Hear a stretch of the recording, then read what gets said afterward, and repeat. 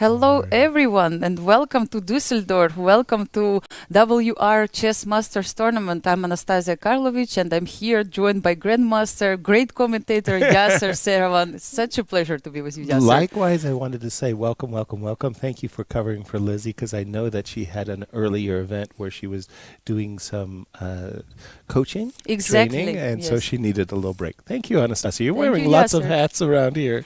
Exactly. And so great rounds so far. Indeed. Hello, everyone, and welcome to our coverage of the championship rounds. I always think of the penultimate round as well as the final rounds as those are the two rounds that matter the absolute most because they will determine a champion.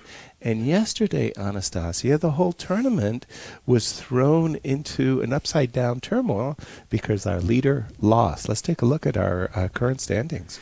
Yeah, so we have still Gukesh and Levon sharing the first place. Yes, with wow. +2. Great. So Gukesh managed to join Levon on the first position, and Ian Nepomniachtchi is coming also close to the leaders. With he has Wesley at +1. Yes, 6 points. So what's very funny, if you look at the field, the top 4 players have +6.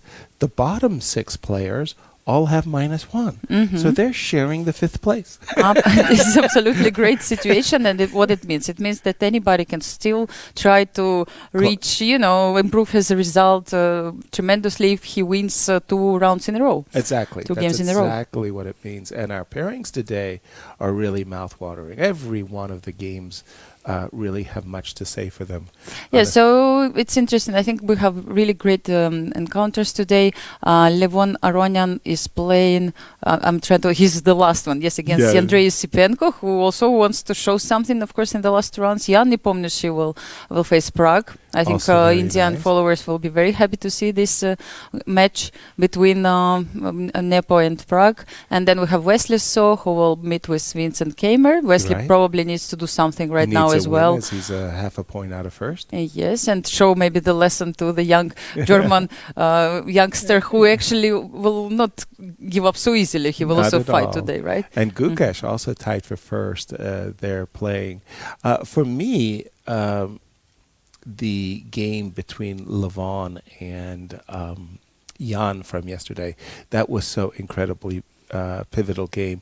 At so many times we thought there was just going to be a repetition and draw, and then no, Jan was like, I take the carrot away and let's play on, and a repetition draw. No, I was shocked actually. Right, when I saw this situation, I've never seen something like this before on such a level. I mean, that you claim the draw in the situation when there was no 3 times repetition. So I think Jan used this moment very professionally. He felt this, feeling of that Levon maybe wants to have this draw and just go to rest, let's say. Every draw would bring him closer to victory. And he used this moment and he played after that quite aggressively and managed to win. Yeah, changed he was completely rewarded. The fate maybe of the tournament. No question about it, because in one case he knocks Levon down. That's very clear. In another case he brings himself up, and Jan was, frankly speaking, rather struggling. He had made 6 draws in a row and he was feeling out, but now he's playing black against the tournament leader. A 7th draw in a row would not have been absolutely terrible, but the victory makes Jan today a very dangerous player against Pragg. I mean, because now he might feel like, okay, now I'm supposed to be behaving like a world champion behaves and sees my chance. Also, that Jan, when he is on this winning track, we cannot call it right now like that. He just won 1 game in a row, as I used to say. But at the same time, his confidence is very important for him. I think he gained it back, and now everything is possible. And you remember this long game of which Pragg played yesterday? He stayed the last one Wesley, in the playing hall and probably was a bit exhausted defending this position at the ending, at the end. And so maybe Nepo has some chances. No question about it. And also for Gukesh, today he will play against Duda. Duda is one of those players with that -1 score, but Duda has actually lost 1 game and drawn all the rest, and he's played okay. He's just not been reflected in the score. Now, from Gukesh's perspective, he can sit there and say, you know what, guys? This is like one of my best opportunities to seize a top grandmaster tournament victory. all I need to do is perhaps win today and draw tomorrow, and I can cruise home and I can make a victory speech. He's got white today against Duda. Yes. We'll keep so many games that can easily decide the first place. But this one, for me, is another one of those. And, we have a First ceremony move, yes. of first move. I don't know who that is. Is it Sebastian? I don't know. I'm just trying to understand, or maybe he's It looked like it was checking. Sebastian, Yes. right? Something like that. Actually, I just noticed also that Anish Giri will play today with Nodirbek Adbusattorov. Also looking forward to see this match between two really interesting players. And Anish also is suffering a little bit with -1 right now. Right. Actually, he gave a very, very nice interview yesterday, and he was in the hall when all this happened with Levon and Nepo, and he was telling a very nice story about Luke Van Valley game against Van Forest when they repeated 12 times, or I don't know how many times the position. Yeah. And then FIDE changed the rules, implementing that if position is repeated 5 or more times, then arbiter can actually interfere at this moment. So if you want to check this interview as well as many other materials which we have on our website, please go to VR Chess Masters YouTube channel, follow Twitter, follow Instagram of VR Chess and VR Chess Masters, and you will find lots of interesting videos behind the scene. I mean, what's happening also in the evenings. The players were watching football match yesterday. Barcelona played against Manchester United, and you could see all of them in our VIP area, and they all were cheering up, and it was nice. The atmosphere absolutely great. Yeah, absolutely. The game is already starting with a spicy flavor, the Sicilian. Anish opened e4. None of these Berlins, none of these Russian defenses. Thank you so much. Instead, what we do see instead is like knight f3, knight c6, an invitation to maybe the Sveshnikov or Rusalimo with bishop to b5, d4, not backing down from an open Spanish. Pardon me, from an open Sicilian. And it takes on the board. I'm expecting knight f6, knight c3, e5. That has become, it looks like a Taimanov with e6. Yeah, okay. Which is kind of intriguing because Anish, hold on. We don't have still moves, yes? No, here we go. Here we go. Okay, it's the classical. Whoa. It's been a long time since I've seen the classical 4 knights. Knight takes d4, knight f6, knight c3. I'm sure if you look into your database and only filter out, say, the games of the last 30 years, not 70 years, but 30 years. I mean, e7 in this exact position, e7, e5 is going to dominate. Yes. It's become so popular. Instead, the move d7, d6 was played, and bishop g5 very quickly. Hold on, I just wanted to speak a little bit about the move d7, d6. If you think about the Sicilian literally from the most objective, natural viewpoint, you would say this is the starting position because the Black's knights are on their best squares, right? The last move, d7, d6, is aimed against knight takes c6 and e5. So you've just played d6, and it really, truly is got to be the most natural moment from Black. And yet, having said that, that was the case 100 years ago. Today, it's not a very common line. The classical bishop g5. Let's just see, queen d2, a7, a6 castles, bishop d7, all very, very classical opening play thus far. Lots and lots of times when you do go for these lines with the white side, you end up trying to, I want to say, create a weakness on the e6 where f4 and f5 has been, rather speaking, the go-to ways for white.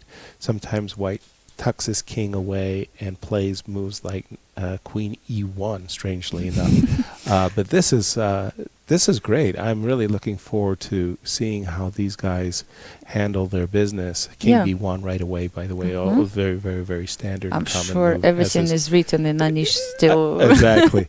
Prep. What's very intriguing for me is that Nodribek went into a line that when Anish was expanding his defensive repertoires, he played this line. So he knows that this is a kind of a specialist. He's playing up against a specialist, and I am not afraid. Yeah, it's okay. We can still check what's going on here. Exactly. Yeah, I think Nodribek works on chess so much lately, and he works with Rustam Kasimdzhanov. It's very known. I don't remember, of course, all the openings Rustam used to play, but I'm sure he knows a lot of things. Exactly. If you go back to the candidates, and that last round game that the Minister of Defense, I can't think of the name for a moment. He won against Sergei. Sergei won against Fabiano in this line with sacrificing a rook. It was like, oh my gosh, that was crazy. Levon Aronian, tied for first, but it's a very different first place that Levon is enjoying. This moment he's tied. A few days ago, he's cruising and he's laughing and he's wondering everybody and the happiness and the sunshine, and it's really the loss. Just such a difficult game, Yasser. Right. One day you are enjoying your moment. Next day you don't feel the same at all, and you can be absolutely depressed. Exactly. Or I wonder, how is Levon today, and what is his plan? He plays with black pieces against Esipenko, and definitely it seemed that draws is not like playing for a draw. It's not the best approach. Right. So I think it's going to be a big fight. No question about it. But in a kind of a strange way, Andrey is in the same, let's say, emotional doghouse, in the sense that Andrey yesterday lost to Gukesh with the white pieces in a way that Gukesh was giving a chess lesson, a master class, and Andrey must have felt like, my God, the guy didn't make a mistake.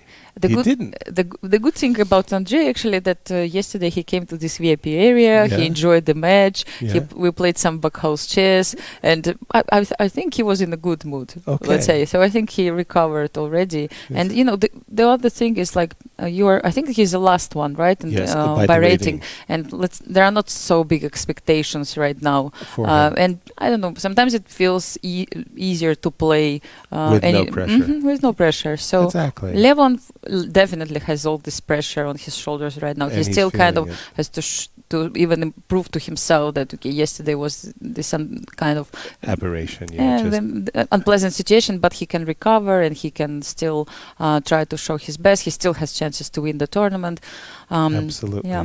So d5, g3, we have again a Catalan, and as Gukesh was explaining to me that in his preparation for Andrey, he really found that Andrey was really keeping to his openings. He wasn't deviating, so that he found it easy to prepare as he expected a Catalan. I see. And I'm sure Levon did as well. Levon, in this case, plays the open Catalan, d5 takes c4, and c5. More forcing approach than the closed Catalan castles, knight c6, knight e5, all very, very standard. Bishop to d7, knight takes c4, and I believe it was Michael Tal who was the first one to introduce this very strange pawn sacrifice as white. And I certainly could be wrong. I mean, he had a lot of helpers around him, did Misha, and perhaps they should be the ones getting the credit for it. I don't know.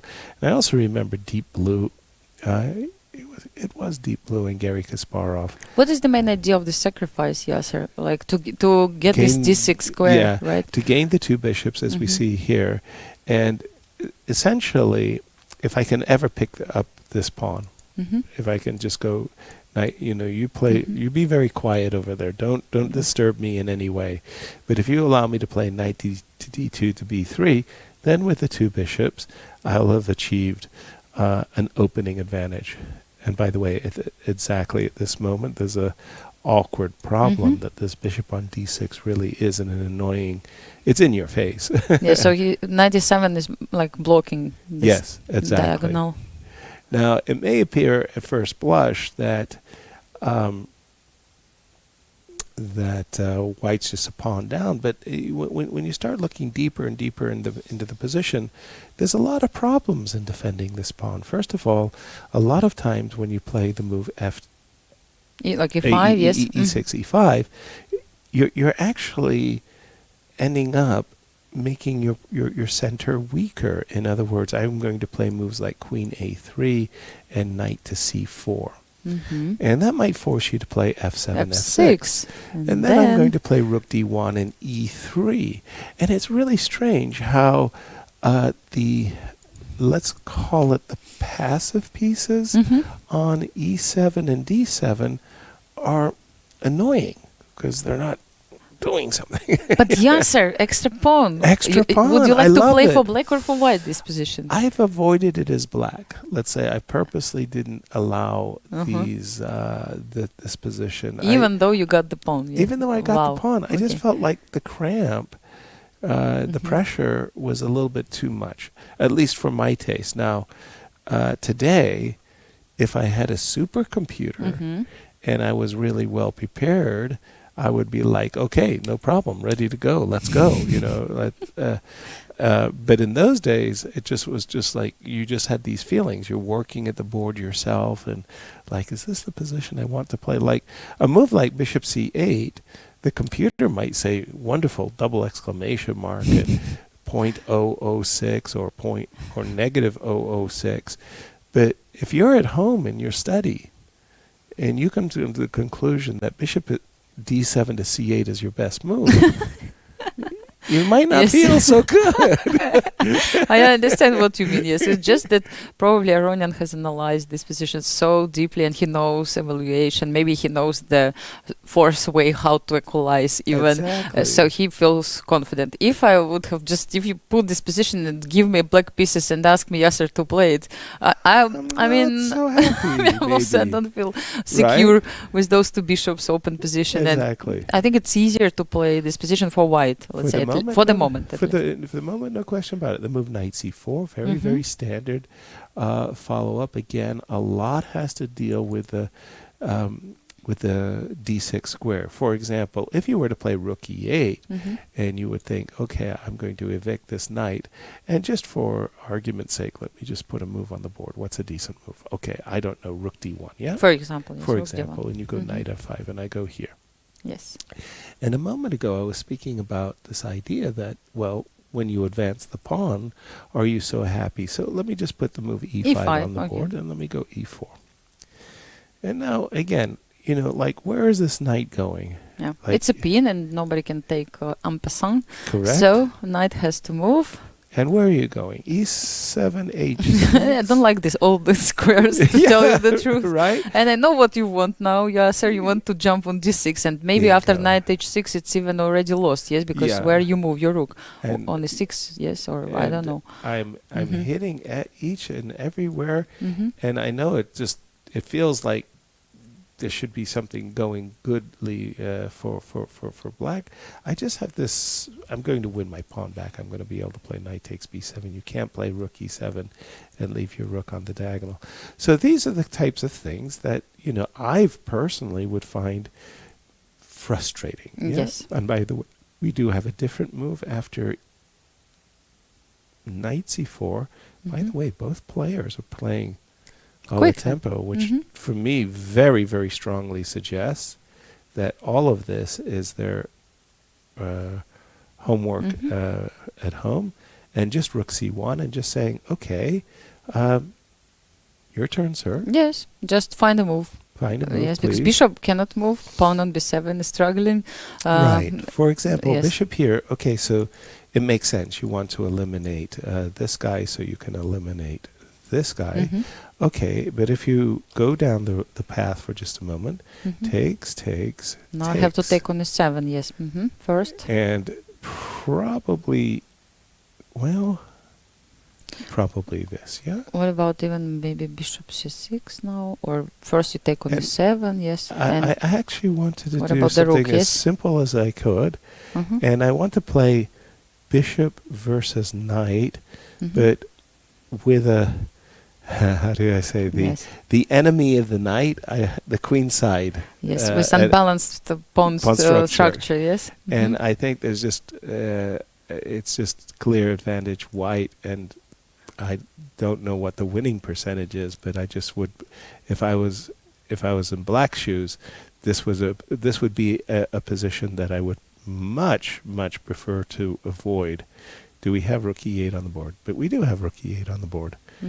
So, in a sense, they're kind of following our analysis and our ideas. If we do see something like this, we do understand what's coming next, which could be a move like or e4. even g4 one day, maybe, also if black allows. Yes, a different thing as well. But e4 looks better because g4 allows sometimes black to play knight h4. At least, create some kind of play on the king side. Yes, right. So I don't want to weaken it. Okay, so again, this is our game, one of our tournament leaders, and this is our other tournament leader, Gukesh. And, well, we've been mentioning Levon's name so often in terms of first prize. We have to include Gukesh. Yes. What do we have? It looks like we have a Russian. Yes. Petrov. Knight of 3, Petrov.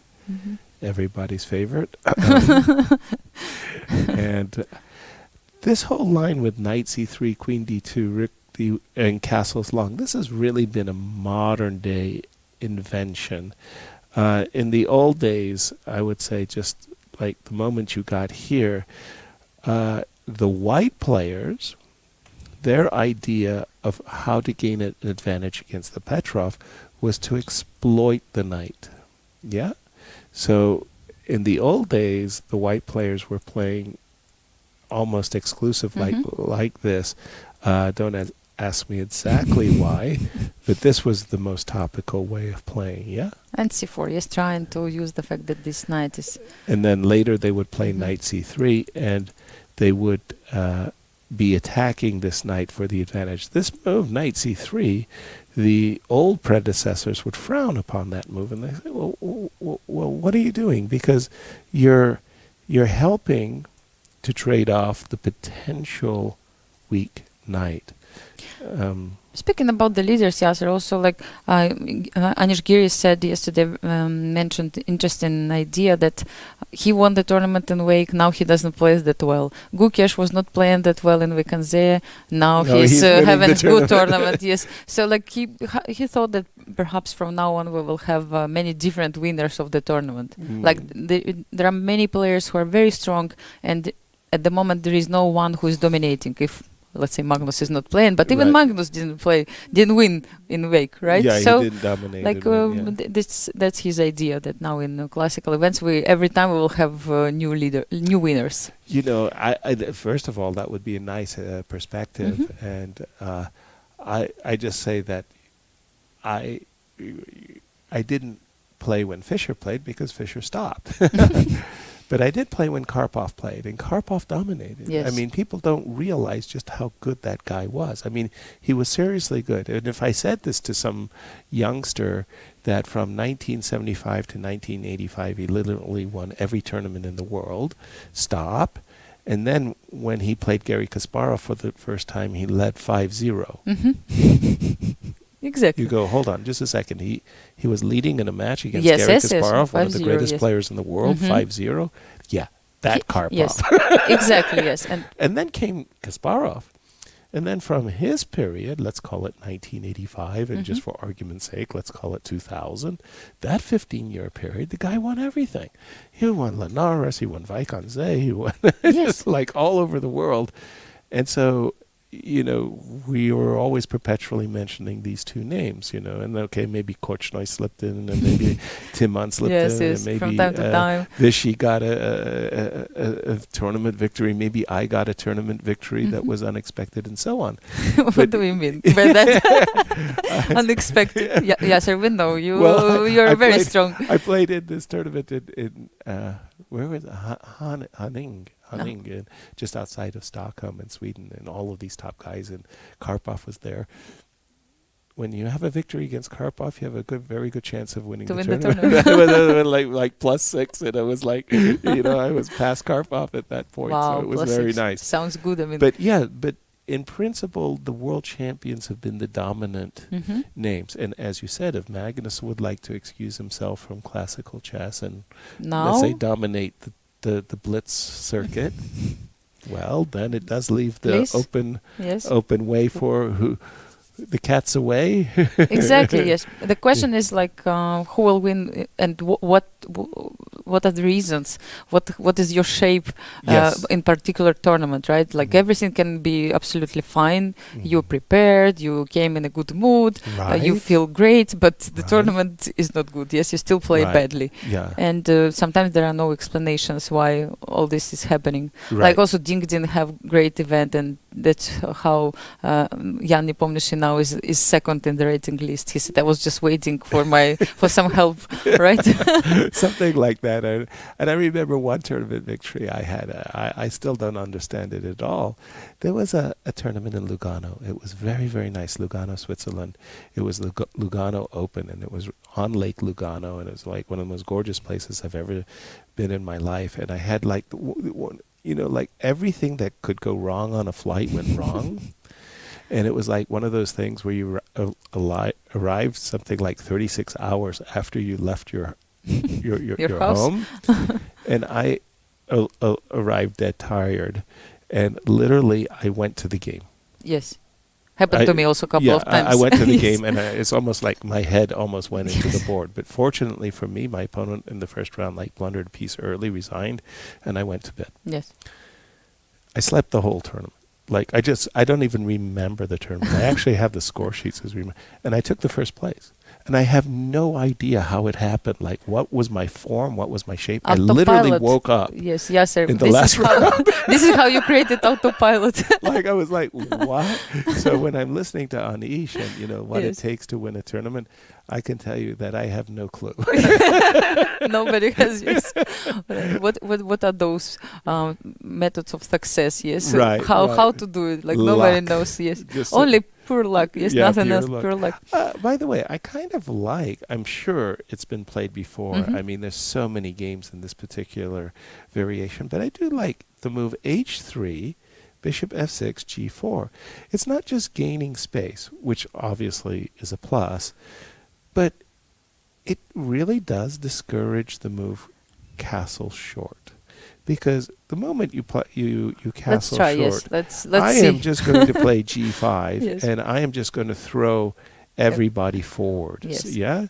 And then you're going to ask yourself, well, why did I play bishop f6 if it was only just to encourage you to go talk and talk and talk, yeah? So I don't think that the move after g4, I don't think we're going to see castles. What I do think we're going to see is maybe going the other way, long castles. And then the move h3, g4 has a secondary purpose, and I kind of like that too.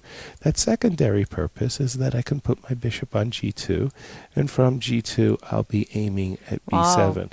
So I'm a little bit worried about the square c4. Maybe I shouldn't be, but let's imagine I play bishop g2 here. And what, knight a5 you want to check? No, knight a5 I'm very happy. Yeah, I will b3, play b3. yes, just b3. I was a little bit concerned about knight e5, and then I stopped myself, and I started to think about the move queen d4. d4, wow. Oh, really? Yes, because if knight f3, queen a7. Yeah. Nice. And that bishop on g2 starting to say, hey, good But good let's going, check till boss. the end. Yes, Okay. if I take queen a7, then queen a4. Okay, Yes. wow. Or maybe bishop a2. And then Okay. queen a4. All right. I don't know. Let's get it going. I'm It's all getting right. excited. Okay, Yes, I sir. feel it. I feel it. You know me. Okay, knight takes f3. Yes, so Yay. Queen a7. Now, queen a4 immediately, I can play b3. That was why you maybe stopped a bit. Yes. But you mentioned bishop a2? Bishop a2, yes. And then The king takes. if king takes, then I give check. Okay, Right. and then I have to go back. Yes. The problem is that I still cannot move the knight, yes, because you will give me some checks. Maybe Yes, unpleasant. with a great deal of happiness. Then I can play queen c6, maybe. Queen I don't C6. like that much this move, but I'm trying to save my knight at least for the moment. Understood. Yes. Understood. I'm a bit suffering, but what to do? What to do? It feels nasty, that pin, though. Yes, I doesn't agree. it? Yes. It's not the most comfy, but maybe you have knight d2 check. Sometimes, because I thought that h4, for example, with some ideas like rook h3, yes, I have this knight d2 immediately. And then you're suddenly out of the pin. In this particular moment, though, oops, excuse me, I did it wrong. In this particular moment, though, after queen to c6, no. Well, bishop a2 we tried, remember? Right, we sure did. Yes. We got here. I was trying to get rid of this. Let me do something. I want to play rook d3, like you say. So, but this move, knight d2 check, prophylactics, king c1, really is annoying, right? Because you save your pin. Interesting position. Here I want to, move my rook and d3. Yes. But what I wanted to say is that I really like this idea of h3 and g4 because to my eyes, it serves this nice dual purpose. By the way, h7, h6 on the board. It serves this nice dual purpose of discouraging short side castles and preparing to put the bishop on, I would say, a much more effective diagonal, this long diagonal. So we'll keep an eye on that one. Yes. And where is Wesley? Because Wesley is still. Pardon me. We'll pick up the action with Jan. Now, tell me about Jan's move because we know he's a streaky player. Yes. Of course. I mean, Jan was. That's something I told you. Like he also was watching the football match. Yep. Barcelona played against Manchester United. Everybody was. He's a fan. Also, everybody was watching, and then also. They played some preference. I don't know if you know this game. Card game. Yes. So I think he was in good mood and he was enjoying the evening. I think it's important for every player to change his mind for some time and simply do something different. Right. And he was in a good mood. He didn't play Backhouse, by the way, yesterday. He didn't. Yes, we have these Backhouse battles. Right. And yesterday you were participating also from time to time. Of course. But so he didn't participate in that one. He left early. Probably to prepare, but it seemed like he was happy to win the game. And very much. Yes. And we also saw his interview yesterday with Elizabeth Petz. He came here to the studio. So if you missed it by any chance, again, I'm inviting you to check it in our social media, in YouTube channel, and also Twitter account. He explained why he didn't want to do, let's say, to repeat the moves and how he tried to play at this moment when he realized that the claim was wrong. So we have actually this video, we'll show it during the break later. Okay. And actually we have many guests today. Today Boris Gelfand promised to pass by, right? Yes, legendary grandmaster, world champion. Elizabeth will come, of course, and we have also Shah Sagar here with us from ChessBase India, who always joined the show as well. Yes, so. And I just saw that a bevy of Dutch grandmasters, Luc van Velde, Max, have all arrived. Yes. I think they will try to encourage Anish to success. There's a big group of supporters. A big group of supporters, right? Just arrived, yes. Right. Yeah, they just came to the studio, but they knew they cannot really jump in without permission. Exactly. So we'll see them later. Maybe someone will also come. Yes, for sure. To the studio. Jan is on the white side against Pragg, and for me, the Jan Nepo I want to play is the Jan who has drawn 4, 5, 6 games in a row, or even lost a few games in a row. I never, ever want to play Jan who just won the game. Because he's the streaky player, and people don't understand in chess there is gambling. People do take unqualified risk. Michael Tal was a gambler. He liked to put pressure on his opponent, even when he felt that, well, maybe it wasn't the most correct or sound way of play. And Jan, when he's on a winning streak, he feels like he can push all in, Yeah. And that's a scary guy to play against because you know that he's coming after you. And today I think Pragg has a very big challenge in front of him. If Pragg can withstand Jan today, I'll have to tip my hat to this young man, very much so. So rook e1, h7, h6, all very, very standard stuff. In fact, my brain turns to mush in these challenging games because it seems like they've all played the same moves, and it looks so strange, does it not? And there are so many nuances, right? Why you played now h3 or not one move later? And why you play a4 right now? Not so many different consequences of moves, which I mean only these guys can understand. Right. I literally try sometimes because I played for white and black. Yeah. But I suffer. Yes. Yeah, really. Absolutely. You, me, and like a whole line. The whole world. But you play the move d4, which all of our study books say, you grab the center, your sweet center, you control these beautiful squares, you get to play d3, d4.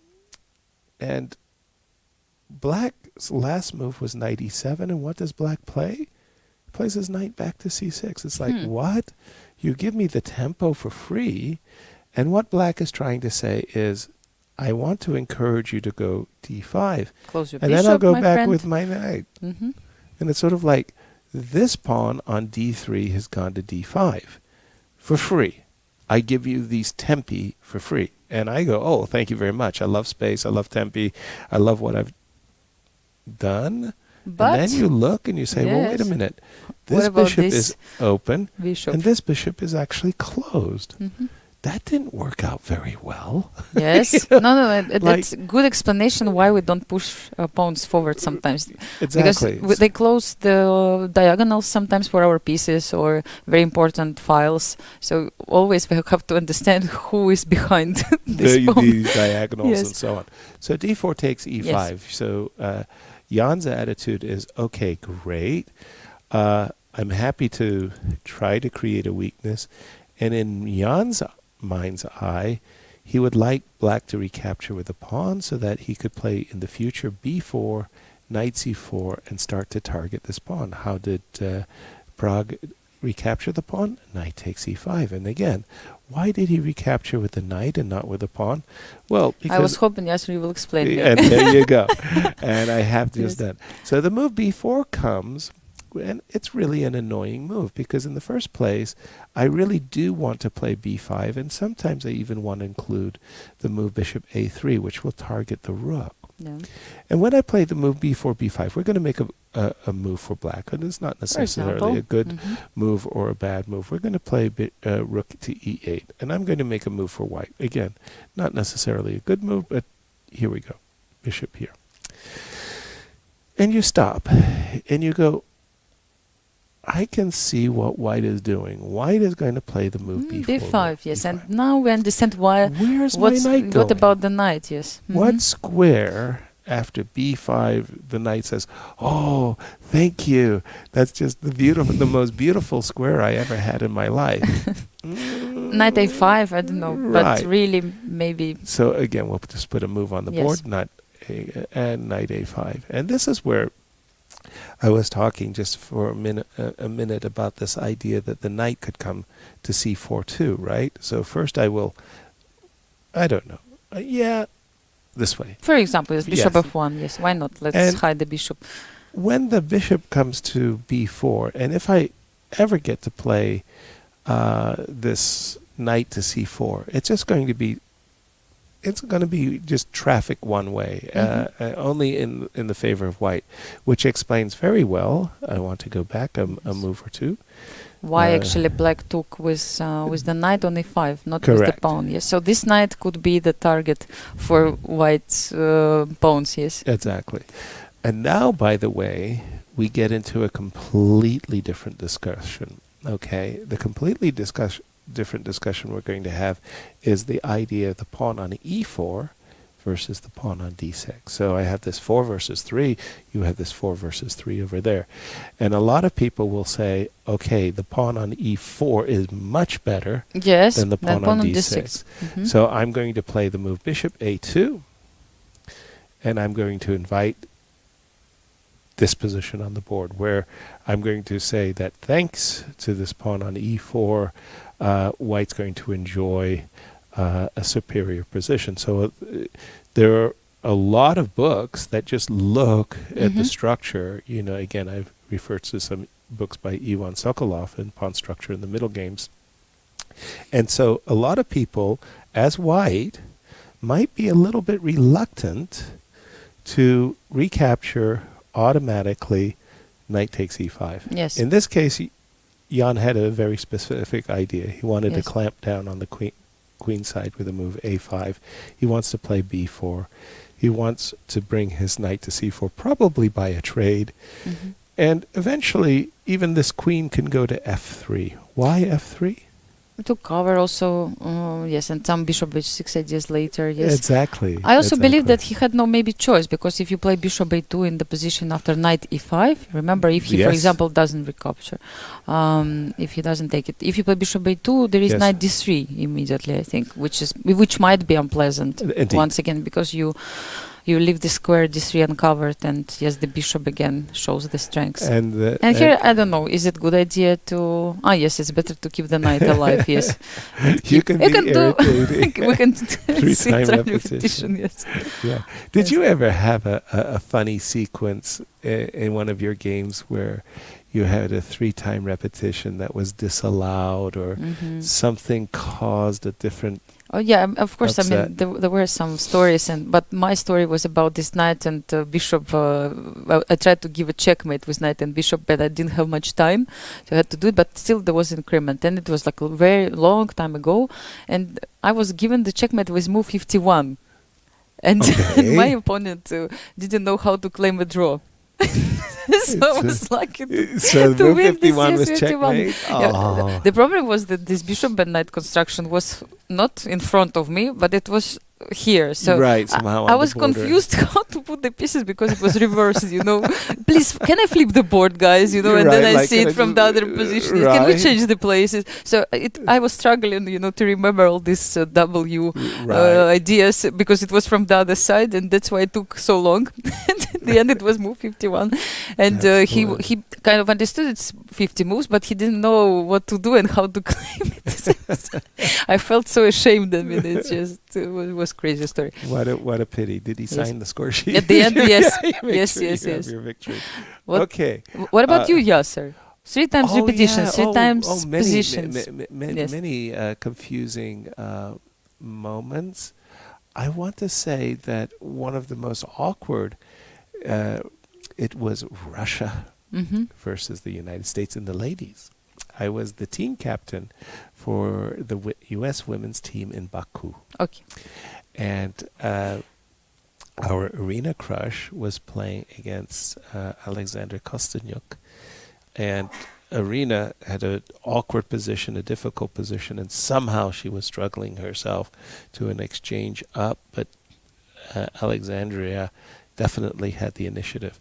And there was some time mess, and there was some repetitions, and Arena stopped the clock and said, draw with this move. I play this move, and it's a draw. Yes. And I was like, whew. I was so happy about this draw, right? Yes. And they moved to another board. Let's say, if it's three times repetition. Kosteniuk said, I don't think it's a repetition. Okay. And the arbiter was very, very, very careful. And I was looking. Arena was looking. Yes. Once, twice. No, not three times. Arena was not allowed.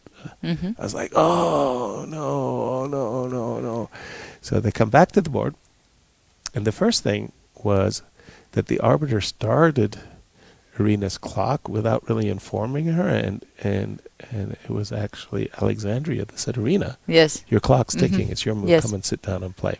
So that was, I thought, great sportsmanship. Yes, of course. Alexandria is like that. Yes, so she played the move that she said she would, because she said this was my...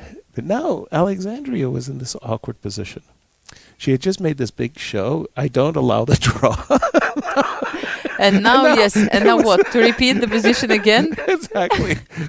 Probably objectively the best decision was to make a draw. To just to make a draw. Wow. So she continued, and not surprisingly, Irina has won. Wow, Because what a situation! because of the because It's psychological, right? Yeah, Again, right? actually, that yes. So it's very strange. wow, If interesting. Irina had not claimed the draw, but just made the move, Yes, maybe she would just repeat it, and that's then it. it would have Yes, been a draw. and it would be a draw. But because she said no, it's not a 3-time repetition.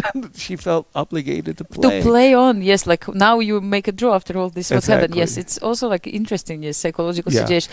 And I that- had the same problem, Yasser, in the Bundesliga. Like I could What has repeat the happened? position. I was playing with black. My position was a bit worse, and and white wanted to repeat quickly, let's say, Right. and make a draw. And I had quite decent opponent. But you know, Right. this rule in Bundesliga that everybody wants you to play and see how the other How to teammates fight. are doing. Right. So I had to go for worse position because, like, not to finish the game quickly. Right. And they played another 6 hours, made a draw somehow. I was Disgusting. like completely dead after this game. I was completely crazy. But everybody was very proud of me that I That you managed to refused the make it. I draw. said, guys, I could do it on move 15 and go home and enjoy. Save myself Yes, an but- enormous burden. Sometimes it happens, yes. Right. There is psychology here. Well, maybe my worst example was I was playing in these knockout tournament, the very first knockout tournament. Now we call it the World Cup. It was the World Championship at the time. And Where? In India? in I don't Groningen. remember. In Groningen, oh, yes. And then Mhm. it went to Lausanne, where the finals were played. Vichy has lost against Mhm. Karpov in Yes. the finals. Yes. But I was playing Zvagintsev, and we'd made a draw, and I was... You had to play again, yes? Yeah, The second with game? white, and I had, let's say, a very large advantage. Of course, I was aware of it, and I repeated once, just to gain time on the clock. And that felt so good, I decided to repeat just once more, 2-time repetition, and I checked my score sheet very carefully.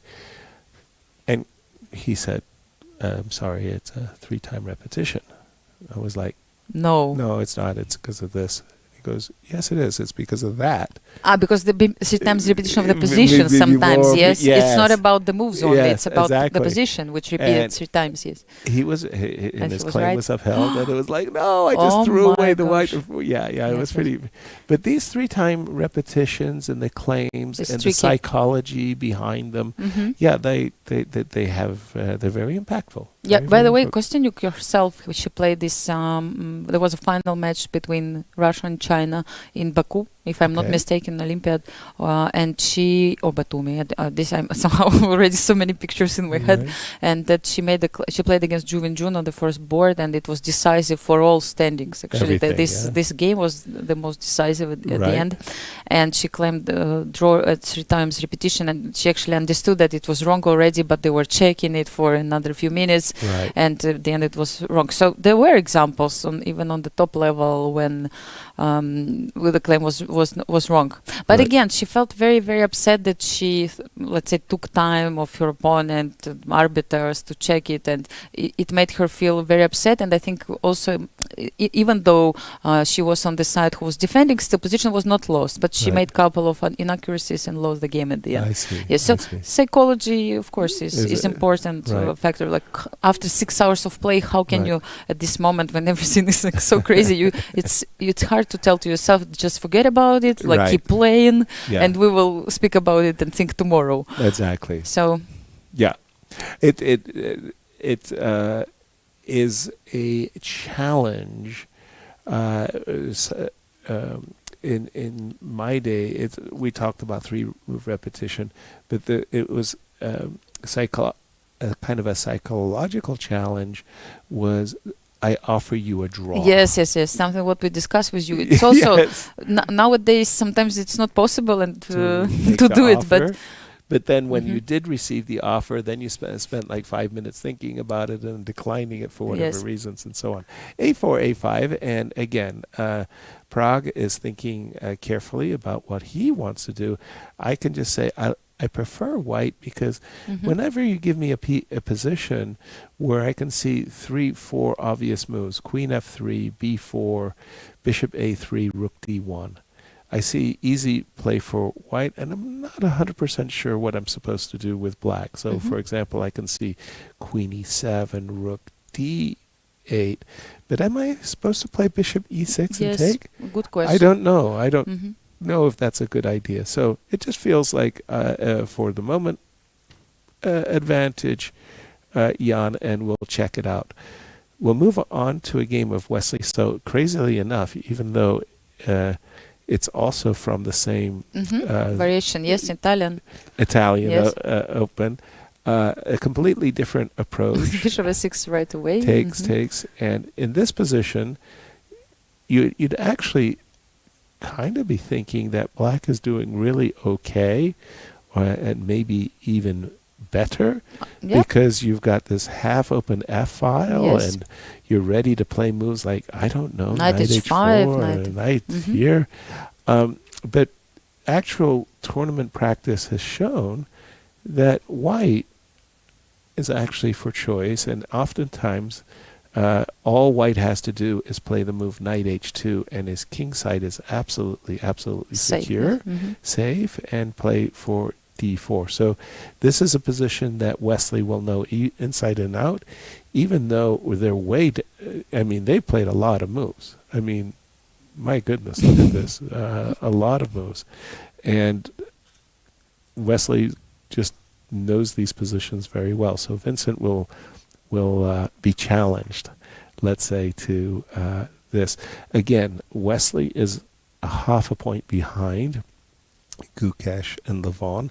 So victory today and draws by everybody else puts him in a position of being tied for first. Yes. Maybe sometimes this e5 pawn can be also weak. Yes, which pawn? e5. E5 pawn? Not immediately, absolutely. But later. No. He just protected f2 by playing rook a2, and maybe now he's threatening even to take. Well, maybe sometimes. The question I always ask myself is, what happens if I take the pawn? Yes. Presumably you don't want to take with the queen. That looks ugly. Yeah, it looks ugly. On the other hand, it's a tempo, but it's a tempo. I mean, it looks. But if you do take with the pawn, then the question I would have is, can I be so bold as to take a freebie? And I think the answer is absolutely yes. Why not? Yeah, because like if you queen d6 or something like that, you just play d4. This is you don't dream. Move the rook because queen g3 was coming. Right. Yes, so you just protect the rook by playing d4. Yes. Exactly. And close this bishop. And then I close off the bishop. So we're going to go back here for just a moment. If I take on d5, he takes. Is he planning knight takes d5? That's a strange move. It's a tempo against the pawn, and maybe this knight is ready. Yeah, like for example, let's say I protect the pawn. I don't know, and then if you go knight f4, I mean, it looks strange to voluntarily accede to accept these double pawns, but maybe the knight is giving enough dynamic compensation. Yes, looks like black has good play after that. Wow. So the position is not so simple, right? Not so simple. Yes. Not so simple at all. So that is that's an intriguing possibility. And finally, as we walk around the playing hall, we have the game of Anish and Nadribek. What's going on here? Let's check it. What happened in the last few minutes that we left the game? I'll ask you first. What's going on, Anastasia? Yeah, I don't know. Bishop g5. Let's go. Okay, so the players were all playing very happily their opening prep. Knight takes d4, queen takes d4, bishop e7, f4, bishop c6, f5, all very standard stuff. Oftentimes, I want to go back oftentimes before the move f4, back once more. Here I'm not 100% sure about bishop takes and bishop takes c3, but oftentimes we see this pawn structure, before playing bishop to c4 and f5. But that was not Anish's approach. Indeed, Anish played after bishop e7, f4, bishop d3, f5, all standard stuff. f1, and black took the pawn. Knight e4. Wow. Wow. Okay, so we're in some very, very heavy theory that I am unfamiliar with. I will tell you take on f6 immediately. Yes. And now bishop c2 or not? Absolutely. To include or not to include bishop c2? Well, okay. I'm afraid with my king in the center. I'm afraid very So much. one of the things I Yes. would like to do, if I could, is try to force the trade of queens. And I keep you, like your queen can't leave because of, I beg your pardon, it could play queen takes b7. That's actually yes, legal. and protect b2. Yes. Yeah, that's actually legal. Yes. I was thinking I was forcing the trade of queens, Yes. something like this, and I was saying, okay, what do we think about this bishops of opposite color ending? But there is queen b7 with some threats, queen f7, rook e1. Right, It's but becoming okay. tricky, yes. So maybe the next move is bishop takes c2, king takes c2, but at a certain moment you're going to have to take this guy, right? Yes. I agree, yes, sir, Yeah, yes. this is... You don't need even to say anything. You don't really want to do this move. No, if you can avoid it. I really don't, and I definitely don't want to leave my king in the center after. Sorry, let's go back here for just a moment. I definitely don't want to leave my king in the center after something like this one and a check. Like, and now what to do? Yes, queen d6 is coming as well. If you Precisely. play king f8 or something like that, I think it just should be some checkmate soon. I don't doubt it at all. So we have to see what the current position is, and do we have the current position? I think yes, bishop f6. Or But this is Anish at the board that we have, yeah? Yes. Let's update or no? Yeah, Is it possible? So we just update like this. Okay. And this is our current position. So probably he's still thinking or what? So let's see. Let's think about his choices for just a moment. In my mind, wow, they would include bishop takes c2 check. That I think is an obvious one. They would include bishop takes f6. Could it possibly be d5? Yeah, exactly. I don't know. I'm trying to create something also. This is like yes. No, Well, I just can't imagine that leaving the king in the center. Queen g7. Even you should start looking for some checkmates ideas immediately. Yes, queen g7. Sure. If you take the bishop, then anything wins. Yeah. After that, checkmate in one. for sure, there's going to be a harvest here, and I don't like this at all. So I would avoid this at all cost. Let's go back. So I would exclude the move d5 in this case. Let me just refresh. So no d5. Bishop c2, bishop f6. That's... I don't know, really yes, sir. Unless left. they know, Nadjurbeck knows what he's I'm doing. sure It this can is be theory. the position can fall apart if you don't know what's going on. What was really extraordinary for me was yesterday there was a game between Nordebeck and Duda. Yes. And they investigated this line of the of the Russian Petrov. That's very obscure, and it's only recently been played, and not much theory is gone on this variation. And Lizzie looked at me with all sorts of glee in her eye and said, my coaches have been teaching me this position. I was like, what? Yeah, we have the supercomputer. And I was like, what? She goes, let me show you the file. And she showed me this most obscure piece of analysis that was played by the supercomputer that was completely ridiculous. And I questioned every single move. And of course, they played it the whole line. Wow. The entire line. So after that, I'm beginning to trust that both of them they know what's going on. Rebecca is really prepped. And by the way, Anish Giri is really one of the world's great theorists. But what happened right now? Anish wanted to make a move and then he stopped and he started to shake his head like something. Well, it has happened. to be one of those moments where there are two moves, right? Rook takes f6, six queen or takes queen e4. e4. Yes. So which so one? He was reaching for the bishop on e4, and he just paused himself. I also don't understand. Like for example, queen e4. If not queen e5, then only bishop e5, right, is possible here, or something like this. But then f7 is like affected.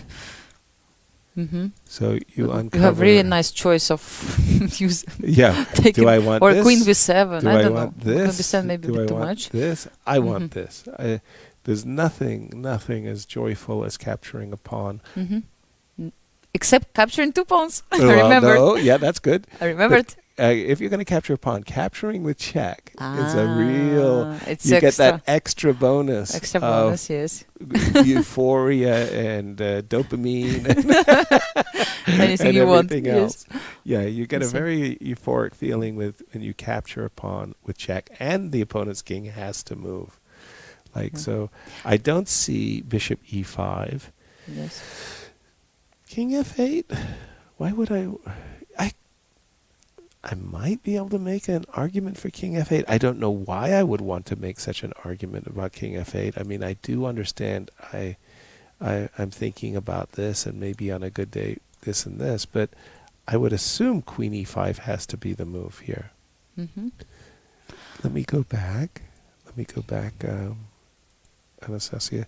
Let's go back. Yes, queen And e5 queen and queen e5. b7. We were checking with Yeah, you. and this is where I can castle at least. And for the first time in the game, actually, I'm feeling good. Bishop about my f7 is king. possible, but maybe Yes. it's not a good idea. Like bishop Yes. f7, of course, nobody is obliged to take with the rook. No. King h8, and now you have to deal with rook b8. Yes, And you're gonna- and can be a big problem. Yeah, it's your Right turn now. to face the music on the on the Yes, king side. because like over for there. example, just to give it a But try, sure. like c3 Yes. move, trying Yes. to protect, then rook b8 still, Yes. and if you Now play, you have to yes, protect the bishop. queen d5, more or less the only move, and And black can now- play like. Or I Ooh. thought about rook b2 Much better. even.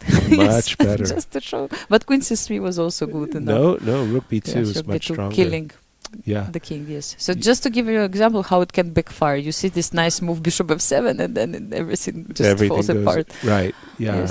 Puzzle rush. And we do have Yes. queen takes e4, queen e5, and I will not be surprised if, So? Boris Gelfand came on and says, yes, this is all well, no, there was a queen b7 yeah. is on the board. right. So what to Okay. do after castling? Because I think this is the move which is going to be played. Because rook Force- b8 is still kind Big of threat. a threat. Yes. Big threat. What, c3 and then queen f3? The Yeah, only thing. it was always like this in the 70s and the 80s. We would be making fun of Botvinnik and his mannerisms, this patriarch. So, some young boy makes some move like queen takes b7, and then we would imitate Botvinnik and said, don't you know my game from the Soviet Youth Yes. Championship in the 3rd Division, where I've The date shown of it's the 5th of June, I don't know, 19, who knows. Don't you know your classics? Yes. So one of the things was like Botvinnik and these world champions, all of these world champions seem to think that we all had encyclopedic Yes. minds and remembered all their games. Of course, the most important ones, right? Right. Every player believes that his game is the most important, And right? we would be like, no, I don't remember your game from the Soviet League. Yes, Yeah. yes. Wow. So castles, and again, taking the pawn on f7 is... can I don't backfire. know if I would call it necessarily a taboo. I would just say that you have to eat responsibly. Yes. Healthy food only. Yes, yes. Yes. Yes. Healthy pawns. Don't eat poisoned pawns. Maybe I can include this move first. Maybe rook e1. I was thinking to chase move away- this. Yeah, this to chase this the queen. battery really is scary, right? Yes. We don't like it. I don't say that the black's queen has to move. You could also now do the same, no? I was actually checking this variation. So like queen b8. Queen b8. I Bishop don't know. f7. Yeah, I don't know. Bishop f7, yes, is maybe Bishop even better. f7 Yes, is king kind of funny. h8. And now if you And like now to play queen b8, Okay. threatening queen f8, so you don't have time for queen e1. Right. And now what? Take the queen, bishop takes, right? So what about descending? And now it's important to estimate the position. Wow. Maybe bishop c4 was...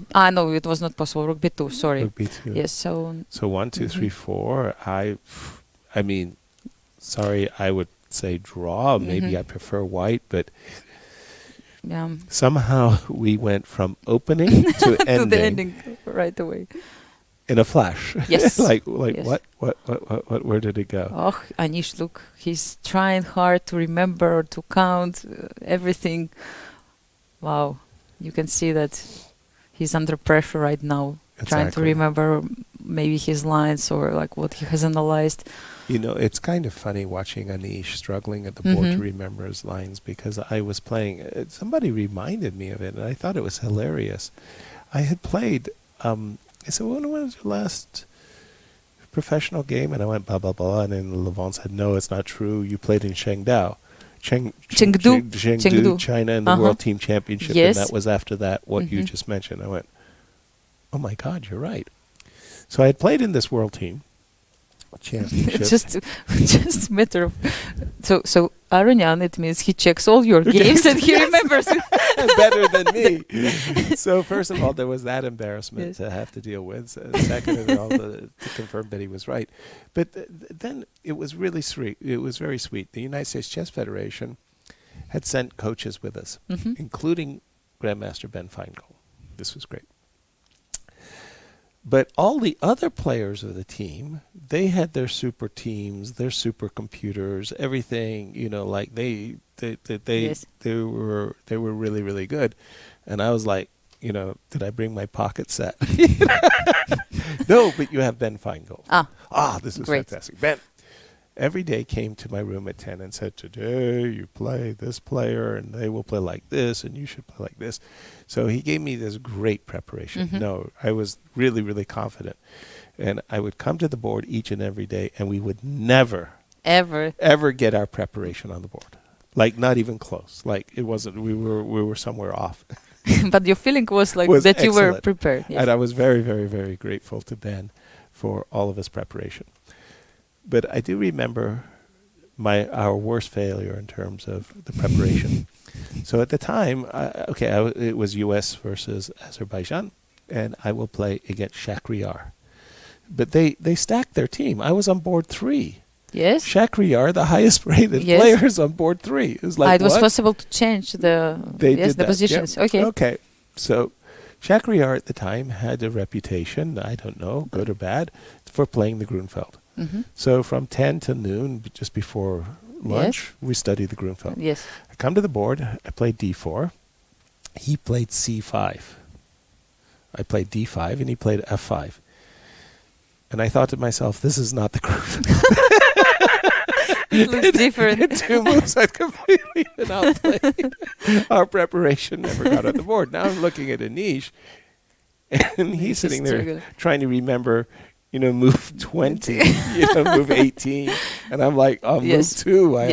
You had some difficulties, serious. That was tough, man. It was pretty rough. I remember a funny story, like one about different type of coaching. You said about your preparation for the game. I had another story, like the coach tries to prepare one lady for the game, team championship as well. And she says, I know what to play if my opponent plays d4, but what if he plays d4? And he's like, I can talk to someone there, so he will not play d4. I've never heard something like this in my life. So, and she says, but okay, maybe it's not a bad idea still to prepare some line, because I'm not sure about what I play right now. And he said, no, don't worry, he'll play e4. I guarantee I have some connection to the space and whatever. So she comes to the game, and what he plays? Of course, something what he guaranteed, but didn't happen. Yes, so he plays d4, and she is out of preparation. Completely. I've never heard something like this, but it really happened. And don't think the level was very low. It was quite decent. Oh my goodness. Yes. Okay. So here we are in the game of Anish for just a moment, and let's say I start with a check. Okay. Shall we just take one more look at this line? Yes. Check. And let's say Rook e1, yes. Rook e1 now. Because I'm feeling very uncomfortable about this queen on b2. And the strange thing is you can take this pawn. Yes, you can still take I thought about even queen b2 for a second. Oh, even queen Yes, b2. Wow. because then the bishop will be hanging Of on course. f7. We can give it a try at Okay, least. but in this line, Mhm. then I am entering a rook and pawn endgame with an extra pawn in the pocket. Yes. Yes, rook f7, and then let's say it's what? Sweet. I'm a pawn up. And I cannot do anything about it, like No, rook b8, nothing. Yes. I'm just a pawn up. But yeah, I agree. Yes. Excuse me. Yes, pawn up is a pawn up. Yeah. And Like rook b8, rook f2, maybe rook b8 check first. okay, I To will ask go to you, c1. where do you go? C1, yes. Yeah, I want to protect this pawn. Yes, that's correct. But this is an extra pawn. Yes, this is an it's extra not- pawn. It's not what black really wants when he gets into these types of positions. So queen h2. So we go back to this position, and then I think we played rook b8, actually. Something like that, yes, at this moment. Rook yes. b8, and you have taken my rook. Mhm. I have taken your queen. You have taken my queen. You have defended the pawn on b2, very clever. And I took the pawn on h2. And this was the 4 versus 4 where we went Yes. right into this ending. Could we improve? The No, current don't think position, so. the reason why the current position is interesting is after the move castles, if I start with this, and I try to encourage you to take my pawn on h2, and then I'll take on f7, and we'll play with the queens. I'm a little, I'm thinking that from black's point of view, maintaining the pawn on f7 is actually a good idea. Queen h5. Just to defend, yes? Yes, with the idea to... Rook b8, yes. And I don't see any reasons why black would be unhappy in this case. Now, what do I need to do? Like play b3? I don't really want to do it, right? And To he weaken so started much. so he started with the move bishop takes f7 check. Yes. And by the way, the fact that Nadribek played king h8 just like right away. He Yes. didn't even write down the move. Just king h8 and let's go. Mhm. Tells me or makes me believe that this is prep. Yeah. Everything Possible. up to this Everything's moment is possible. prep. 1, 2, 3, 4, 5. 1, 2, 3, 4. Mhm. So extra pawn for white at the moment with threats of rook b8, queen b2, queen h2. So all theory. We'll just leave it there. Let's see Levon. What? Oops. Things We definitely kind of should check exploded. this like, position. What? So when we left it around here. Help me Yes. out if you... Knight f5. Yes, e4. Right away without rook Yeah. g1. Take. h5, yes. So the idea is... h5. Wow. But do you think there were some threats with g4? And Maybe f7 is somehow... Anastasia, vulnerable, I think yes. you're right, Yes. that he was afraid that there was some geometry with g4 coming that he did not want to allow. So he played h5.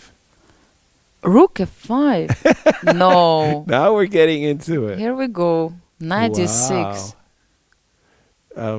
I almost feel hearing echoes of myself. I was saying to you that the d6 square is maybe critical in this It's game. We will see. critical. Okay. We'll see what happens. Okay, forking Wow. everything, right? Yes. Forking the Okay. rook, forking the bishop. Bishop pawn on f7. So probably like bishop Forced. s6 is forced, and On the now move, what? Queen we take a b7. pawn. Yeah. Yes, queen b7. Knight is hanging, and where So the is knight the goes. Diagonal. Or Okay. maybe knight doesn't go. I don't know. And we are up to date with the players. And now Excuse it's me? what? Levon's move. But Levon, I was under the impression that he was playing all of these moves like he has been here before, he knows what he's doing, that this is somehow his preparation. And the fact that he's now head in hand, a little bit surprising. What's the body count here? It's Yes, let's two check the pieces. Yes. right? So at the That's moment, not good. it's 2 pieces for the rook. Yeah, that's not good. No, I'll take white and I'll take the 2 pieces. Thank you for asking. and I mean the position is still like white also has some initiative, not only 2 pieces. This is the update. Sorry. So that's what I meant. The board didn't update itself. So Bishop e6, queen Yes. b7. This is the Levon Aronian. Queen we would g5, expect. yes. Queen g5, playing for the initiative. Rook Rook c3, e3. defending e3 pawn. And this is Levon Aronian. Knight d4. This is Levon Aronian. This move it's easy to miss. Miss. Yes, it's really easy. But let's try to Wow. find out. I mean, Yasser, I don't understand anything. Let's just take the knight. What happens? Okay. Just for fun. You're a lady after my own heart. Why can't I capture? You can exactly. I always want to find out. Like, Okay, is it possible is or it not? possible to It's take? possible. But then Okay. black probably will take on d4 Yes. because I don't see any other move, right? The Black- options yes. are very limited. So the rook is hanging. Correct. What's happening? Actually, if like I still don't get this answer. I'm sorry. No, it's okay. Please. Yes, I don't understand. Please don't. Like No apologies Yes. at all. Yeah, okay. Now maybe we see it. Like if rook moves from third rank, then we have queen e3 and queen e1. That is very clear. Yes. Then we have and now And then where it to go? starts Yes. no, we don't allow Yes. the rook to come. Pardon me, the queen Mhm. to come E3. to e3. So if the rook Takes. goes somewhere else, then queen c1. Maybe. But if I maybe go not. here, if you go here, then Queen c1 check, I'm Mhm. willing to answer with rook f1. yes. But in this particular case, Something like bishop d5 is coming. Yes, and with that's kind many of weird, threats. Yes. right? So Mhm. and it allows rook e1 E1. check. Now that I find And queen very d2. frightening. Oh. Yes. So what I would say is that after takes back here, Yes. let's imagine rook to d3. Yeah. Rook to g3 and Now you have queen c1. queen c1 and Bishop f1. bishop f1, bishop h3, but then queen f7. Yes. Yes, And what's then happening king, here? and then I got Queen your h5 rook. also is possible now. Oh, good. Yes. That's And a queen a h3 super sometimes. extra bailout. Mhm. Okay, so that's great news for me. Yes. So we're going to have to go back from this. That did not work out well. Yes. So check. Your desire is to play rook to e1, no? So But- maybe then we You have don't need to go give back a check. little Yes. bit, yeah? Not to Mhm. give the check. So in case of rook to d3, Bishop d5. bishop d5. I don't know. I mean, it's just the first move which comes to my mind, but maybe Oh, it's not gosh. good. Because like I rook think e1, I can just take you it, just can right? take and rook e1, king f2 or something like that. Exactly. My idea It's was that not- you need to move the bishop, but you can play just. It's not deadly. And no. yes, in these situations you have to finish your opponent if you are Yeah. ready to give up a couple of pieces. So what else? What else? So if I want to get my bishop out of the way, it's not because I just Mhm. want to get my Yes, bishop rook out of the e1. way. And you take a rook, I take a rook, and here you're piece up. But Levon, I don't doubt that Levon has this at home. Really? You think that he for has? sure. Queen g5 and knight d4 Wow, are knight spectacular d4 moves. Is like yes, Like- could be a very hard blow if Le- if it is the case. Yeah. Yes. Okay, because here you are. Just a Mhm. moment. Let me go back one or two moves. As white, you're super happy. You've got this position. Your knight is on d6. And you go queen takes b7. And you're very self-satisfied because you're exchanged down, but you know this rook is hanging. Yeah? Thanks to this diagonal. Yeah? This knight is hanging. This rook is hanging. Attacking everywhere, and you're drinking your tea very nicely. Everything is going in your favor. You're thinking, Life is good. is there a first brilliancy prize? And your opponent goes queen g5. Already it's a little bit upsetting Mhm. because you were hoping for some Resignation crazy defensive soon. move, Yes. rook b8, and Yes. so on. So that's already upsetting, especially as you see that that's a genuine threat, Mhm. and you defend the threat. And then you get knight d4 out And then of your blue. opponent doesn't move his rook that's attacked. Instead, he plays knight d4, moving it to a square that's clearly defended. And you suddenly have this sinking feeling that you're playing against an opponent who's actually prepared this crazy He was line. waiting for you to play all these And moves. you walk like into the web. You are now the fly that came into the web, and Andrey is thinking, "Oh my goodness!" And I can imagine what Levon is thinking now. I can only imagine, if you were waiting for a few years to show finally your prep in this line, you are now in a very interesting emotional situation, right? Yes. I'm sure you are trembling inside and you are like shaking. So, yes. Going back to China and that World Team Championship, Chengdu. Yes, where the pandas are. So, where the pandas are born. Pandas. And I was playing against from Israel, Smirin. Yes, Elias Smirin, yes. And we were playing some very, very sharp variation of a advanced Caro-Kann, and he's made a move. It sacrifices a pawn. Every fiber in my being wants to take the pawn, but he's playing very quickly, and I know it's all prep. I just know it's all prep. So, gosh.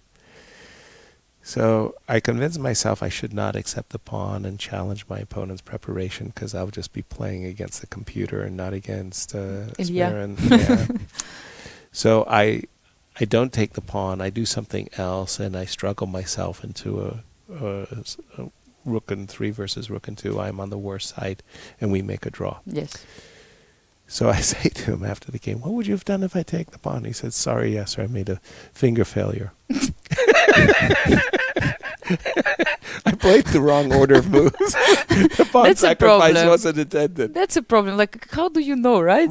If your opponent simply mixed up something or it's big prep. And normally at this moment, what you have to do, Yasser? You have to show the face that you are absolutely sure what you are doing. You have prepared it, and your opponent should be very confused and try to understand what's going on now. What's going on? Oh no! I mean, I just felt so oh dear. One more question. If we take the rook, once again, we start from captures, always. Yes, always. We have our rules. Checks and captures. So checks, Queen F7 doesn't work well, so let's take the rook. Exactly. So now, what's happening now? Knight e2?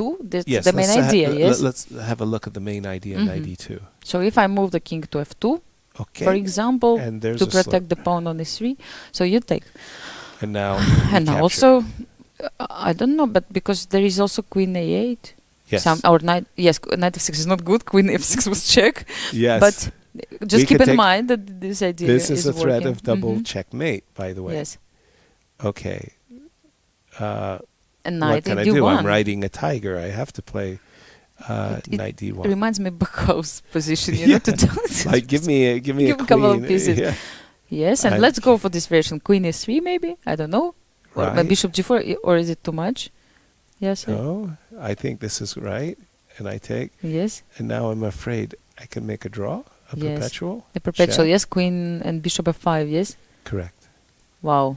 Wow is right. Wow. What so a this game. might be like the first string of force moves that Levon has prepared, because at the final position, by the way, you're 1-2 pieces ahead, yes. and you're threatening double checkmate, yes. right? So probably it's time to make a draw. Yes, yes, right. That's the best time to think about it at least. Wow. So what about again, knight takes. By the way, just keep in mind knight e2, knight e2, and maybe white has an option to play king h1. Okay. With the idea that now if you take on c3, maybe I have knight f6 with check and then queen a8, but maybe it's not good. I'm not sure. Right. Just to have this option, because you remember when I tried to do the same, queen f6 was coming with check. I agree. So knight c3. So here I almost feel like you have to take. I convinced you, huh? You're very convincing. And by the way, I wanted you to convince me. I wanted to take back, because I was thinking, Levon is like one of those people that, sometimes he makes a virtue out of necessity. So he played the move h5 to stop g4. And then the next thing you know, he's thinking, I want to break down the king side, and, I'll play h4, and then he's going to play knight takes g3 check, and the next thing you know, this h pawn becomes a part of his attacking And he said, yes. And by the way, Luft also is open. And Luft and Yes. everything else. Yes. So it's like one of those things that I don't know. Is this really for real? Like, could he have prepared this position and just... Yeah, maybe he knows all the moves already. Like he Like- will come and explain, yeah, sir, come Oh, on. I had absolutely. all this at home. Look, this variation, this line, Yeah. everything was made. Right. Uh, And, the depth of the preparation of the top players today is because it really is true. I asked Vishy, well, actually, I didn't ask Vishy. I think this came from an interview that Vishy had where he was explaining that, he's on the cycling machine and, like he's bored out of his mind. And so he's thinking about a chess position and he goes, oh, maybe I can play that. So he stops cycling. He walks over to his computer, turns on his computer, gives the position to the computer engine, goes back on the cycling machine and is kind of thinking, what will the engine come up with? Like, how does this new idea work? Finishes, goes back to the engine, and 15 minutes answer. later, he gets the answer that it's Wow. a good idea. I thought that he would just try to use an excuse to leave the cycling. That's so But I like your story also. Yeah. I think that's a good point. But that's and then the thing is the computer is gone incredibly deep. Yes. And suddenly he's feeling like, wow, first of all, it's a very decent move. Second of all, my opponent has to find all of these only moves. So, boom, a novelty is born this way. That he really just had this idea that I should push the engine in this direction, and the engine created a whole new part of theory. What This kind of would be conclusion crazy. we have from this story? That it's not a bad idea to go to gym once again. Yes. So Yeah. today we have an interesting day: healthy food only and and gym. And Yes. gymnasium. And then you're on your best shape. And then the other thing is, like a Verusian VAR in the St. Louis Chess Club, I asked him about this particular move. And he goes, well, Komodo doesn't like it, Stockfish likes it, and Leela thinks... I think, what the... He's having the engines all fight against themselves, these positions, and they come up with actually different... Ideas, yes. Yeah, Interesting. judgments. Wow. Like, slightly better for white, equal, slightly better for white, equal, and so on and so on. Before we were analyzing, we would put this position on the board. Yes, a Yes. couple of grandmasters or maybe more would sit down and go through like something what you told the other day about Fischer on many boards. Yes, they had the same position and they analyzed it. Nowadays, you just put the computers and then Exactly. they fight with each other. 4 different monitors. Different world we live, Yasser. Yeah. I was just going to say, probably we should take a break because I know Boris Gelfand is coming. Soon, yes. And tell the people what they can expect during the break, because Yes. I know some very special videos have been prepared. Yes, so of course, I mean, someone who missed by any chance yesterday this situation when Levon claimed the draw repetition at the moment when there were only 2 times repetition, we made a special video and you can just check it during the break, as well as many others about our tennis tournament event, about Carnival. So we have a great team working here behind the scene, which creates really great stuff, and you can check it also later on our YouTube channel and our social media channels.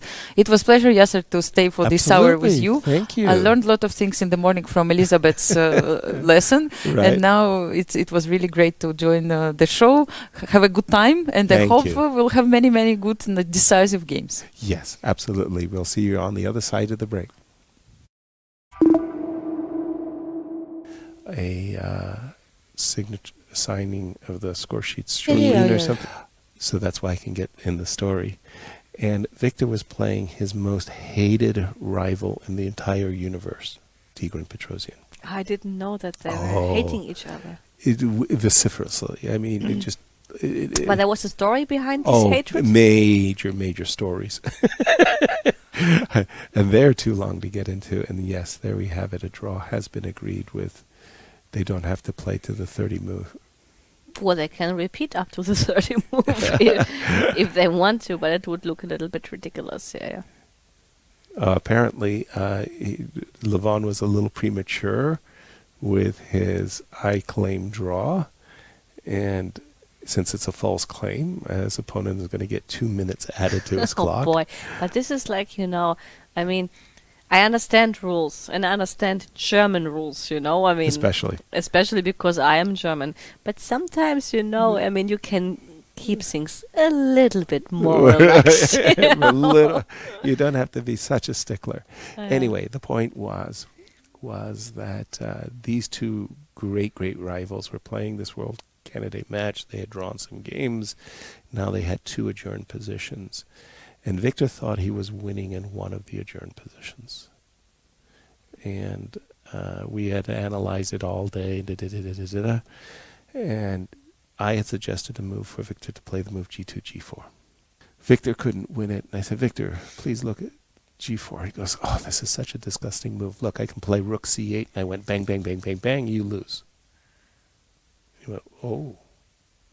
So I have to play h6. And I go, yeah, now h4. And then I go, okay, now I go here. And bang, bang, bang, bang, and you lose. So I go and I go into the audience, and I'm sitting in the audience, and after the opening sealed move, they played the perfunctory move. They get to the position instantly.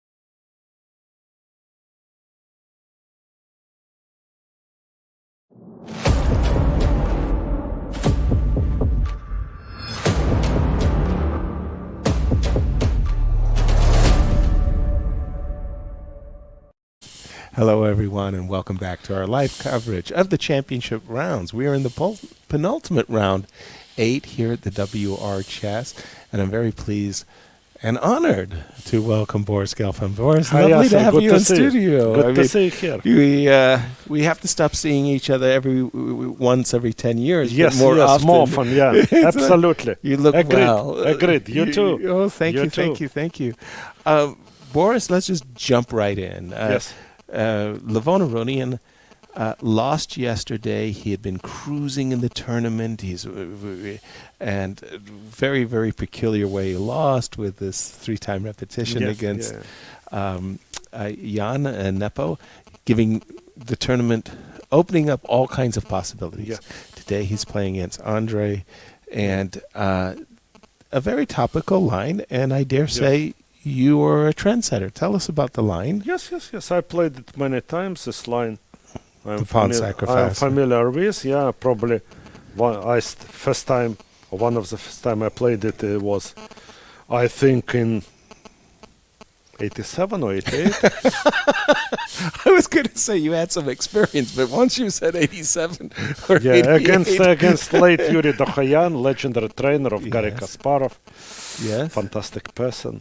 And actually, recently, a book was published about his life, and for some reason this game is mentioned there. Yeah. And did you reach this position? Or which is the topical position? Yes, this is a topical position, and I had it also last July in Levon Masters against the final against Visha Anand. We had 2 games with this position. Okay. I think what had happened there. I think wait, how you do it? Yes, I think in one of the games Visha played b6. Okay. Actually, I don't fully remember what happened. Okay. But one game I lost, one I won. Okay. But this is a critical line. I remember. Yeah, I remember. This is really critical line. And then what has happened, however? Yes. I think also I lost a game like this against Anatoly Karpov, somewhere mid the way, around 2000 or something. Halfway point. Yeah, halfway. 87, 2000, and 2022. We've been around. Yeah. E4 takes.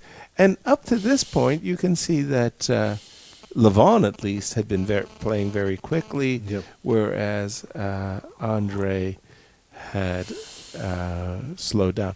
Move h7, h5, is this still in your, let's say, awareness? Somewhere, it's one of the ideas, if I remember. It's one of the ideas. I think it's semi-forced line, which is always dangerous for both players, Yeah. Because if you forget something, you may get in trouble, Completely. You get wiped out. One false move. Queen g5, he cannot take on c6 because of, I think, queen e3 and rook c8, Yes. Maybe you make a move if you don't mind. Not at all. So queen g5, inviting, queen takes c6, queen e3 check, and just as you were about to say, rooks to c8, And then after I take... Rook c8? Yes. Okay, I think you take twice, but still queen e1 is a really deadly threat, Yeah, and you will be, even though I have 2 bishops and a rook... now we can maybe even understand why h5 is useful, of course, that it can be disturbing. No back rank issues. Yeah. Also, it's funny maybe that bishop c5 seems working, but queen c1 and it's a pin, That's pretty funny, actually. You're very happy at this moment until he takes the rook, Nice. But Andrey played something else after h5, Well, here's the point. Here's the thing that we're confused about is after queen g5 attacking the pawn, he played instead rook c3, which makes perfect sense. You just defend the pawn and you say, okay, then the knight is hanging, the rook is hanging, and do something. So I think, the solid players amongst us would play. But did he play it quickly or not? Knight e7.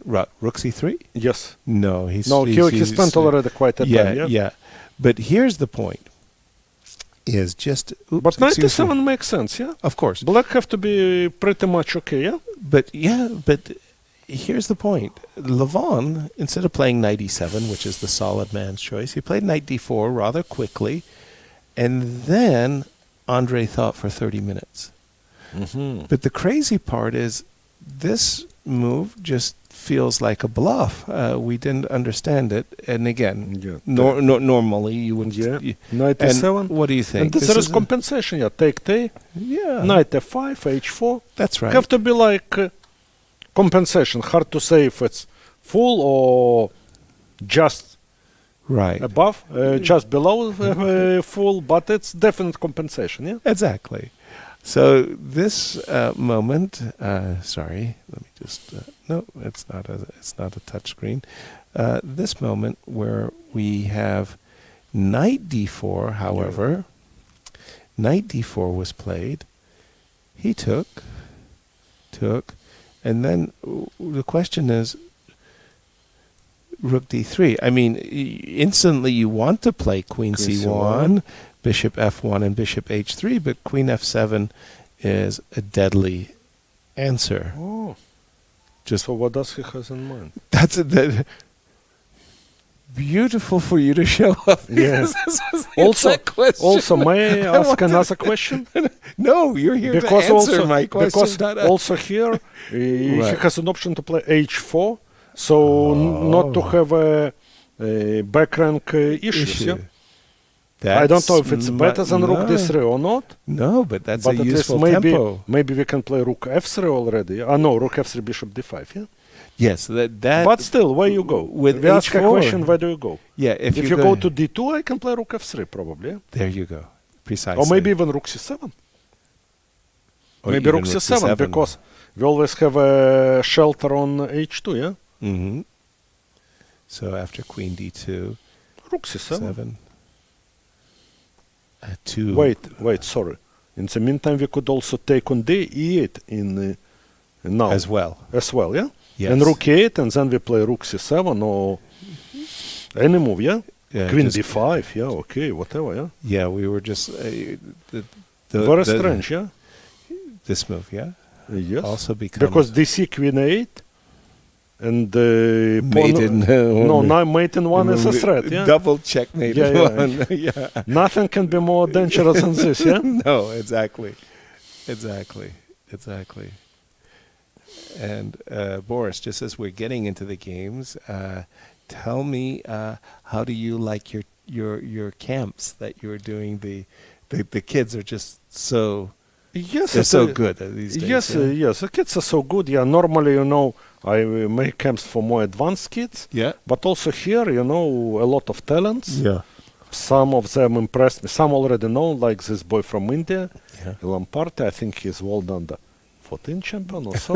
he is IM already, and he is very bright. But also one boy was 8 years old. 8 years old, and he's like mature player. He kind of reacts very quickly, sees the position.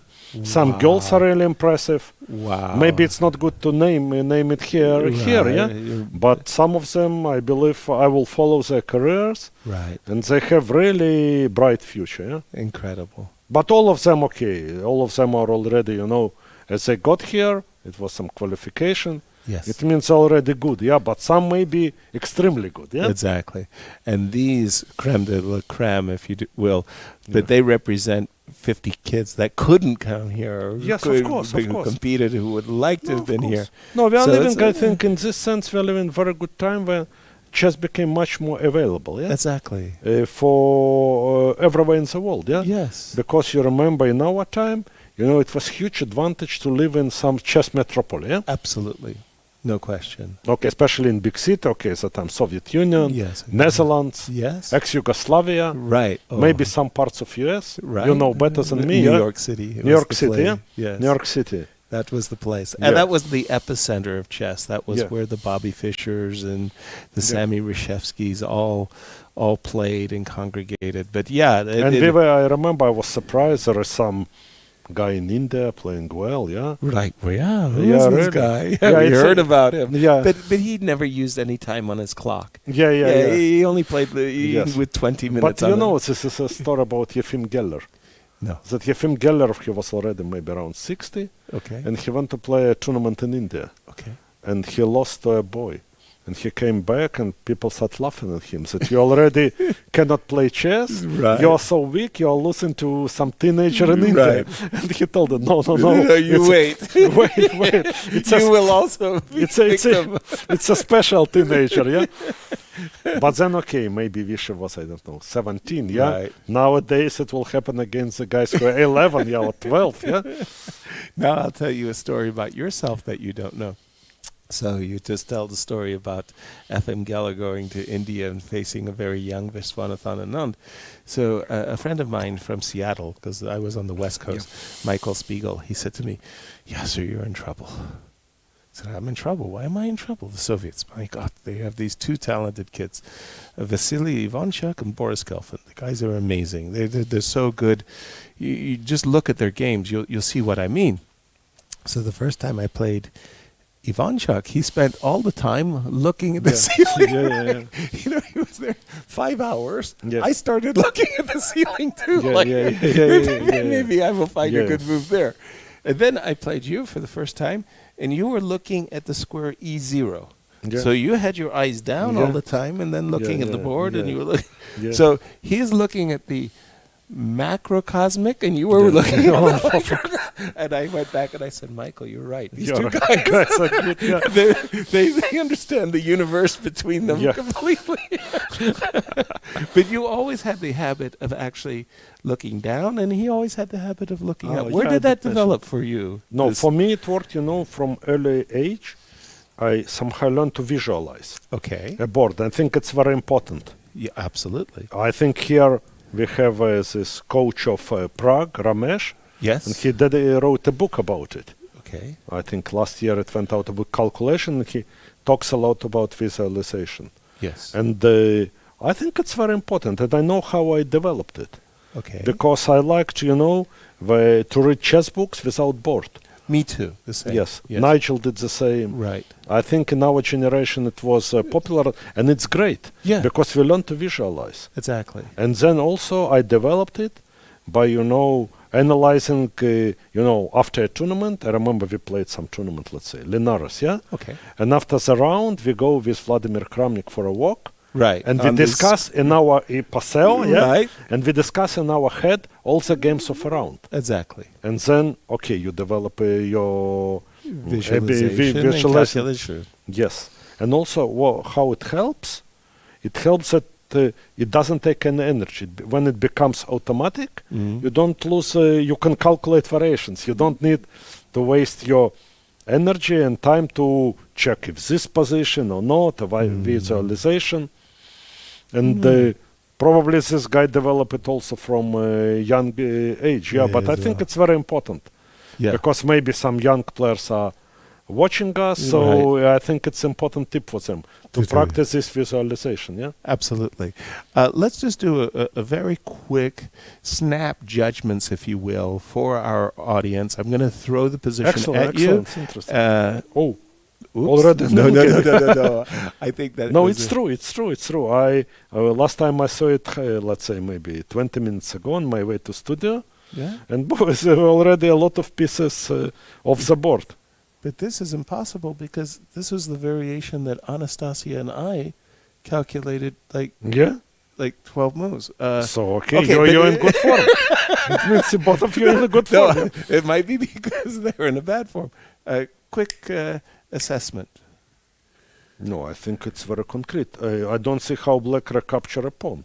No. And if they don't recapture, maybe not so easy, yeah? Maybe in time rook c8, there is rook c6, right? Yeah. Yes. So maybe he has to play some h5, and then rook c8 is a threat. Yeah. And if rook c6, then maybe already rook a8. Yes. To chase, tackle. Yeah. Maybe rook g3 also tackle. Yeah. Looks like he has enough to survive. Yeah.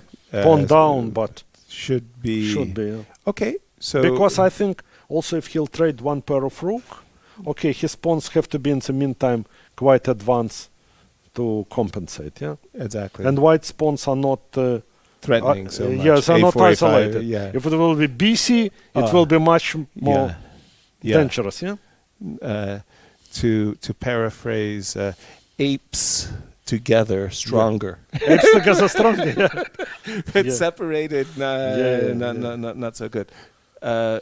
White's better, extra pawn, but maybe draw. Okay. Next snap judgment game, Wesley. So against Vincent. Keymer. This is one of those Italian that became so popular these days. Break the position down for us. Why would you like to play white? Why would you like to play black? I think I will rather prefer to play white because they have black has difficulty, to do something because these knights on f3 and g3 kind of defend the king, and so I don't foresee real threats, unless black will play somewhere rook cf7, knight goes rook f3, etc. And the exchange sack on f3.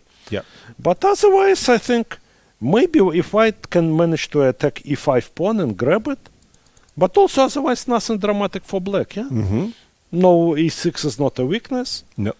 But again, I don't play much of these positions. These guys are playing 5 games in a tournament with this pawn structure.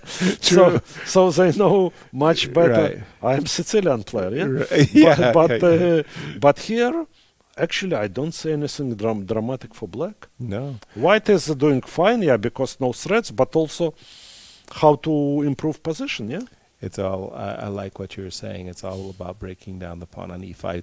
One thing I would say is, as black, it would definitely be upsetting that my bishop could be really stuck and end up playing a defensive role only on the b8 square. Should white play the move c5, my bishop ends up on b8, and then it's a long story of how do I get then it's actually you're very, very solid, because you protect everything, your center is strong, you play rook cf7, etc.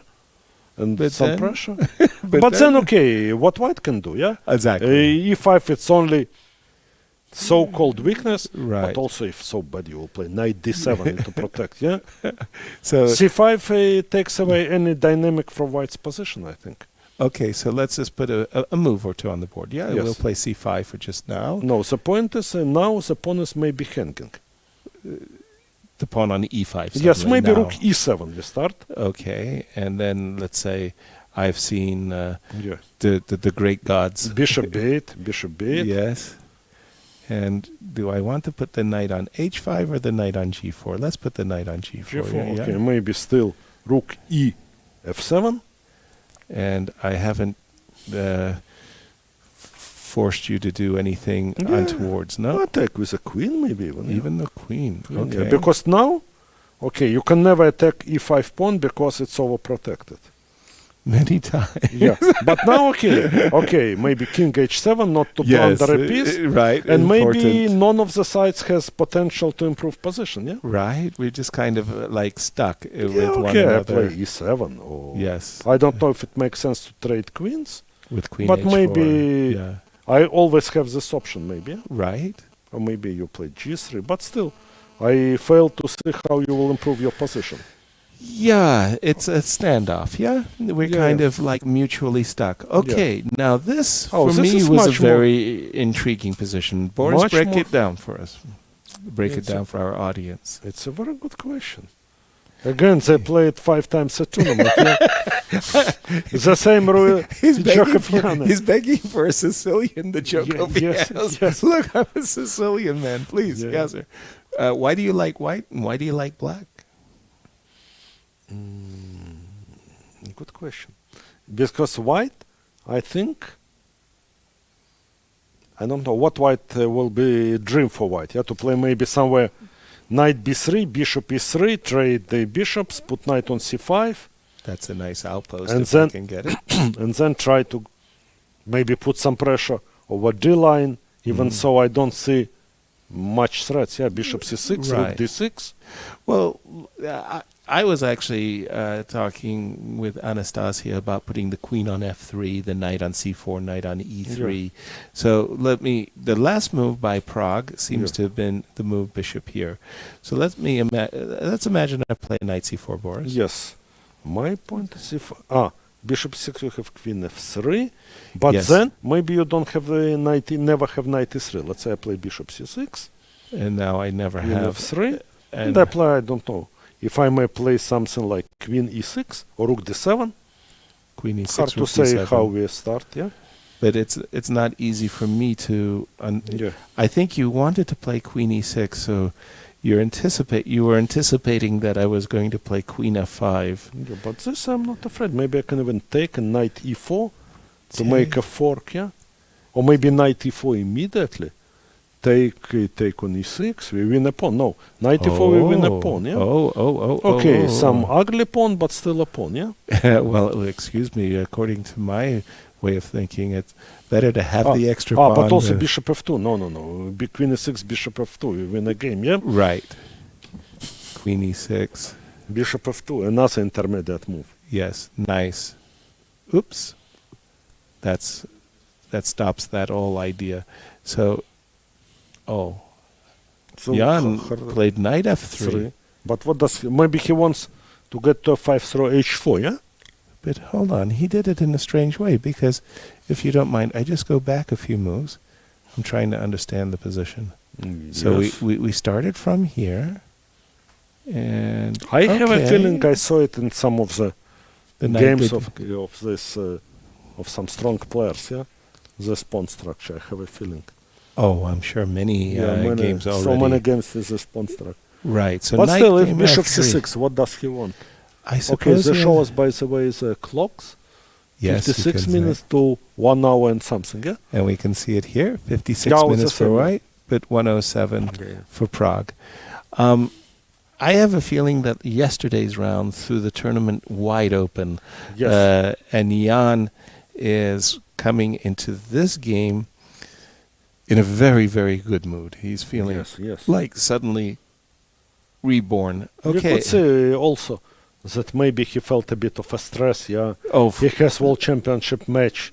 6 draws in a row. Yes, coming soon, yeah. He feels like he has to perform like a world champion. Yes. But you know, Anish told him yesterday that he is playing world champion strategy. +1 is enough, yeah, to win a match, yeah? To win the match. He's solid, 6 draws, and then you win. He's already, he can hold, yeah?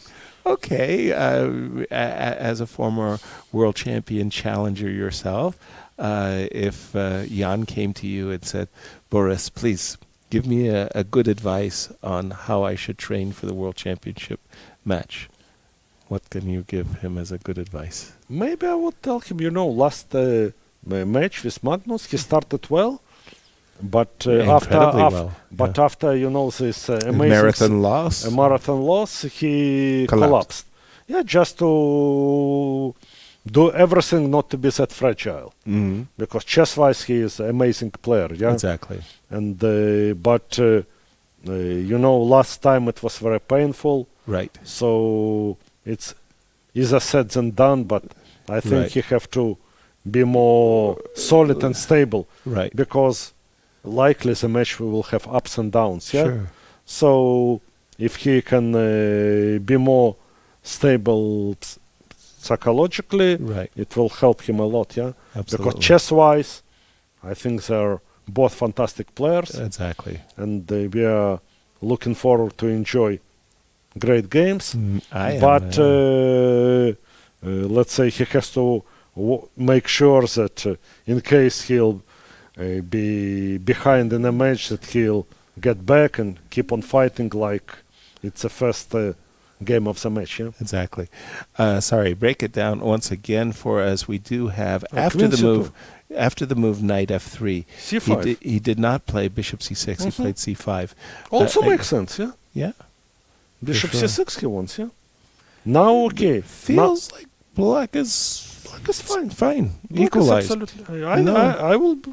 You'll be happy with the outcome for the black. Yeah. Okay. All his pieces are in the game. Yep. Rook a c8. Maybe next move also c line. Right. Then he may decide if the bishop goes to c6 or b5. Right. Both are possible, yeah. Absolutely. In the meantime, white has to think pawn is hanging, yeah, on b4. Correct. What he'll do, yeah. Exactly. Rook b1, bishop d2, bishop a3. Right. Okay, but he did something. Bishop b2, I guess. Queen b2. Queen b2, yeah. Queen b2. It gets out of this bishop b5, what you already mentioned but before. also maybe bishop c6. How will he protect the pawn? Let's have a look. Bishop c6, how will he protect the pawn? He can play queen b1, of course. But this is kind of maybe somewhere already g5 he might get, g5, g4, okay. His pieces are, maybe even with bishop on d7, g5 makes some sense, yeah? So to cover f5 in case. Put back, can you put it back, please? Of course. Here, yes. Maybe here g5 makes sense, no? Wow. But the very fact that you're considering the move g7, g5, Boris, indicates to me that not only are you satisfied with black's position, you're ready to seize the initiative by making maybe a risky strategic decision. It's easy to do here in studio, yeah? You'd be amazed how many rook sacrifices are featured right here on this screen. We sacrifice all the pieces that we can. But even, I agree, g5 might be a move that, makes me uncomfortable. But I must tell you, frankly, bishop c6 is much more discomforting because in blitz, everyone will play bishop c6. Yeah? Right, and then I will be feeling, why is white? I feel like I'm on the defensive here, and it feels better. You're right. Queen b1, he can play whatever. Pragg played bishop c6. Oh, no. It's our diagram. That's our board over here. Pragg thinking. Pragg is thinking. All right, we continue, and we look... we come to Gukesh and versus Duda. And this is a variation you will know inside an R. You have so much... Petrov, I played Petrov. Yeah, you have so much practice. No, but always, there are, in this system, there are two schools of thought. Okay. One mostly Chinese players. Yes. They castle bishop e6 with castle long. Yes. And Vladimir Kramnik and myself, we always castled short. Right. I think also Anish castled short. I remember he won a good game. Right. But this game, Jan Christoph castled. My idea was always that if I castle short, okay, it's dangerous. But also, I can see how I can win a game, yeah? Yeah, b5. And b5, or just overtake e-line also. Right. I want some game. Here, with bishop e6, queen d7, it's hard to foresee how black can win a game. Right. Maybe black are more solid than there, less risk. Right. But absolutely, okay, very low chances to win. I see. Okay, let's continue. b3, king b8. Knight g1. Very interesting, yeah? He wants to play knight e2, knight f4. Or maybe f4, f5, yeah? Maybe f4, f5. Very interesting, yeah? Oh, games becomes very interesting. Maybe. h4, I like this move, yeah? Just to fix a weakness, yeah? To fix a weakness, yeah. And break down, we have one last move, and break down the position for us. Let's think. Okay, because... Okay, pawn is hanging, yeah? Yeah, it's very concrete. Either has to take on c4 or play d4, yeah? Correct. Makes sense. I don't like knight e7 personally, but... Knight e7 too passive, yeah. Queen c3 maybe. Yeah. All these pins... I'm not a happy guy. No. Yeah. So d4 or dc? Let's say d4. d4? It's the more ambitious, most ambitious, yeah.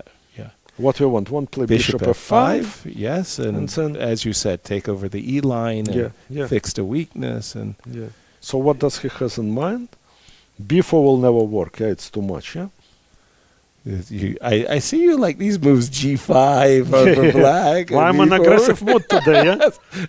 What's in that espresso over there? I think we don't got know. A double shot. We have to ask a guy who brought us. Exactly. Mark brought you a double shot of Java there. I mean, wow, whatever it is, boy. D4. Boris. It's not so Actually, easy. I like d4. Yeah, it's not so easy to give up. Because rook never can leave h1. Right. Bishop doesn't go. Right. Bishop from f4, can go to h2, which doesn't make much sense, yeah? No. Pawns doesn't work, so maybe rook d1, yeah? Rook d1. But also some way d3 can be already... I lose control over d3 a little bit. Yes, no? yes. Absolutely. Bishop f5. Yeah. And then d3 is a threat. Almost a dream for Petrov Russian defense. No, this I will be happy with black. Exactly. I think black... And also yesterday, I think Jan Krzysztof played Petrov, yeah? With Notterbeck, yeah? Yeah, that was a great game. Yeah. With bishop c5. Bishop says bishop on a2. Yeah. Same half court, yeah? Yes, exactly. Yeah. Are you one of those players, Boris, that when you were playing early in your career and you develop certain ideas of the opening, now today you have these supercomputers where you can say, check my old ideas, and you find that you have to completely rethink your judgments about positions that you thought were bad? Absolutely. But also, it's true. I actually enjoy it. During this lockdown, I checked quite a lot of games and old ideas. Yes. And some MMAs are still working, yeah? Right. Still working. Okay, some details we missed, but some are working, yeah? Right. Or some old games, very interesting that engine refuse some of them, but also support Approve. some. Approve, yeah. Nice. Also, most common case, that they improve an idea, but shows a lot of details which had been neglected, yeah? Mm-hmm. Adds things, yeah? Right. And what also I noticed with these engines, that we used to think that, in this position, this is an only move. Right. This is an only move. But now engine says, no, it's not an only. There are two choices. Three choices. Even fifth choice is not that bad. Wow. In most of the positions, yeah, Right. if solid. So it gives us, I think, a good future, yeah? Yeah. In a way that, potential of chess is huge, yeah? Yeah, because this was also very contrarian. Exactly what you just said. So when I was growing up and they said, wow, we have this great world champion, Bobby Fischer. And I go, really? Why is he so great? Because he's always trying to find the truth. He's always playing the best move. Yeah. He's found the best move. Yeah. And we constantly heard this expression, like look for the best move. Yeah. So I was raised with the idea that in every position there's one best move. Yeah. And then you come, like you were just saying, with the supercomputer, and he says, no, this is not a position for a best move. There's 2, 3, 4. And even, as you said, the fifth choice isn't. So that's completely contrarian to how I grew up. It's true. But also, some positions are really only moves. Yes. And then to tell where you can make any move, which is good, and where you have to focus and find the best, this is a mastery. This is a mastery. Right. But also Giri, he always played like, I need to find the best move. The best. I remember that each tournament, he came always well prepared, right? But also still, after move 20, he had maybe half an hour. So he played slowly. 1.5 hour for first, let's say, he knew maybe 12, 13 moves, and for 7 moves, he spent 1.5 hour because he wanted to really get understanding. To get understanding and to find the most ambitious setup. Exactly. We think that actually I think Duda is playing very well. And by the way, for Gukesh, a victory today and what it would mean. For Duda, this would be his first win, so much on the line. This is exciting. And then let's just go ahead. But still, honestly, I don't think it's a kind of... Duda is doing fine, but it will be overstatement to think that... He will convert it to... He will convert it, Yeah, indeed. It's so hard to... it was a funny... round 7 was the strangest round. Round 7 was the strangest round. So before round 7, we had something like 9 games, I want to say, that were victories. And each and every one of them were with the white pieces. And then suddenly, out of the blue, 2 black victories. And the very impressive black victories. Yes. They weren't an accident, and they were really. Gukesh's victory over Andrey was outstanding. It was just a great game by Gukesh. Yes. So Gukesh at his best. Yeah. So it threw the tournament wide open. And now it means that you can win with the white and black. It's okay to win with black again. Yes, it's true. I mean, how nice it is. Let's continue. Yeah, d4, by the way, is played by Duda. We like that move very much as it prepares. Good positional move. We were not afraid to open this diagonal to g2 bishop. No.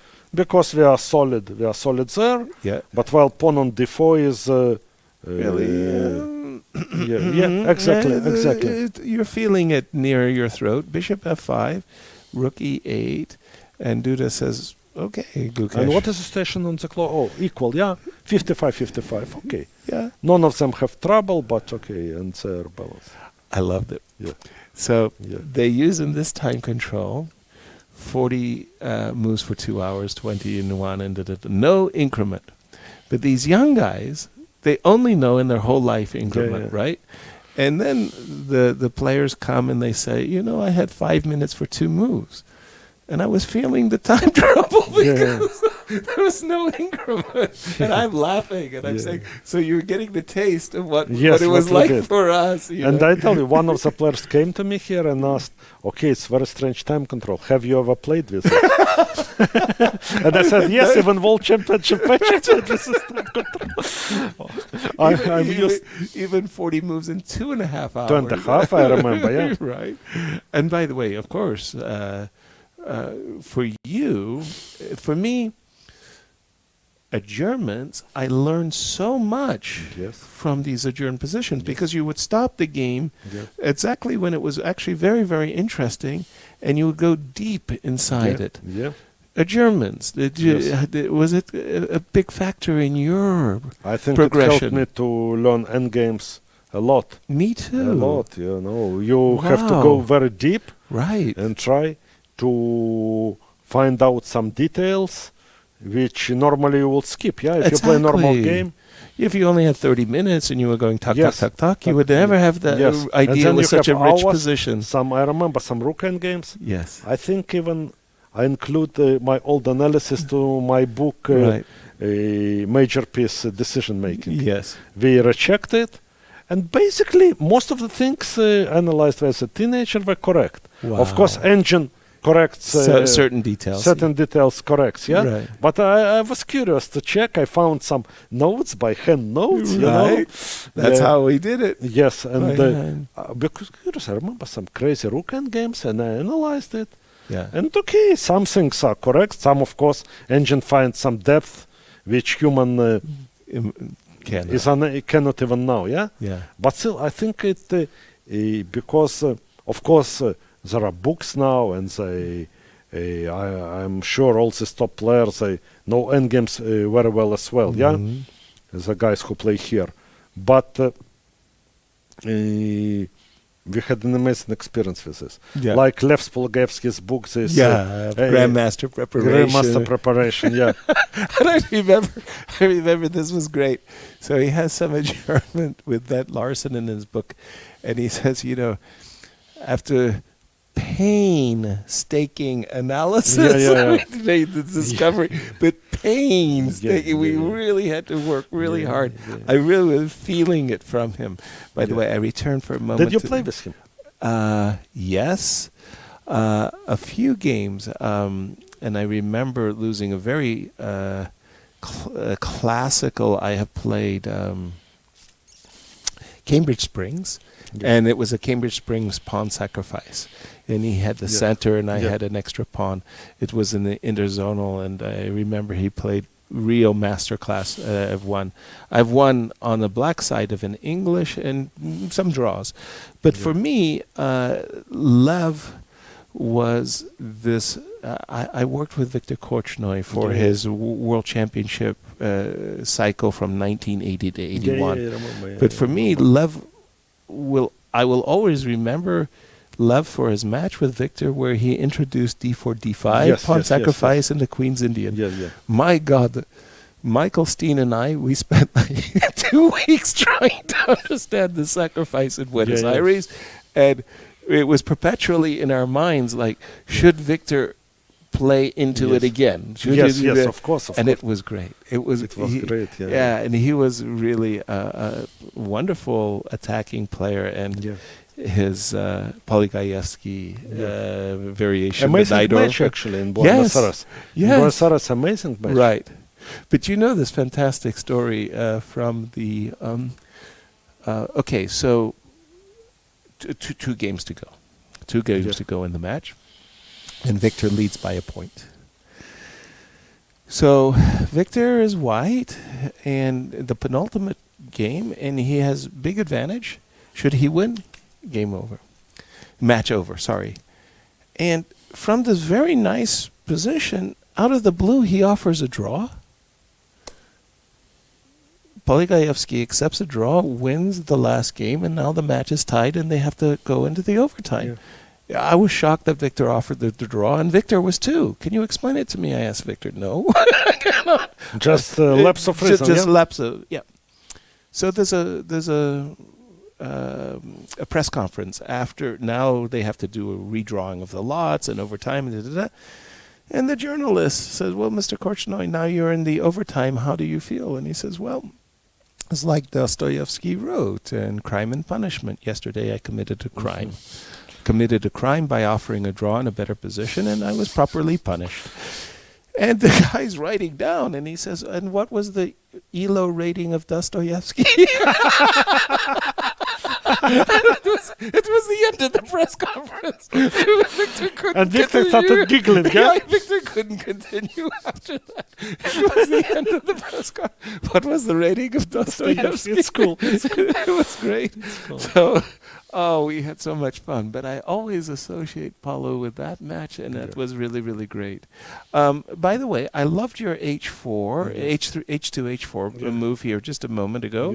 But I also don't see anything wrong with this, because Queen C1 check, Bishop F1, and I have 2 wonderful minor pieces for an exchange, but I also agree that H4... Just it's more secure after H4, yeah? Yeah, it feels like I've got this Let's king on H2 very, like Giri like to play, yeah? Yeah. Always king on H2. Okay, we continue our look around. This is the D4, not much is happening. Queen B2.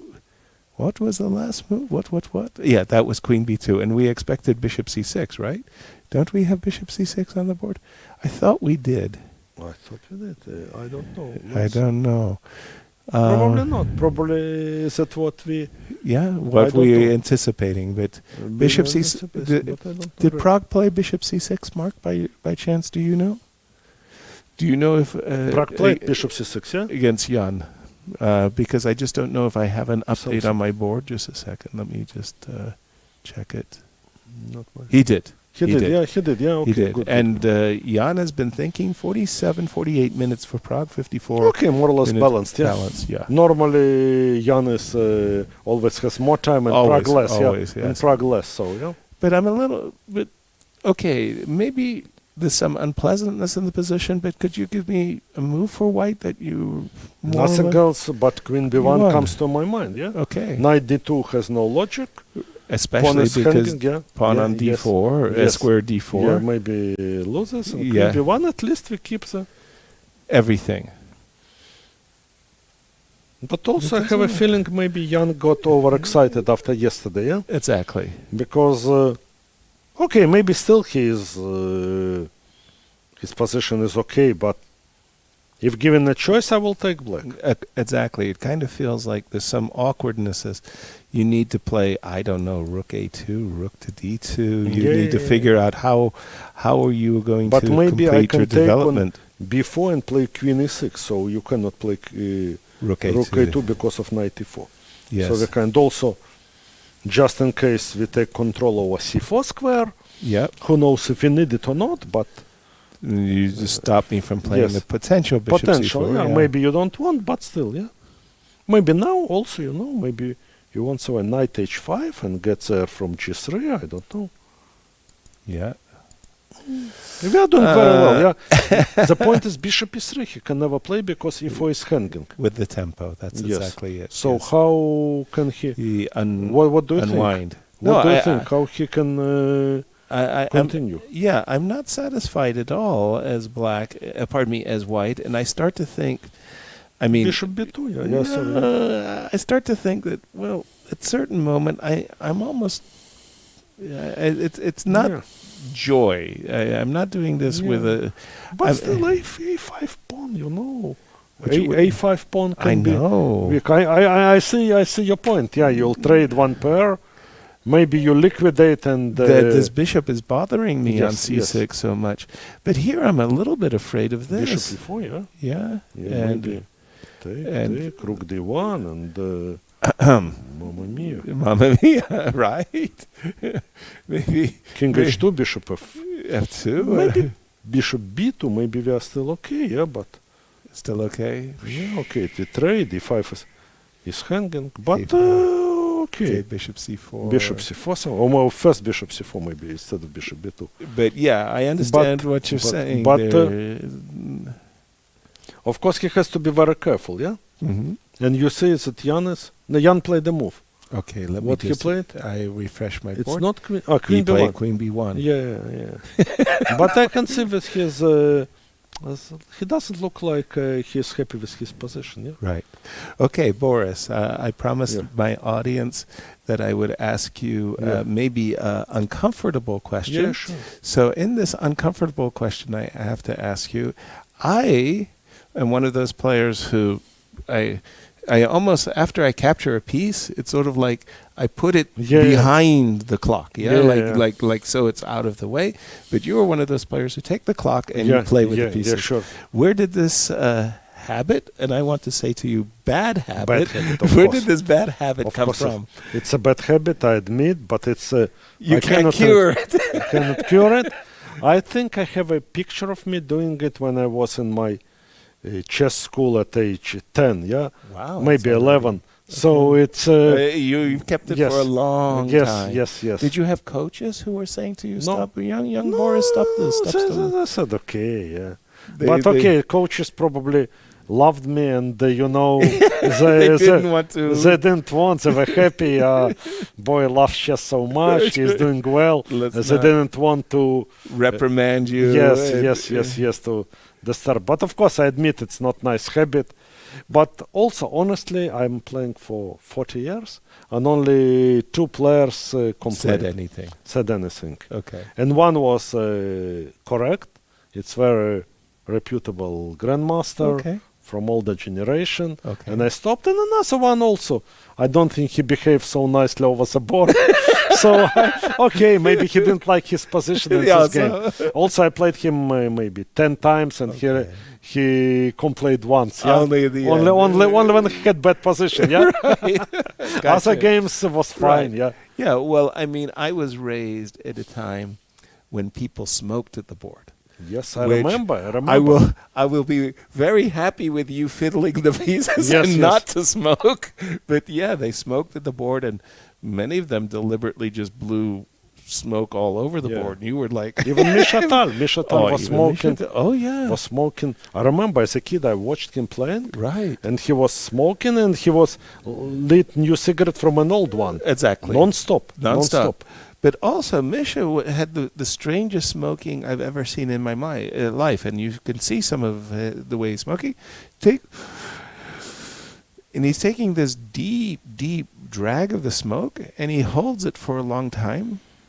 And the smoke just didn't come out for a while. And then it finally came out. And it was just like, wow, he had this very, very, very deliberate way of smoking. So, once you've played against smokers, you're ready to tolerate everything. Yes. When it was abandoned, what do you think? Around 1990, more or less. Yeah, I have it in my mind exactly when it happened. It happened in a tournament in Reykjavik, in Iceland, where it was like the summit match. They had like the Soviet team, 1990. the Nordic team. 1990. Yes, exactly. And the funny thing is the tournament organizers also organized other events, side events, open events, and Tal and Blitz could play. and then it was very, very funny. Tal wasn't the only smoker. So the smokers would go to the organizers and say, please, could you give the pairing with Tal? Because he had a special room that he could smoke, and his opponent too. So it was sort of like but I think that the Icelanders really were the ones that first brought it in, and then slowly everybody said, it should be the rule. And I remember playing in a Donner Memorial tournament in Amsterdam, where they had almost these phone booths, which were smoking booths that were close. That was close to the playing hall, so almost like the players didn't have to run outside.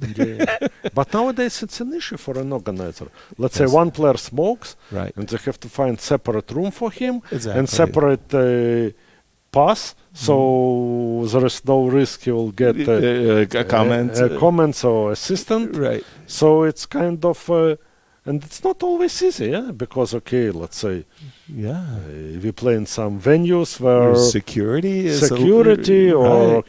not so easy to walk outside. Also somewhere one cannot smoke inside. Right. I remember we played candidates in London where Magnus became challenger. Yes. And Alexander Grishuk was smoking. Right. And they had trouble. They found the passive first read to him. And then he started teasing them. But I was smoking, and so my coach passing by, he could give me an advice.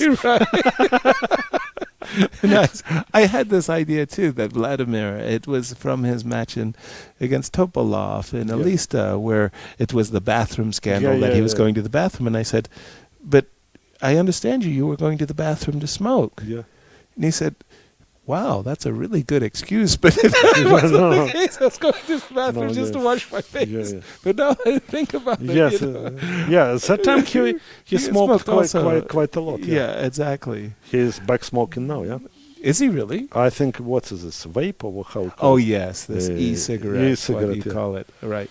Okay, by the way... it's all one draw already, One draw? Anish is drew, Uh-huh. So, let's check if they followed our suggestion, h5 or not, that position. We go back to that moment when Anish, at this moment, is h5. kind of adjoining an extra pawn with h5. And we thought that the active black pieces, black rook, was enough.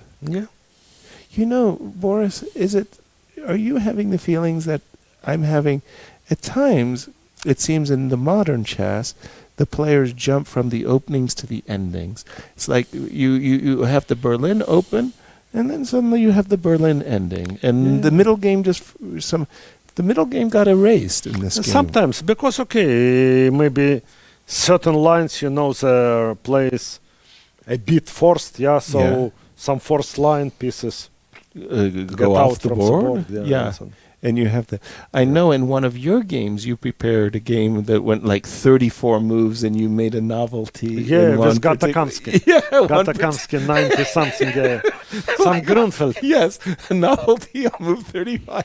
And I was like amazed. It's okay. He just repeated some game. He would maybe play but his own he would never be caught. But he was happy with my game, I think, with Ivanchuk, and he decided it's a good way to follow, That's what happened. But also it was a very imaginative idea, easy to miss. And what Levon is thinking of. Levon is thinking. And he has 1 hour set on his clock. Yes, because, again, the move knight d4 froze Andrey. Andrey was so expecting the move knight e7.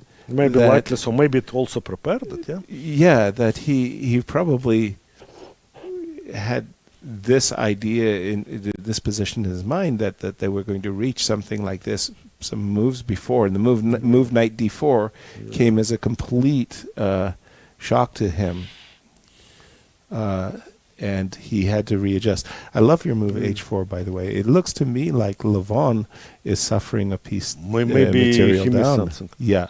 Bishop d4, by the way, very concrete move, very concrete move. True, but it was funny. I was actually reaching for my rook a moment ago. It was like something I wanted to do. so that I might be able to help. But I have an idea here. Bishop c3, bishop d2 and rook d2 maybe. Exchange sack. And then take b4 and a pin. Maybe rook d8 first. Rook to the 8th first, yeah. I have to rook maybe d1 I don't know. And bishop b4. Quite difficult for you to untangle, yeah. I'm not happy. I am not happy. Okay, he can play rook a3 actually in initial position. Okay, let's go back. So rook a3. Rook a3 maybe. But then, okay, never bishop a3. It's never an idea. By the way, sorry that I'm the one usually who loves to take the pawns here. Queen b4? Maybe queen or the rook? I will rather take with a queen. Okay. So I pause for just a moment because there is bishop d2, right? Bishop b2, rook d2. You cannot take on e5. I cannot take on e5. So probably you have to take. And bishop e3. Well, just with the two bishops. In general, with the pawn on a5, are you feeling like white takes a risk? I don't think it's a big risk, but black has a stronger side, I believe. Okay, fair. Maybe also, I will just play bishop e3 with an idea to get it to b6 somewhere, yeah? But okay, bishop d2 is a clever move. Where's You're asking where the rook goes, because maybe b3 is an only square, yeah? Yeah, and I tickle you a little bit more. No, if you tackle, I play rook b2. That's correct. So bishop c3, rook c2, and now you have to trade, knight d7. And this was the position I wanted to ask you about. Yeah. Okay, I'm pawn down, but good defensive, how to say. Right, thanks to the a5 pawn especially. I mean, it will be difficult to win. Big margin, yeah?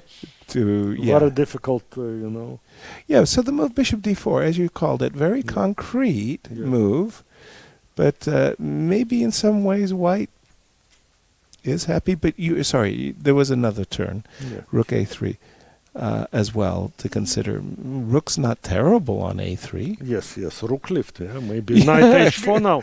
Knight h4 and rook g3, yeah? Thank you for prompting me to go in this direction, right? Yes, so maybe he has something in mind, no? Exactly. Let's check. Boris says, no, we're going to continue our analysis. Thank you so much for being here, but I must ask you as well. Yes. What are your future plans? What are you doing with your life these days? Are you becoming the grand old man of chess, the professor? Do you have students? Do you accept students? How is it? I try to combine. Actually, next month I'm going to play a lot. Yes, but also I kind of like professor, mentor, mentor some guys, including players in this tournament. And then including? Nice. But okay, not like a full-time trainer, but helping, the best players. What are the good qualities of a good trainer? You've had trainers in your career, throughout your career. What is it about a trainer that in your mind says, I was lucky to have that guy? I think the main quality is to be curious and ask proper questions. Yes. Ask proper questions. Right. Not to tell to a player what he has to do. Right. But to evoke him to to think what can be done, yeah? Right. Also what I see from my task, because most of the guys I communicate are young. Yes. To widen their horizons, yeah? Right. Because they see chess in their own way. Right. But also to show them that other aspects are possible, yeah? Right. Yes. Let's say some player like to force me, play very concrete. Right. Why not to improve your position? Right. And also opposite. Some player likes to improve his position, but misses a point to when he has to play very concrete, yeah? Right. For me, when I started, like many people, I started with this ambitious attack. And then it was sort of like, learn to improve your advantage. Yeah. You can play this quiet move, which improves the position, and the sacrifice doesn't go away. And it's sort of like, there's another way to play chess. That's a different way and that is one of the things. We can put it to, let's say, not extreme, but okay, There is Karpov and Kasparov. Yes, the fire and ice, if you will. Yes, and both of them are amazing. Yeah, both of them amazing player. So if one can combine these qualities, it will be unbeatable player. Yeah. I felt a little bit like Vladimir Kramnik, and maybe today Magnus is like that. That he has both qualities of Kasparov and qualities of Karpov. But still, Magnus, I think more into Karpov's direction. Yes, he has this beautiful positional. Positional, amazing. And Vladimir, I think you're right, but I think it was never balanced. Either he was in the playing like, positional chess, or like something changed, and he became like the most attacking player in the world. Yeah, right. Yeah, and I love this. What was really funny was he had gone to the candidates in Berlin. Yeah. So in this Berlin, he was alien took over his body. Yeah. And said, "You're no longer Vladimir Kramnik. You're this ferocious attacking guy." Yeah. So he would come to the press conference, in every position he was slightly better or was winning. Better. But I think he had good chances to win. If he will keep the balance, he had with good chances to win. Yes, exactly. He has +2 already. Of course. If he'll return to his old Vladimir. Wow, be careful. Watch with out. +2 after 3 rounds. Watch out. Yes. Watch out. And also, some position was dead draw, and he kept on playing them for 7 hours. Okay, he is 20 years older than his rivals. If he'll be more practical, I think he had good chances to qualify. I wanted to remind you of one press conference, because he's made a draw with Ding Liren, and Vladimir came and was sour. Black, yeah, something like this, and he said, I was better, and I should have played this, but it's disappointing, and da-da-da-da-da. And Ding, how was your opinion? Yes, Vladimir is right, I was better. I respect the Vladimir. Yeah. Like it was just really funny. I remember he played black, some totally unbalanced position, and they're fighting crazy. We're going to let you go very shortly. We'll take a break, we'll just... One more look. I like, once again, I like Duda's position. Yeah. Bishop e4, maybe he will play, try to trade bishops. Okay. But then he can take, maybe play any rook. Maybe it's a good question which rook to play. Yeah. I don't want to allow queen d5. Yeah. Yes. So if you want to go there and allow rook e2 and knight b4, you can do it. But okay, this is looking fine for Duda. And this was the draw. Whoa. This became I don't let you go because something happened. Something happened in the game between Wesley. So, okay, already it means something. Takes. Became very concrete, yeah? Right. Knight f5, yeah? Right. Knight d4, Wesley. Ooh. And court, yeah? Wow. But I like the knight on f3. What's the but knight maybe on he wants b3? away. Knight d6. No, to sacrifice on d6 is too much, yeah? And then play knight c5. But wait. Yes, sir. Knight b3. Why not bishop b8? That's a very good question. Honestly, I have no idea why he wouldn't play bishop b8 there. No idea why he wouldn't play bishop b8 there. Queen d7. I just wanted. Maybe he wants to win this. No, he doesn't want. But still, he's doing fine. Yeah. Black is. Black is better. Black is clearly better. I think so too. ED was such a like strategic, overambitious. Yeah. Or he missed something. Or I don't know what happened. Something. Yeah. But Wesley seems okay, quiet. Yeah. But probably he's always quiet. Yeah. Yeah. By the way, would you give me an assessment, your assessment of Wesley? Because I'm one of those people who think of him as an extraordinary talent, a generational talent, if you will. And he's very, very good. He's very pragmatic. He has this high rating. He's been in the world's top 5, top 10. Yeah.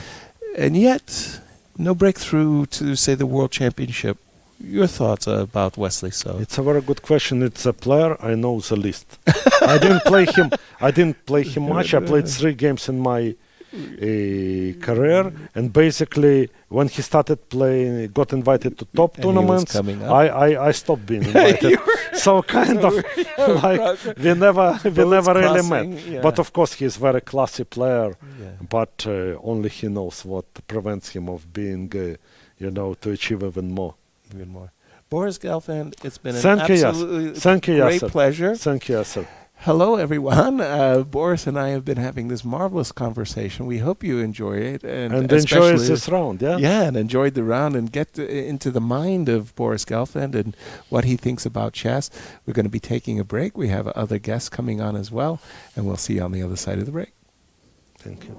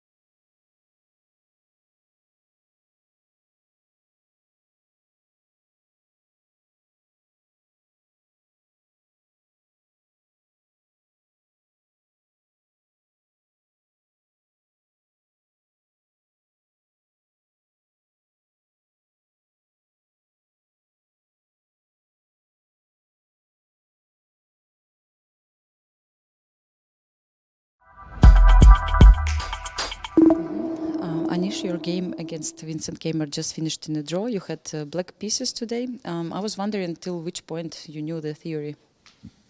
Yeah, I'm not exactly sure. I think he played very rare things with this b3, d5. I think I looked at it, but I don't recollect bishop appearing on d5 in any of my lines. I remember knight takes, queen takes was the natural flow of the game, and he took with the bishop.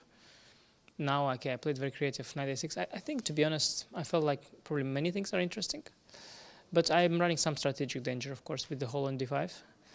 And so I felt I should play dynamic and concrete. And I thought knight a6 was like trying to keep all the options. There's knight c7 idea as well, because compared to knight c6. So in some of the variations, like in, for example, knight a6, if after bishop to e4, if knight h3, then I can take knight c7 and d5. So my knight, this is one advantage of having knight on a6 over c6. Well, maybe it's too creative, not sure. To be honest, knight probably belongs on c6. But yeah, it was interesting. At some point, I thought what I did, I should have margin for a draw in this position because he's not developed. I'm pawn down. This e4 idea was actually looked quite interesting. Yeah, I mean, I'm just trying to fight for the d5 square. I'm very desperately. I think e4 is a move in many of these positions. It's also what I remember in my preparation. Because as I said, like you have to, at least I feel like you probably definitely have to do something, because if you imagine that white develops everything and then has a grip on the d5 square, it looks much better for white, especially if they trade one pair of knight maybe. So black has to do something at some point, like e4 d5 related probably. So yeah, I was trying to make it work. I think it was okay in the game, and I was trying to be very accurate in the end, not to suffer a bit. And it worked out really well. I think the d5 probably was okay, although I was planning initially bishop e6, then he has knight d4, and some slight pressure, because sometimes like when you're so equal, you don't want to suffer at all. And in the end, like I think he played a bit inaccurate. That I'm on the good side, but it's too drawish. Like this kind of endgame, rook endgames are nice for black, but now he's a pawn up compared to the usual stuff. So whenever he gets the counterplay, he'll have an extra pawn. So I don't think it was anything either, but it was just, good to be on the good side. But, not too exciting. Yeah, but, okay, one more draw. How do you feel yourself after? Now it's already 7th round is over, like 2 rounds to go. Like, what are your feelings about your play so far, and what are you fighting for now? Yeah, I mean, I think it's good to just 2 rounds to go. The tournament will either be recovered or it will end. I think both are good scenarios for me. But of course, I was the result so far is not very good. So, but nothing you can do. Sometimes I think my opponents are really good, playing very well, and I think 2 really interesting games are still coming up. Yeah, but do you feel the lack of energy or something like this? Like what went different from Wake so far? No, I think here the tournament is shorter. The weather is a bit better, so I don't think it's the energy. I just think that when you play such great players, I think it's just going to be unpredictable. I think that's what we will see in the future. In top tournaments, you will see that it will be completely random who will be at the top and at the bottom, because I think everybody is extremely good and extremely well prepared. I don't think anybody is better than anybody else at this point. I really don't see like why. For example, Andrey was crushing like, and now he's in minus. Jan was also struggling the entire tournament, but he's also very good. And so I mean, Gukesh was doing bad in Vike and good here. So I think it's just random, to be honest. I mean, so many things depend on details, like in preparation or in some small nuances later in the game. That I don't think that it's up to one player to, even if you do everything right, it's not like you guaranteed anything, because the opponents are just very good. So we'll see, but I think in the future there will be a lot of players that will.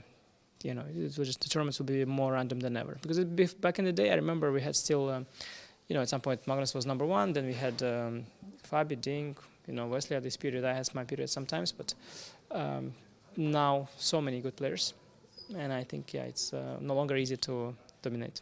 Yeah, and speaking about nuances today, I'm sure you paid attention to the game between Levon and Nepo, and there was this kind of strange moment that Levon claimed to draw. And so, what do you think about it? Did you witness it?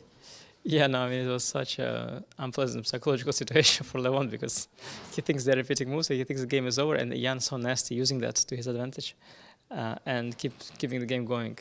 I mean, I think what we see so far, that Jan has good fighting spirit, but he's struggling. Maybe today his game looks good, but well, fighting spirit is what he's working on here.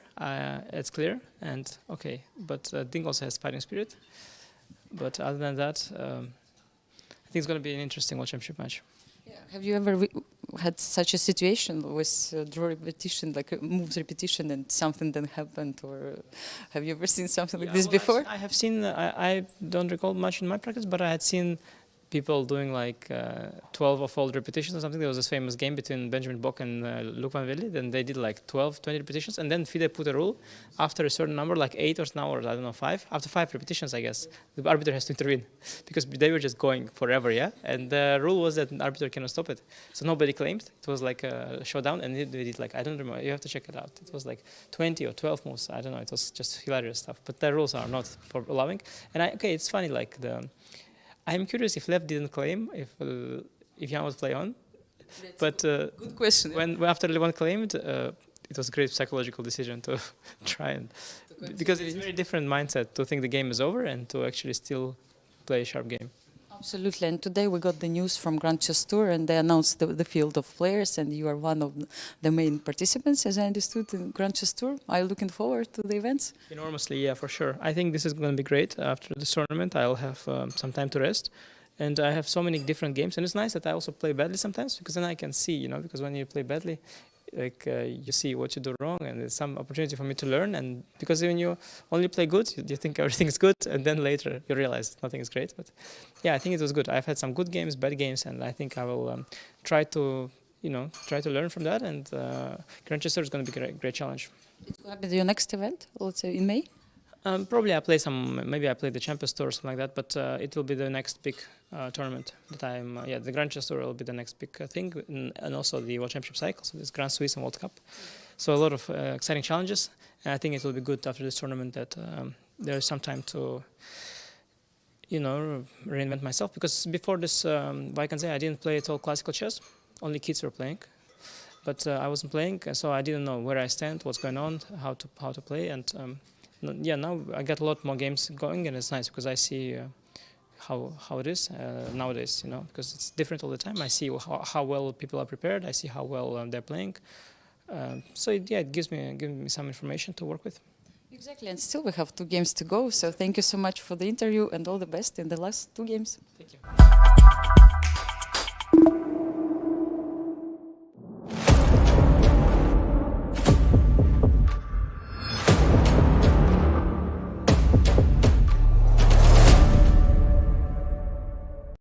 Hello, everyone, and welcome back to our broadcast of the WR Chess Masters. Speaking of WR, I'm very happy to have in our studio Vadim Rosenstein, the organizer and sponsor. Vadim, welcome to our show.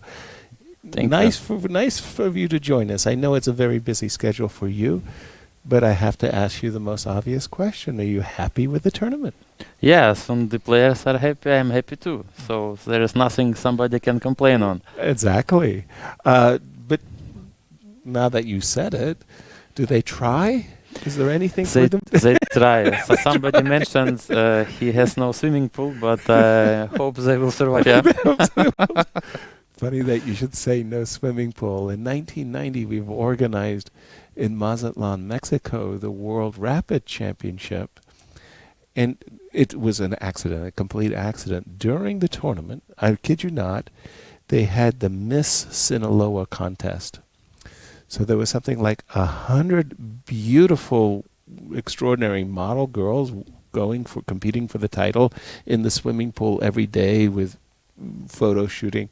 And the guys came to me and said, "Yes, sir, come on, please.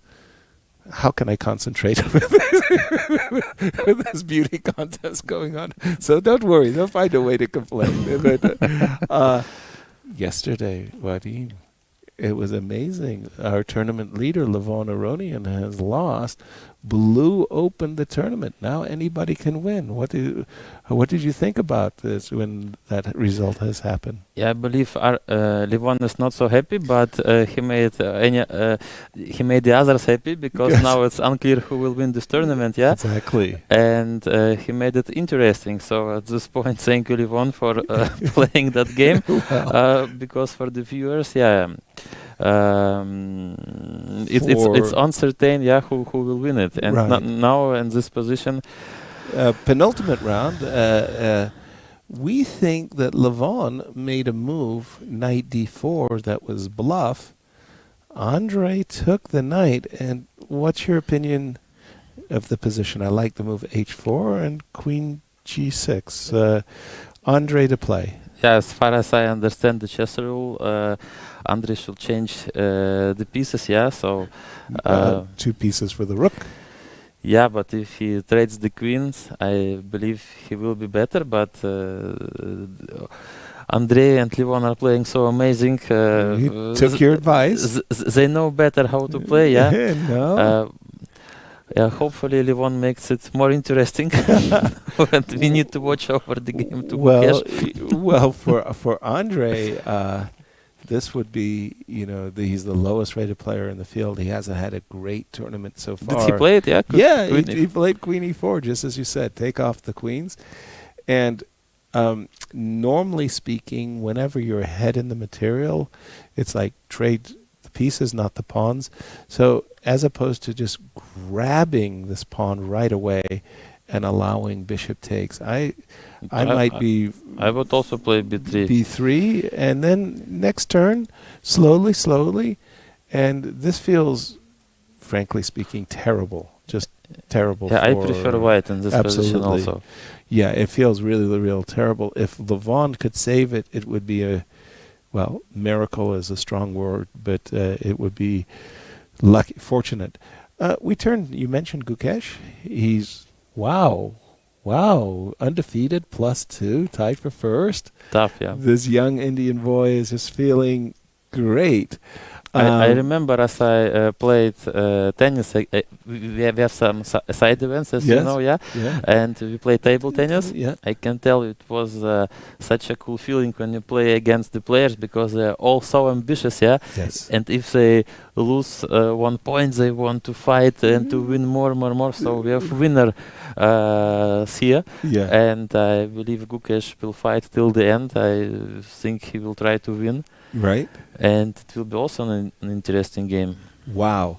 So it's a bishops of opposite color position, and the normal rule of thumb in such positions is who's ever king is the more vulnerable, then the other player has the advantage. So in other words, if white's king is the one under pressure, then black is advantage. If black's king is under pressure and vulnerable, white advantage.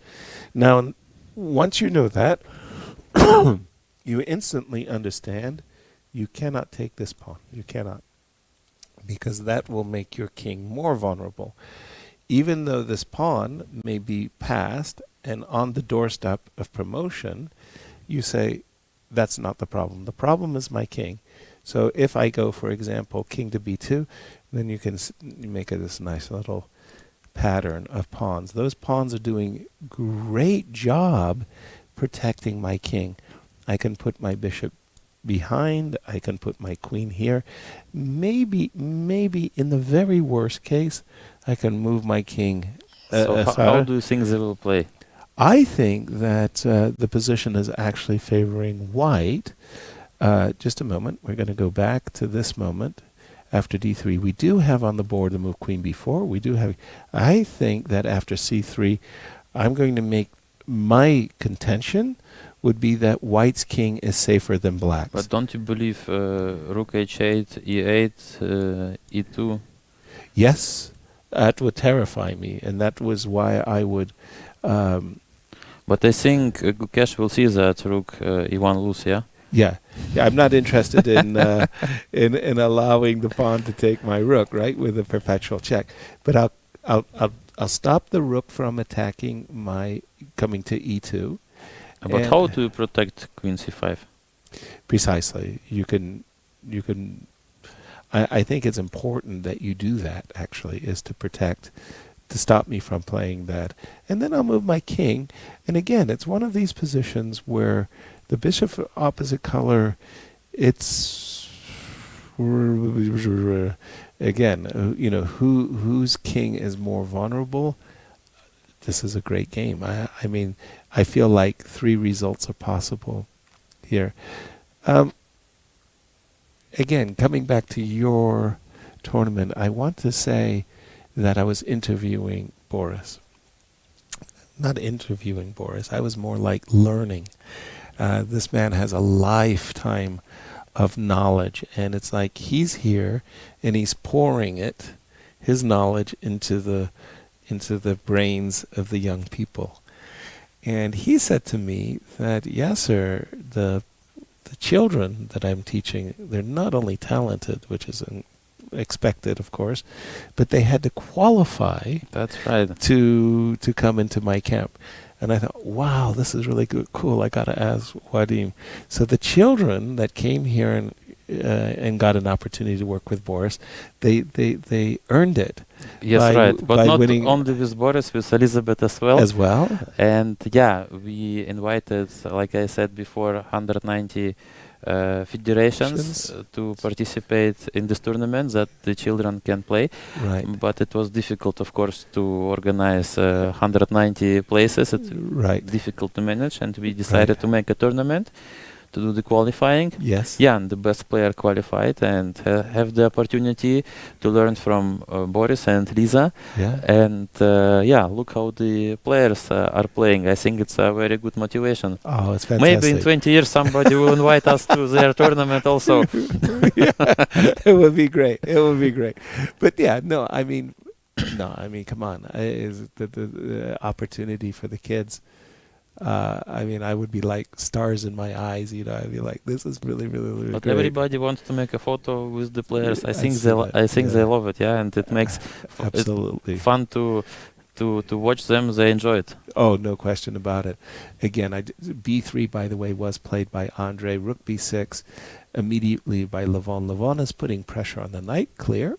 He would love to sacrifice the knight, but also, for example, if we do take the pawn on D4, then he is thinking, aha, maybe I can get some counter play down the A file with the move Rook A3.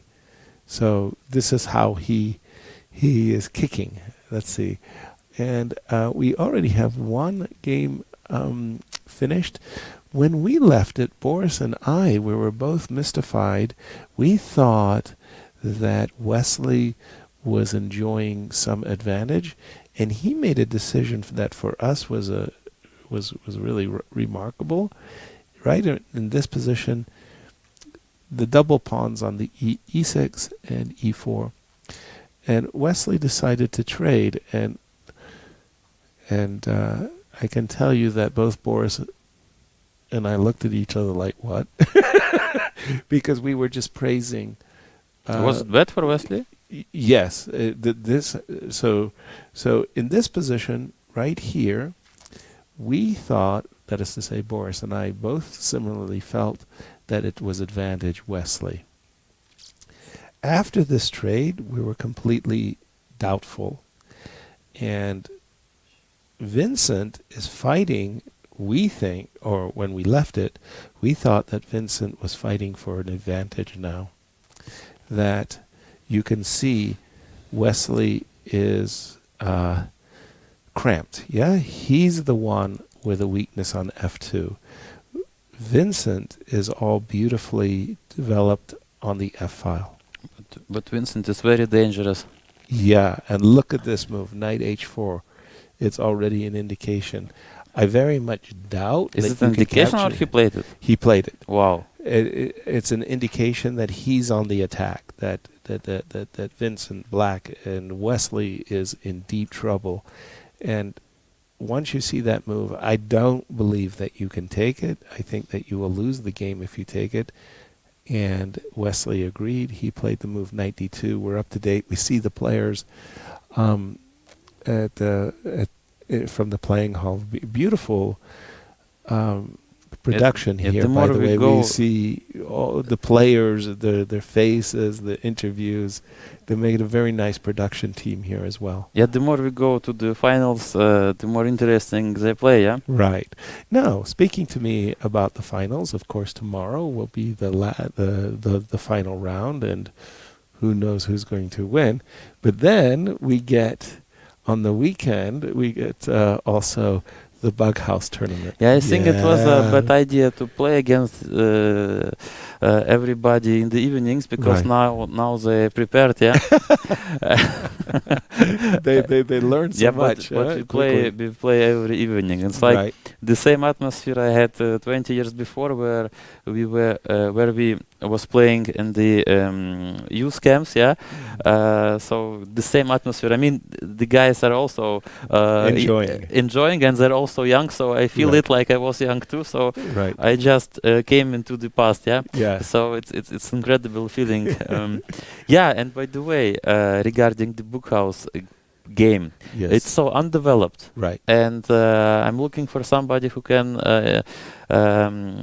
develop an engine for book house. It's not given in the world, yeah. Maybe somebody do something. I know the platform chess.com allows Bug House, and it's popular to play Bug House. Chess.com, as I learned in St. Louis, they have American rules, yeah. Yes, that's true. We play German rules or European rules, I want to say, because Holland plays the same rules. Not the same. We played with Luke, and they play differently. What's the difference between the Dutch and the German?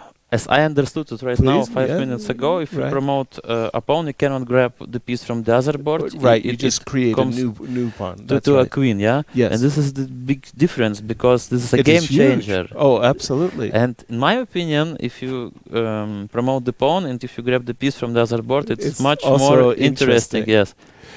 Just let me explain what Vadim is saying for those of you who are Bug House aficionados like myself. I credit Bug House with making me much more interested in chess. So the way it works in the German Bug House rules is, let's say I'm in a situation where I'm facing checkmate. The moment I make a move, my opponent is going to take his queen and put on the board checkmate. But my partner is so cool, he promotes a pawn, and he takes the queen that's going to checkmate me away and puts it on the board. Yes, and by the way, that's fantastic. It's difficult also to show, yeah. I don't know how we broadcast it, because it will be very difficult to show the audience how amazing this game is, and we need for the next tournament somebody who can develop a professional broadcast for this game, and of course an engine, so that you can compete because and play. Maybe the engine show us something what we don't know. That would be interesting, of course. But then the other thing it's like just you don't start to play, yeah, and you wait for opponent, and somebody grabs a piece and you put it on G6, for example, for white. Maybe that will be a new cool rule, but I don't know. I just I just say that he's going to stall, and you can win the game on time when they can't move, and so you have to play quickly. So we understand that sometimes it's important to make bad moves. That's very quickly, right? And the engine won't know how to. We will have a problem with Wesley and Pragg, because they both play quick, yeah, and fast. Not bad, by the way. It was great. Sometimes you get in those moments where that board is fixed, but we have to play on this board, and our team doesn't have to resign because of the time. Yeah, we have to play. So I was playing, my partner was Maurice Ashley, and we were playing against two players, but my opponent was Maxime, MVL. MVL from France. The position was equal on my board, and they're stuck, so we don't have any material coming or anything like that. And Maurice looks at his clock and says, "Okay, just beat that guy quickly." I said, "Dude, MVL is like the world blitz champion." Yeah, I hope to see Maurice next year also in Dusseldorf. So Maurice, if you will have time, come join us too. Absolutely.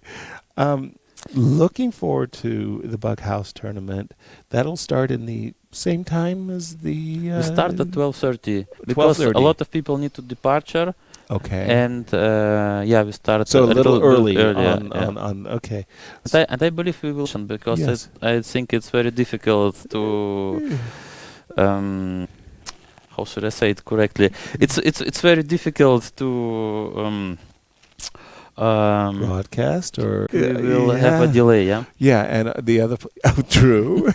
We don't need no cheating on this one, no worries about the cheating on this one. But also I wanted to say, and this is very important about the German rules in the Backhaus, is it's permitted for you to say to me, your partner, don't trade queens, don't trade knights. We decided today in the breakfast that it will be allowed to say the partners the moves.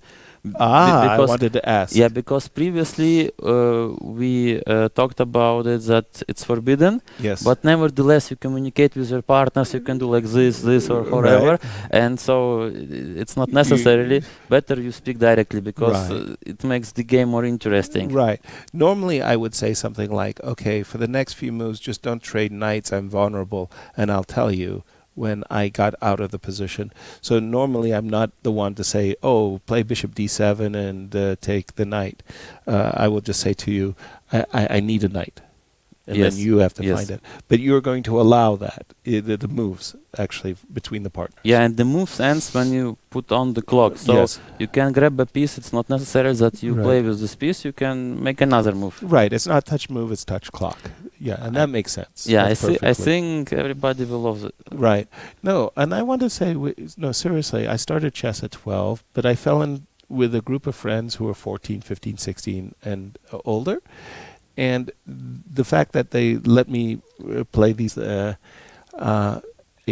what we called Siamese chess, by the way, not even Bughouse. We play Bughouse, American Bughouse. Siamese. Like you have the Siamese cat or Siamese twins. Now I understand. Yeah, the Siamese twins. Yeah, the two. Okay. So I was thrilled with the partnership, and it made chess so much fun for me that later I became a strong chess player. But it was through Bughouse that I really enjoyed chess. Okay. Right?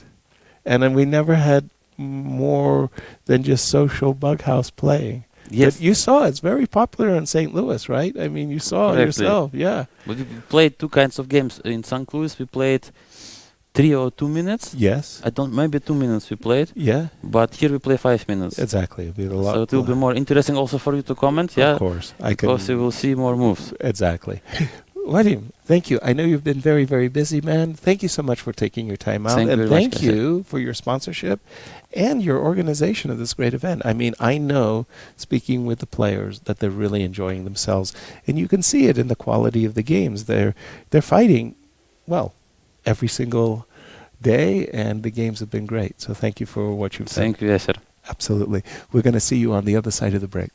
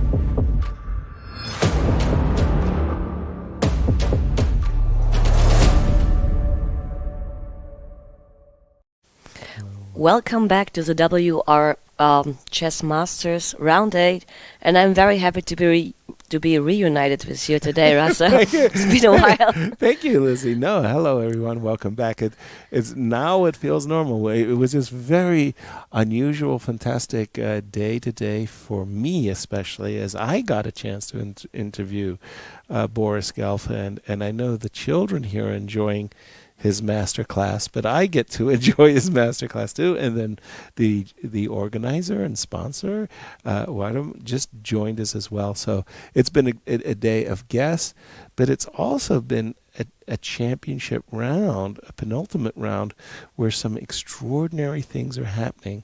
A number of our leaders are in deep trouble, and I'm referring first of all to the game of Wesley So and Vincent. Vincent has an awesome position. That's true. I just love Vincent's position. I think that it's a kind of a geometry, if you will. This knight is hitting the pawn on g3. The rook is hitting this pawn on g3. This bishop is lurking to hit the... Yeah. So what I want to do, Lizzie, is I want to magically make an illegal move, yeah?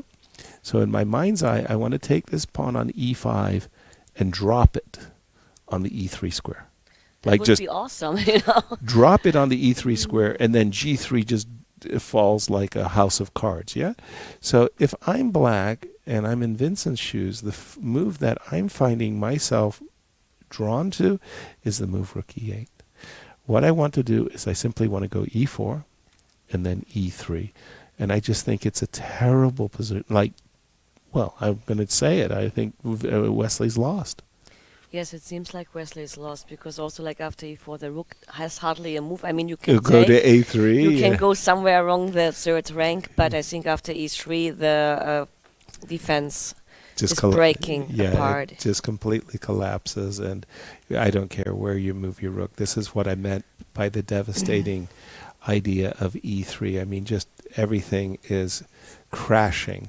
So this is completely unacceptable for Wesley, and he's going to have to find some way of preventing his opponent. And let me just, by the way, I do think rook e8 is on the board. Yes, Vincent espied the absolutely key idea of just going e4, e3, and splat. Now, Wesley.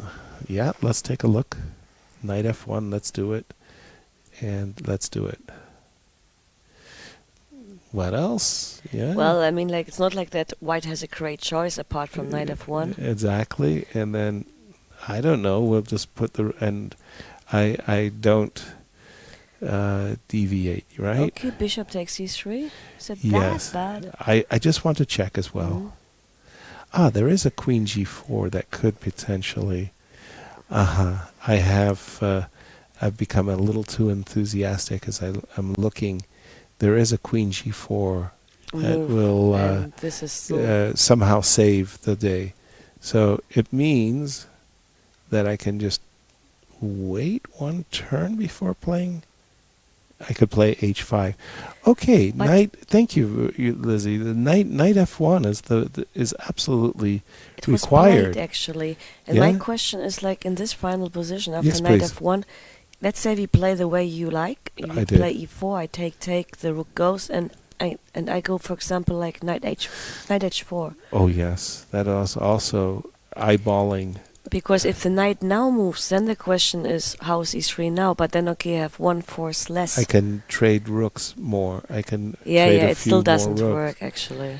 Also, I just realized for the first time, I was so, how do you say... enthusiastic. Well... coldly dreaming only of e3, that there is actually something pretty good that's just positional. The rook is a monster, patrolling the fourth rank as well as the open e-file. I like it, Lizzie, that you like the sweet center, the d4, e4, e5, d5 square, and look at what black is doing with the sweet center. Actually, I was wondering, because while you were here with Boris and with Vadim, the move c4, c5 is quite a commitment, right? From the positional point of view, because I think after this move, if you don't really manage to cut the bishop out of any diagonal, then you just lose the tension in the center and give it to your opponent. That's right. And I guess probably Wesley overestimated the cutting off bishop strategy. Yes. And this didn't work out, and now he has a problem of not having any control in the center. Exactly. No, it definitely, in the words of Magnus Carlsen, it boomeranged. There you have it. And just catching up to the game of Levon, let me see. I think when we left it with Wadim, we were about here, and we thought b3, rook a6, knight b7, knight d7. Okay, so these repetitions, I mean, I think Boris is going to hate repetitions from now on. And but it's very mean. Everybody's now doing these repetitions against Levon to give him some kind of memory of yesterday. Exactly so. And we're now caught up with the players. It's strictly speaking, 2 minor pieces versus a rook. Normally speaking, materially wise, for Levon to have a balance, he needs a rook and a pawn. Yeah.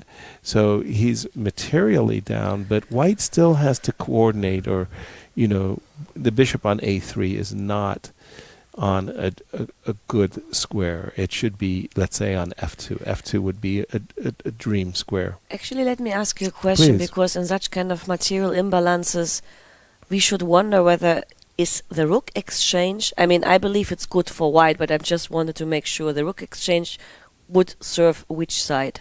Black. So when you're playing with the 2 minor pieces against the rook, it's strange that the 2 minor pieces would like to have some more supporters.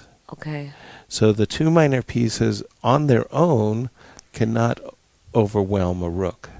But 2 minor pieces in a rook can easily overwhelm 2 rooks, which is very interesting, and it's a little bit counterintuitive because we're talking about a material advantage for white. Yes, whenever you have a material advantage, trade off. Yes, that's why actually I was not even sure. I was thinking that if you trade 1 rook, maybe it's easier to attack the a7 pawn, for actually. Example. But what you say actually makes also perfectly sense, because there are a lot of circumstances where, let's say, bishop and knight against rook could backfire, especially if there's an a or an h pawn involved, right? There is, as always, whenever we have these guidelines, there are exceptions to the rules. A big exception is where there's 2 bishops. So right now we have a bishop and knight, and then the idea that white should preserve the rooks is absolutely true. When you're in a situation where you have just 2 naked bishops versus a rook, it's oftentimes that the bishops need no help. They just and sometimes the king can actually be a very powerful piece as well. So that's a difference. And by the way, we have a very nice view there of the clock. It 3.5, well, almost 4 minutes for Andrey, but the truth of the matter is they're on move 36. Yes. So he should not be feeling the heat from a ticking clock. So, for example, if I was Andrey in this position, after rook here, I would be playing here, here, here, with the idea eventually kicking the rooks away. With bishop c1, for example, but of course in a more coordinated style. And yes, exactly, in a coordinated style, as you say. And I'm dreaming this knight should be back home. Yeah. f4 or even c4 would also be, I think, fine. C4. But it should be anchored. I agree with you. Bingo. That's the key thing. It should be anchored. And then the bishop should be playing a role on the g1 diagonal.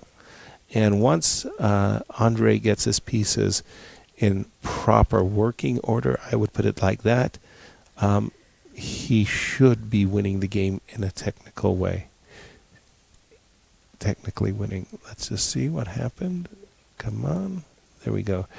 I thought that this was a really fascinating struggle going on right here, because it was at this moment that Gukesh, after the move bishop f5, decided to go for it. Bishops of opposite color, and always, and I was speaking with Vadim about it, always whenever there's bishops opposite color, it's king vulnerability. That's the key factor. And I loved what Gukesh did, which was to play check and c3. It might seem counterintuitive to allow this pawn to be literally on your doorstep, 2 squares away from coronation, but the pawn on c3 really is a help for White's king. So there's no check on the diagonals. No checks on the diagonals. That's exactly right. And at the moment, the d-pawn is not threatening. G6, queen e5. And so Gukesh, again, a repetition just to say, I have control. And rook e1. And we caught up right now. We've caught up with the players. And Gukesh, who... once he saved that game against Anish, an ending that we thought was that Anish could win. Once he saved that game, Gukesh has been playing maybe the best chess. What he did yesterday was fantastic against Andrey, and he's now enjoying an extra pawn against Duda. But can he actually hold the extra pawn? Hold the extra because pawn. H3 is hanging, and if he's exchanging the queens, I'm not sure he has objectively a chance to win the game, because I mean his pawn structure on the queen side is not that great in order to create quickly pass pawns. Right. And besides, the pawn on d3 takes some of the space and is very nicely protected by the bishop on f5. Yes, no, you're making a wonderful case there. I was just forgetting that frankly speaking, I was just forgetting that the h3 pawn was an issue. Oh my, that... So could I just ask you here, if I take, this is, I don't even think I'm winning this, by the way, but my goal is pretty obvious. I want to go flooding 4 versus 2 majority on the queen side. Okay, here I have to calculate a bit. Please. A bit. Just tiny bit. A smidge. I mean, okay, let's imagine I take on h3 and I will give you the d3 pawn against the h3 pawn. I understand. Now I go bishop e6. Back, yeah. And then the move before is a little bit harder, and I will play h3. Yeah. So you will play h3, and at least when you have a passed pawn and you're tying down, my pieces are tied down because your passed pawn requires that I keep it under control. It's one thing that you made my bishop do the hard work and then versus the rook. So I don't know. I think that this position is actually much closer to a draw than a win. And actually maybe not even bishop e6 but bishop f5, because then we can also use the rook for the e-file. So actually, like, this bishop e6 move was, I mean, I wanted to be prophylactic against b4. Okay, sorry, I made a mistake there just a moment. So instead of here, bishop f5, he takes a tempo actually, and then go h3, because if you go bishop f4, that rook e2 check, and I think and that forces my rook to play the defensive role. Very good, I agree with you. And here rook e4 probably also should be a way to prevent you from playing b4 a lifetime. You're right. It's going to be hard for me to utilize the majority. You even have to be careful, because I have a very simple plan. Rook g4, rook g2 at some point. Maybe first bishop e6, but it's not that simple. I would even prefer black in this kind of positions. Maybe. Sacrilege. Pawn down. Remember your pawn counting. But in any case, Gukesh did not go for any of these endings. So what he did instead, he kept the queens on the board, at least for this moment. He played the move queen b4 check. And I guess that's inviting queen b6. By the way, just a game finished? It sure looks like a game between... Levon made a draw? Wow, he's so lucky. What has Andrey done? I think Andrey underestimated his advantage. What did he do? Uh-oh. Let's go back. And what did he... Levon will be very, very, very pleased indeed to save what I thought was it. Oh, he played rook e3 and offered a draw, and Andrey did not go for it. Go for this position. Maybe I have f4 here. Can it be? I mean f5. I mean something concrete. First of all, it's definitely a move. No question about it. But no, I mean this is terrible. Just terrible for black. I should. Okay, let me say that I want to bring my knight to c4. Okay, let's say I play f4. Nothing else to do, right? And here's, I use the rule that I don't want to play rook takes g3, right?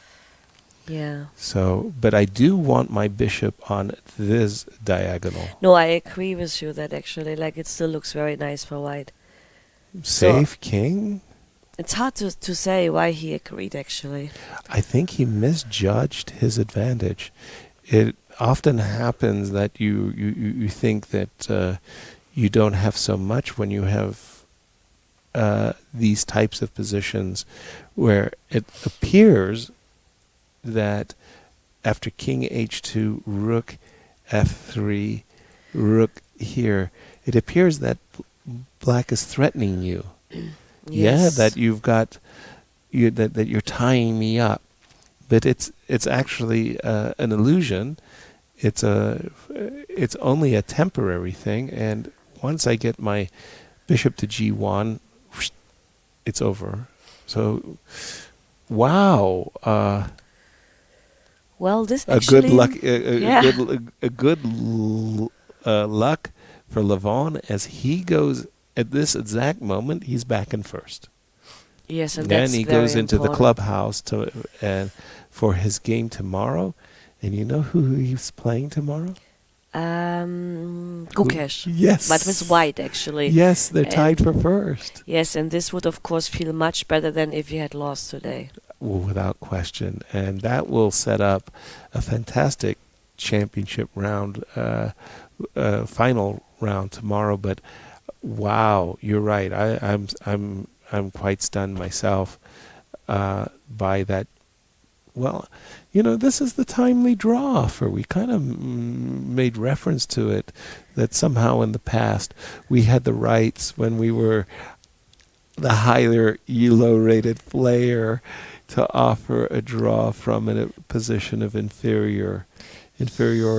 Yes, but I mean, like, Esipenko is like a player, well, with a kind of rating where I'm sure that it doesn't matter who he would play. If he's convinced that he's better, he would obviously play on. Obviously, yeah. Something about the final position he saw like, a ghost, yeah. I suspect. Okay, Gukesh, probably at this point, I mean, it's still early, but the probability of a draw is pretty high. That would set up a fantastic finish. Nepo on the outside looking in. He's saying, guys, you know, make some room for me. When we left it, and I was looking at the positions with Boris Gelfand, we actually liked Pragg's position for quite some while. And by the way, blessings to you, because I was the one with the cold, and I have the horrible feeling that I'm passing it to you. Well, I'm not sure, because when I got it, I was not here, actually. So maybe some wisdom, you know, like some helping kind me of feel better about myself. Taking on b5, queen c5, f6, queen takes. Well, now I think he's fine again somehow, because the b7 pawn is quite weak, even though he has a better minor piece. Yeah. But if the bishop gets on the diagonal g1, a7, then white will be very fine. Yeah, it's a long way, but I'm just having a little bit of a lack of understanding here. In the game, queen b4 was the choice of Jan. I love pinning my opponent. Just like that's like, you know, the thing I'm always dreaming of. So I'm guessing that Jan didn't want to see I was this thinking position to do it with rook a8 and rook a6, same idea. But so your rook would be here instead of yes, but I think it's probably even indifferent. Okay. None of this happened, unfortunately or fortunately. After the move knight d6, queen b4, and we'll catch up with the players quite quickly. And here we have it. First impressions, balanced position. Well, I don't think that white is in trouble anymore, because I also looked earlier and somehow had the feeling that Pragg outplayed him a bit in the middle game, right? Right. I do as well, and unfortunately I think that for the fans of Pragg, they're going to be disappointed when they realize that their guy, the advantage is kind of slipped and gone. I like moves. I like pinning my opponent. But you like also tightening up your opponent? And I also like reducing their options, right? So when I play a move like rook d5, and I kind of like thumb my nose and go, ha, ha, ha, I close the queen, I kind of secretly pat myself on the back, like, good understanding, yes, sir. I'm beginning to warm up more to Jan's position than Pragg's. Yes, but I think the advantage has slipped. It slipped, but I don't believe that actually Pragg is yet in problem. But well, it's a long way from anything decisive. But once again, just as you said, let's say I Pragg want to play rook a6 maybe. Okay, good to for at you. least put some pressure. But you anyway go bishop c3 and you bring the bishop to f2 diagonal, right? Correct. Absolutely correct. And now you immediately realize that once I get to the f2 diagonal, not only can I play bishop b6. Yes, and then you tighten me up in all the ways. Yeah. And by the way, rook d5, and there was a certain... Okay, by the way, not for nothing, that's 2 minutes and 36 seconds remaining for Pragg in the position. And I'm just going to refresh my board. And I'm going to take away this arrow. Queen d7. So you start feeling that time trouble. It starts to gnaw at you a little bit. Now this move, queen d7, stepping into the pin. Yes, but I think his goal is queen c7, and then maybe with queen c7 and knight c4, he would have a way to attack a5 quickly. Okay. I guess this could be the reason to get the queen on c7. Okay. But what I wanted to say is that this gives me an opportunity. The moment you put yourself in a pin, I go, what's the pin piece? The knight on d6, obviously.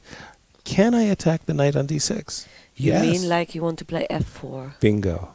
You are absolutely right. I want to play the move f4, and I want to ask you, did you give me the opportunity to develop a monster? Okay, if I take on e5... And I take with the bishop. And now I play queen f5 and counterpin you. Okay, so... First of all, I didn't see that. No, I mean, like, so, if you yes. pin, I can do the same, right? No, anything you can do, I can do better. But then I have queen f4, but... I will take, and I would claim that I'm okay after knight c4. Probably because I have rook g6 in the voice. It's somewhat true. It's close to be problematic, I agree. But yeah, okay. I mean, I still like the bishop. Maybe actually, it isn't. You're right, because bishop c7 is also on the stake. Right, but by the way, I guess Jan did not feel that he had the tactical opportunity. After the move queen d7, he did play bishop c3. Again, just as we've been discussing, bringing the bishop to c5 and possibly to b6 is his goal. But I'm going to be curious. I mean, I know the guys after the game, like they literally run to their chess engines just to get to check on themselves what they were thinking was right or not. And I want to check if f4, because queen d7 was not a natural move, Lizzie. No, I agree with you, but somehow I have the feeling that maybe after f4 and e5 we missed something. But this is my feeling. Maybe I'm wrong, because also, like, for example, if you go back, after e5, your rook on d5 is unprotected, and this gives me some feeling that maybe we have a trick here. a5, fe5. Even like queen e6 perhaps is a trick. Well, don't forget that this king is more vulnerable than... I know. Wow. But I would also say, don't forget that I have f3 still in the pipeline. That's true. That is true. So queen b1 check. I don't know if... No, queen b1 check, maybe you go knight f5? Perhaps, yeah. Well, I don't know what I should be doing here. But F3 even if check. I go king g8, is it that's a problem, or you have some tricks then? Then actually b7 might be... No, but even not hanging with a check, so it doesn't matter. Okay, fair enough. Let's jump to the current position. After bishop c3, we did see the move queen d7 to c7, by the way. Bishop e1, yeah. And bishop e1. And now Pragg is feeling a little bit better. When the move rook d5 was played, the queen was being neutralized. Mm-hmm. Now you're at least doubled on the c-file, so you can make some pretenses. But here again, I just feel like Jan is the one with the better minor pieces. Well, obviously the rook on d5, queen on b4 versus their counterparts. Always in these positions, I think about... mating on the back rank. Well, not just that, but the vulnerability of the king. You know, like, is the king vulnerable, yes or no? If I can get in queen f8 and rook d8, sometimes I flush out the king, but there's no problem. Yes, right? but it's here I think I can still defend with rook d6, right? Rook d6, maybe also queen e7. I'm not sure. Oh, then I could trade and play rook to d7. Rook. I think I would prefer to trade the rook, because usually they say like queen and knight against queen and bishop. Yeah. If the king is not so safe, then the knight might be even preferable in some ways. Exactly. That you know, this is one of the things I was always raised upon. Queen and knight versus queen and bishop. The queen and knight coordinate better. So that was just taken as gospel. And then later, international master John Watson did a thorough analysis and just completely refuted this old wise tale.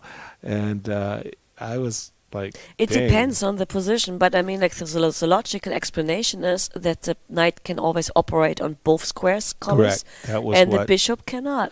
Yeah, that was what convinced us of that. By the way, we do have a draw, Gukesh.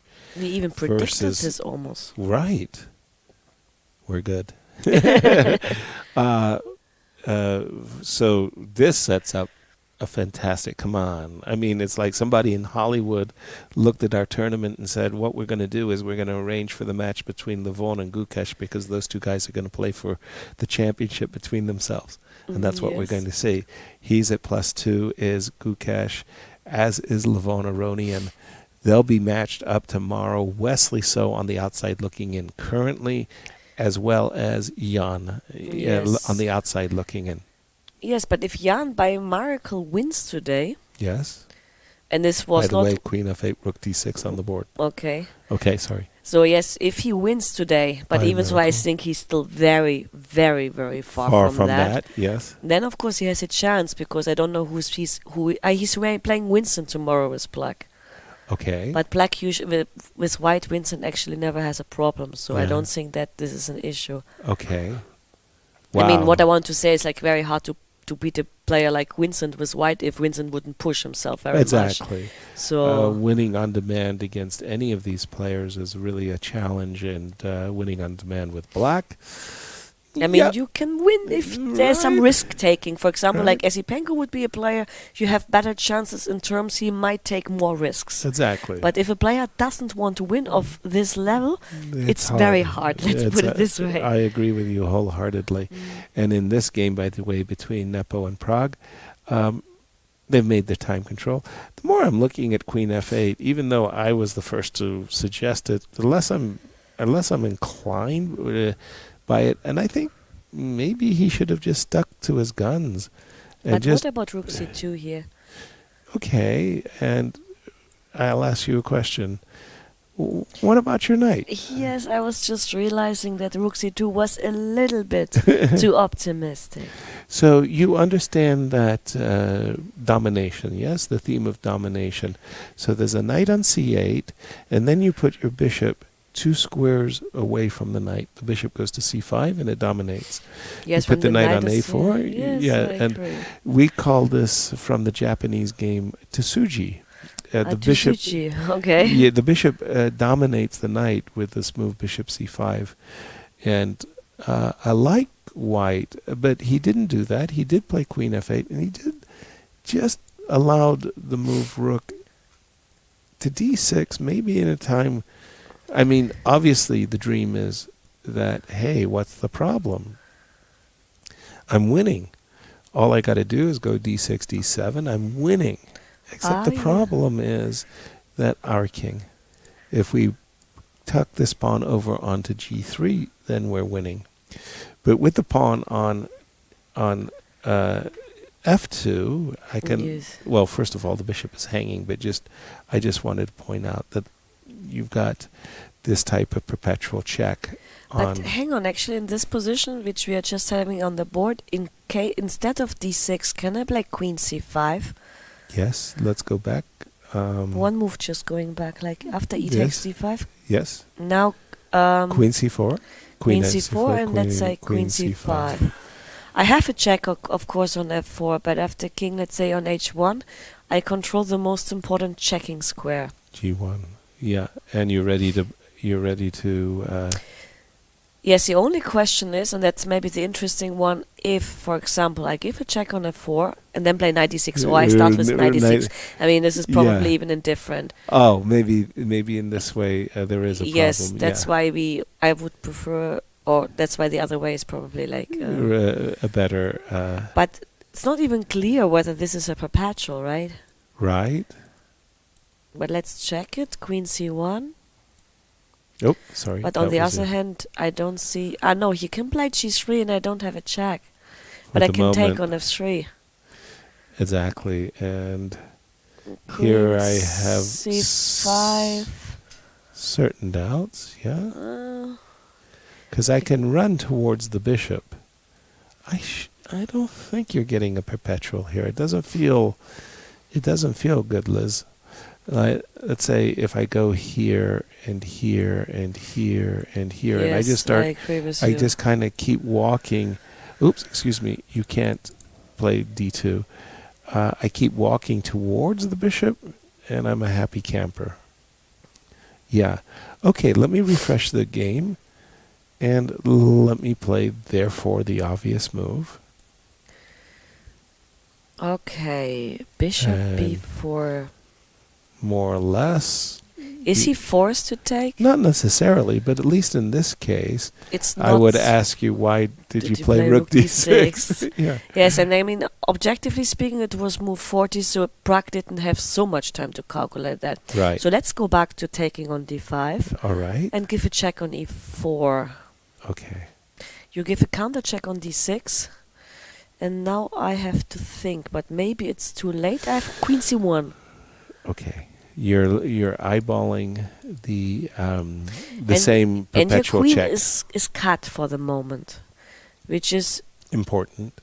Yes, which feels better. Let's put it this way. You have to play d7, only critical move. Okay. Then I give a check on f4. Okay, and then I have to play king g1. Because if you play g3, I take on f3, and you're still in the same trouble. You don't have time to queen, right? Correct. So I go queen.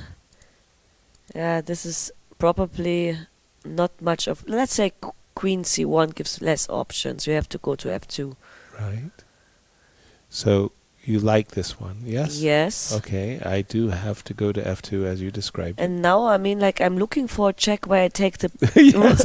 Yeah. Everybody understands and your I will find desires. I will find it. Yes, I will play e3 check.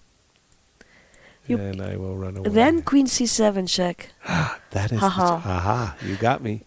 I fell for it. Yes, we are here. Yeah. After e3. Yeah. Okay. Sorry, I'll click on it. E3 check. So king e2. Yep. And now queen c4 check, and then if you take Queen e6 check. Yes. That is the... And, if Pragg was calculating this in 40 seconds, then I would say, like, bravo. you just but tip your hat. It could be. Could be. Easily. Wow. Great stuff between world champion challenger contender Jan and the very youthful Pragg. And by the way, he's had some very long matches. Yes. These last few rounds, he has been really pushed to the limit, tested, if you will, in some of his games. And here again, excuse me, this is not what I wanted. I wanted to go to the game of Vincent because I thought when we left it, Vincent was putting together a beautiful killer attack. Let's see if that was the case. By the way, I think this is more or less a position that we reached. Yes. And e3, we had knight h2, and we said, like, after e3 he can trade the rooks. Remember? And then we didn't look it deeper. Too much further than that. But this is a way to do it. He's threatening bishop takes h2 double check, followed by queen g2 mate. Okay, if f takes g3, then you go queen takes g3? Pardon me? If f takes g3? Because I have rook takes c1 at the end? Wow. But I'm not sure that I have fancy. enough. I don't have enough material, don't I? Yes, you do. King f2? No, you got to take the queen. You got to take the rook. Yes, I take. And king f2, and at the end of the day... But it's just a pawn, but it's a winning position anyway, right? Right. Because that's why Wesley went for knight g4. Exactly. By the way, just a pawn? Yes, I know, but I mean, it's not only sacrilegious. Okay, let's go back for just a second. So we do have this move, bishop takes g3, as Mickey Adams would say. Okay, that's a visual. Take the pawn, knight g4, and Wesley says, I'm competing. I don't want to resign. I don't want to give you an extra pawn. And Wesley, I think Wesley has played a very poor game up to this moment. But even having said that, somehow he's still struggling. He's still here. You haven't won the game, yes. So let's just imagine bishop takes. I guess Vincent wants to play queen e4. Do you think I'm right in that? I think you're very right, and I'm not sure how to treat it, but queen f1 doesn't work. Well, I was thinking I was going to get on my walking shoes. I'm going to go check and exit. Bless you. Bless you. I just ready. I mean, I'm ready to walk away. Walking the line? Yeah, I'll walk the line. There's a song, right? Yes, Johnny Cash, I Walk the Line, one of the great songs. You can't move the bishop. Queen takes h4. So this is not maybe it is the right way, but I mean, Vincent, when he was going for all of this business with e4, e3, I'm sure in his mind's eye, he was expecting to come out with more ice cream than what he's getting. Bishop takes e3, and once again, if the bishop has to go back to c7 to stop queen h4, Wesley can sit there and go, whew, the worst is past. Well, not true, maybe, because, the knight on g4 is still in a kind of opposition. Let's say I go with this prophylactic move. Right. Bishop c7. You're defending the d8 square for the moment. I mean, maybe you have to go something like queen d7, but there you could be made on the back rank, right? So queen b1 check is a problem. And you have g2 and h2 under control. So the queen, objectively speaking, cannot activate. Right. And if this is the case... Yep. Then maybe after bishop c7, yes, it's very hard to defend. No. Well, once again I have to. I agree with you. h5. Yeah, I agree with you. Ooh, h5. Oh my. Where is queen? Where is the girl going? Where's your knighty gun? It's not going anywhere, as it turns out. But here I believe this is over. It must be. It must be over in a. I mean, I have queen b1 check also, but maybe just to calculate this, and yes. Something. I definitely have the same feelings as you that I'm living on the edge. Actually, you're winning the queen, I saw. Oh, show the line. Bishop takes. Bishop c7. Yes, queen d7. King. King f1, h5. Right. Now I went queen d7. Yes, we take on g4. You take on c7. Yes. I play queen d3. You have to go king g1, only move, otherwise it's mate on g2. Okay. Queen d1. Queen d1. Yes. Knight f3. King. And queen g1. And sweet. queen h2. Who put my queen on c7? Well, this is a question which I can't answer. Exactly. Nice. Very nice line, Lizzie. Well spotted. So rook takes e3. Well, maybe knight takes e3 has to be played. I was about to say, I mean, necessity is the mother of invention. Wesley does not look happy, but considering the fact that his knight doesn't have any moves after bishop to c7. But I can play bishop f4 and bishop takes c3. No, and then you have a problem on g2. The queen is there. Yeah. That one I missed. Easy to miss. Hang on, queen e4. I'm like a small trapper, you know? Wow. Look at you with the fancy moves. Queen trick maker. I'm telling you, takes bishop h2, the old discovered double attack. Yep. Well spotted. So bishop f4. Does it really mean I have to move my king? Ugh. Well, I think you still can play the way you played, just then you cannot take on h4 but play king f1 in this way, or you play king f1 in that way. But here I can take on e3. Yeah, you have to take with the bishop. By the way, this minor piece where I have 3 pawns on a5, b4, and c5, that's like the worst bishop I think you ever. just win with queen g2 and queen takes h3 in the worst case, right? Oh yes, oh yes, oh yes. Or you even can change the queens, and this is like a forced thing, probably. Can you force the trade of queens? Yeah, queen g2, and the queens are off the board. I think that this is just a terrible minor piece endgame for the first player. Yes. So Wesley will not be happy about knight e3. This is actually an easier task, I would say, for Vincent. So maybe queen g4 has to be played. Okay. Queen e4 and now king f1. Okay. That makes a lot of sense. I will join you in I would have liked to have queen c4 check, but I don't have it.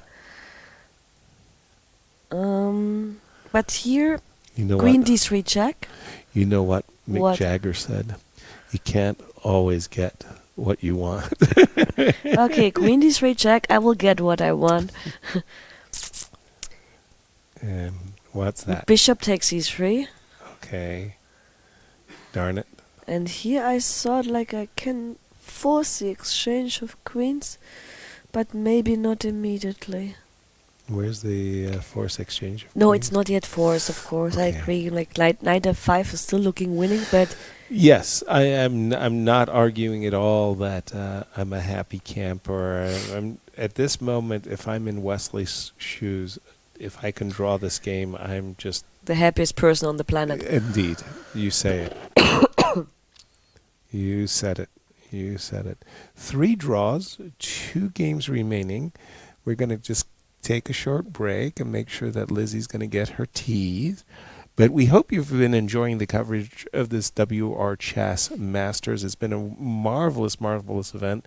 Also, I just want to give a big shout out to Boris Gelfand once again. I mean, he's a real class act, and having him at the event and teaching children, I mean, come on. He's really, really happy. We're going to see you on the other side of the break.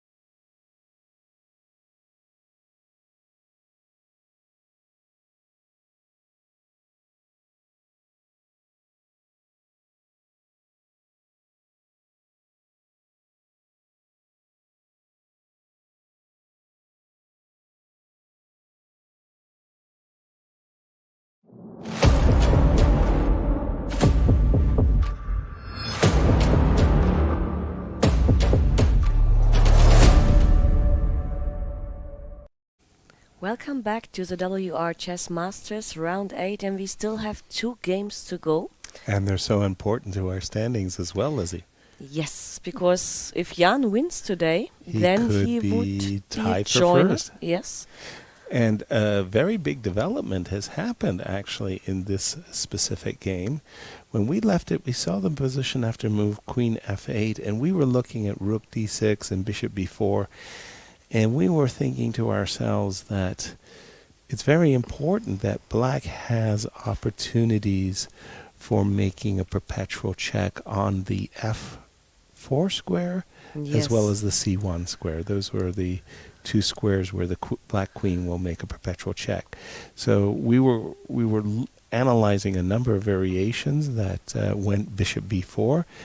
Jan decided that he liked to keep the rooks on the board, and he played the move Rook to b5. So obviously he was not afraid of a move like, I mean, knight e7 is fine because it prepares knight g6 and knight f4. Mm-hmm. But my question is like Rook d1, for example? I think white is faster, right? If I get to Rook take c5 is a problem. If I get to take and go check, I get a first crack at your king. And the same would arise if I start with Queen c1, right? I think but so. No, but then you don't have Rook c5 because it's not a, well, it's a legal move, but it's not a good move, let's put it this way. Okay, Rook b5 does set up the possibility of Rook takes b7. So I can't even go for that because of Rook takes b7. And then suddenly, okay. But what happened was very strange to my eyes because what happened was after Rook here, Knight e7, Bishop b4, I think Jan was expecting something like Rook d7. And I think his idea was to eliminate the knight. But Pragg played, take my rook, take my knight, take whatever it is you want. And after this move, just a second, he took the rook. And this is going to be a draw, unless... Just a second, let me just... no, it's a draw. It's a draw, yes, but I mean, like, can you, run out of the perpetual? Apparently not. Nope. Because I would try it, with king exactly how you go. Yep. The queen goes to d2, and that's... Always the same, yeah. I just stay on the... and... nothing to discuss. Mm-hmm. I thought that Jan was pressing, and we were looking at Bishop b4 and seeing how it's possible for Black to hold. But wow, this was a fine escape. Indeed. By Pragg. Now the only question is Wesley, who is at +1, pardon me, looking to go to +2. Can he possibly save this game? And Vincent had such a wonderful attack. It's hard to believe that he didn't. He took with a knight, actually. Yeah. And he played Queen g4. Was it like as we predicted, actually? Yes. We are good. But knight f3 we didn't predict, right? Well, we don't want to give away everything, right? Check. And knight e3 and knight e5, and that's how we win the sec. We are not a pawn up yet. No, we're not a pawn up yet. We do have a double attack. Bishop to d2 defended both. And knight e5. And now our threat is very simply bishop takes e3, followed by knight takes g4. Now, the problem is, I desperately want to avoid getting into a position where I have a bishop and you have a knight. But you can't do this because I can take actually the bishop on... no, then you take back with a knight, right? Because if you take the knight on e5, I can take on b4 and take on a5, and then a pawn is over. You eat everything. You eat everything. But you can go knight takes d2. And this is where I'm hoping, I'm dreaming, maybe... to hold this one. Well, at least if I can hold is strong, but you know what I'm dreaming. I'm trying to my best. But after knight f6, knight e6, knight e5, knight b7, and knight b4? That I can never agree to. I can never agree to that. But I might be able to play here. Oh, that's a tricky one. Yeah, these pawn breakthroughs are always one of those things that you have to pay attention to. Where did you get this one from? I don't know. I once read it in a book written by a great grandmaster, by the way, Yasser Seirawan. He wrote pawn breakthroughs. Pawn breakthroughs. No. But okay, we can go back because obviously, he may have other solutions after knight e5. But however, knight c4 is forced, right? I have no doubts in my mind. If I play a move like king e2, for me this is like resigning. Yes, this is over. This is just out of chance. Yeah, I got no business in this position to play this position. So I do feel that this is forced. Takes, and as you said, you didn't have to necessarily play knight f6 and knight d5, but it looks reasonable. It looks like a chance, at least. Yes. So we get here, you get here, and I get here, and then I think you take this pawn. Well, it's not that clear because... What's not so clear? It's Well, I was just thinking maybe I can take another pawn, but yes, I would then take with a b pawn. It's anyway symmetrical. I was just hoping for knight b4, knight a6, but actually it's much better to have it on c6 the knight. Yes. So c takes b5. Yes. Knight takes b7 and knight b4. Yes, that is the... Okay, once again, everything is unacceptable except knight e8. And this is going to be... Maybe that's why you should... I mean, I'm making it... I don't know. I feel like I'm making it a little bit... tough. Murky, confusing. But it's not what Vincent wants. Yes, but if I take now with the other pawn, because then, in this case, you cannot encourage the other pawn. A pawn to move with a6. So you want to... To take with a takes b5. Well, oh my gosh, I'm my spidey sense is tingling. Because yes, I understand. That's an a pawn, right? But... I mean, I wanted to play knight b4. Or c7, let's no, say. Well, knight d8, it's maybe... There is a difference, actually. Okay. Maybe. So I beg your pardon. You want to play knight b4? Yes, you have to... I mean, you don't have to play... but you cannot move with the king because of my h-pawn. That is bad news. That is very bad news. Lizzie, I hear you loud and clear, and I think this is winning. Yes. This might be winning, yeah. Yes.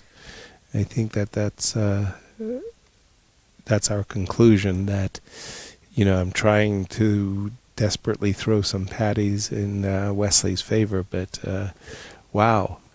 Because coming into today's game, Wesley at his best has been looking superb, yeah? He's looking like really almost regal, untouchable. +1, he had the white pieces. Vincent looked like a very good opportunity to improve his position, but Vincent said, no, that's not the script I want to play. That's not my role. Yes, but it's what is interesting that yesterday Wesley outplayed a little bit Pragg in the Italian. Right? Very much so, yes. And today he suffered the opposite, playing the Italian and got outplayed by Vincent. Exactly. So this seems that Pragg in the Italian is doing very fine. That's an easy conclusion, right? Yeah, something happened there. And what happened is way back in civilization back here, we had Boris Gelfand on the show, and for those of you who are joining us late, shame on you. And for those who missed Boris Gelfand, I can only encourage you to see the archived materials, because Boris understands chess. Let's put it that way. And Rook c7, and for us, this move e takes d5, that was really the mystery capture. Actually, this is the move which, if I would ask you, find like the worst positional move if it doesn't have tactical reasons. Yes. It would be that move. Precisely. Somehow Wesley thought he calculated tactical reasons that justified making the strategic howler. Maybe he thought like he takes on e5 the pawn? Yes. Instead of like c5, because after c5 he would never take on e5 the pawn, right? Sorry, where am I in this whole... So maybe he took on d5 because he was convinced that either he takes the pawn on e5. Yes. Or, and this sometimes, happens, that, in your mind, you play c5. Yes. And the bishop is out of the track. The game. But somehow in your mind, the pawn is still on e4.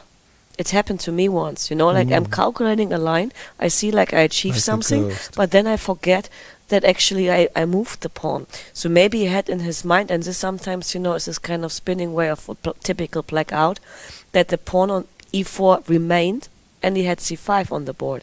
Can we actually check instead of e takes d5 if c5 would have been working right away? Likely not because of the opposite. No, here c5. Rook c7. And here to make not this move, but to play c5 in this position. Right. Which may work. It would probably require rook e7.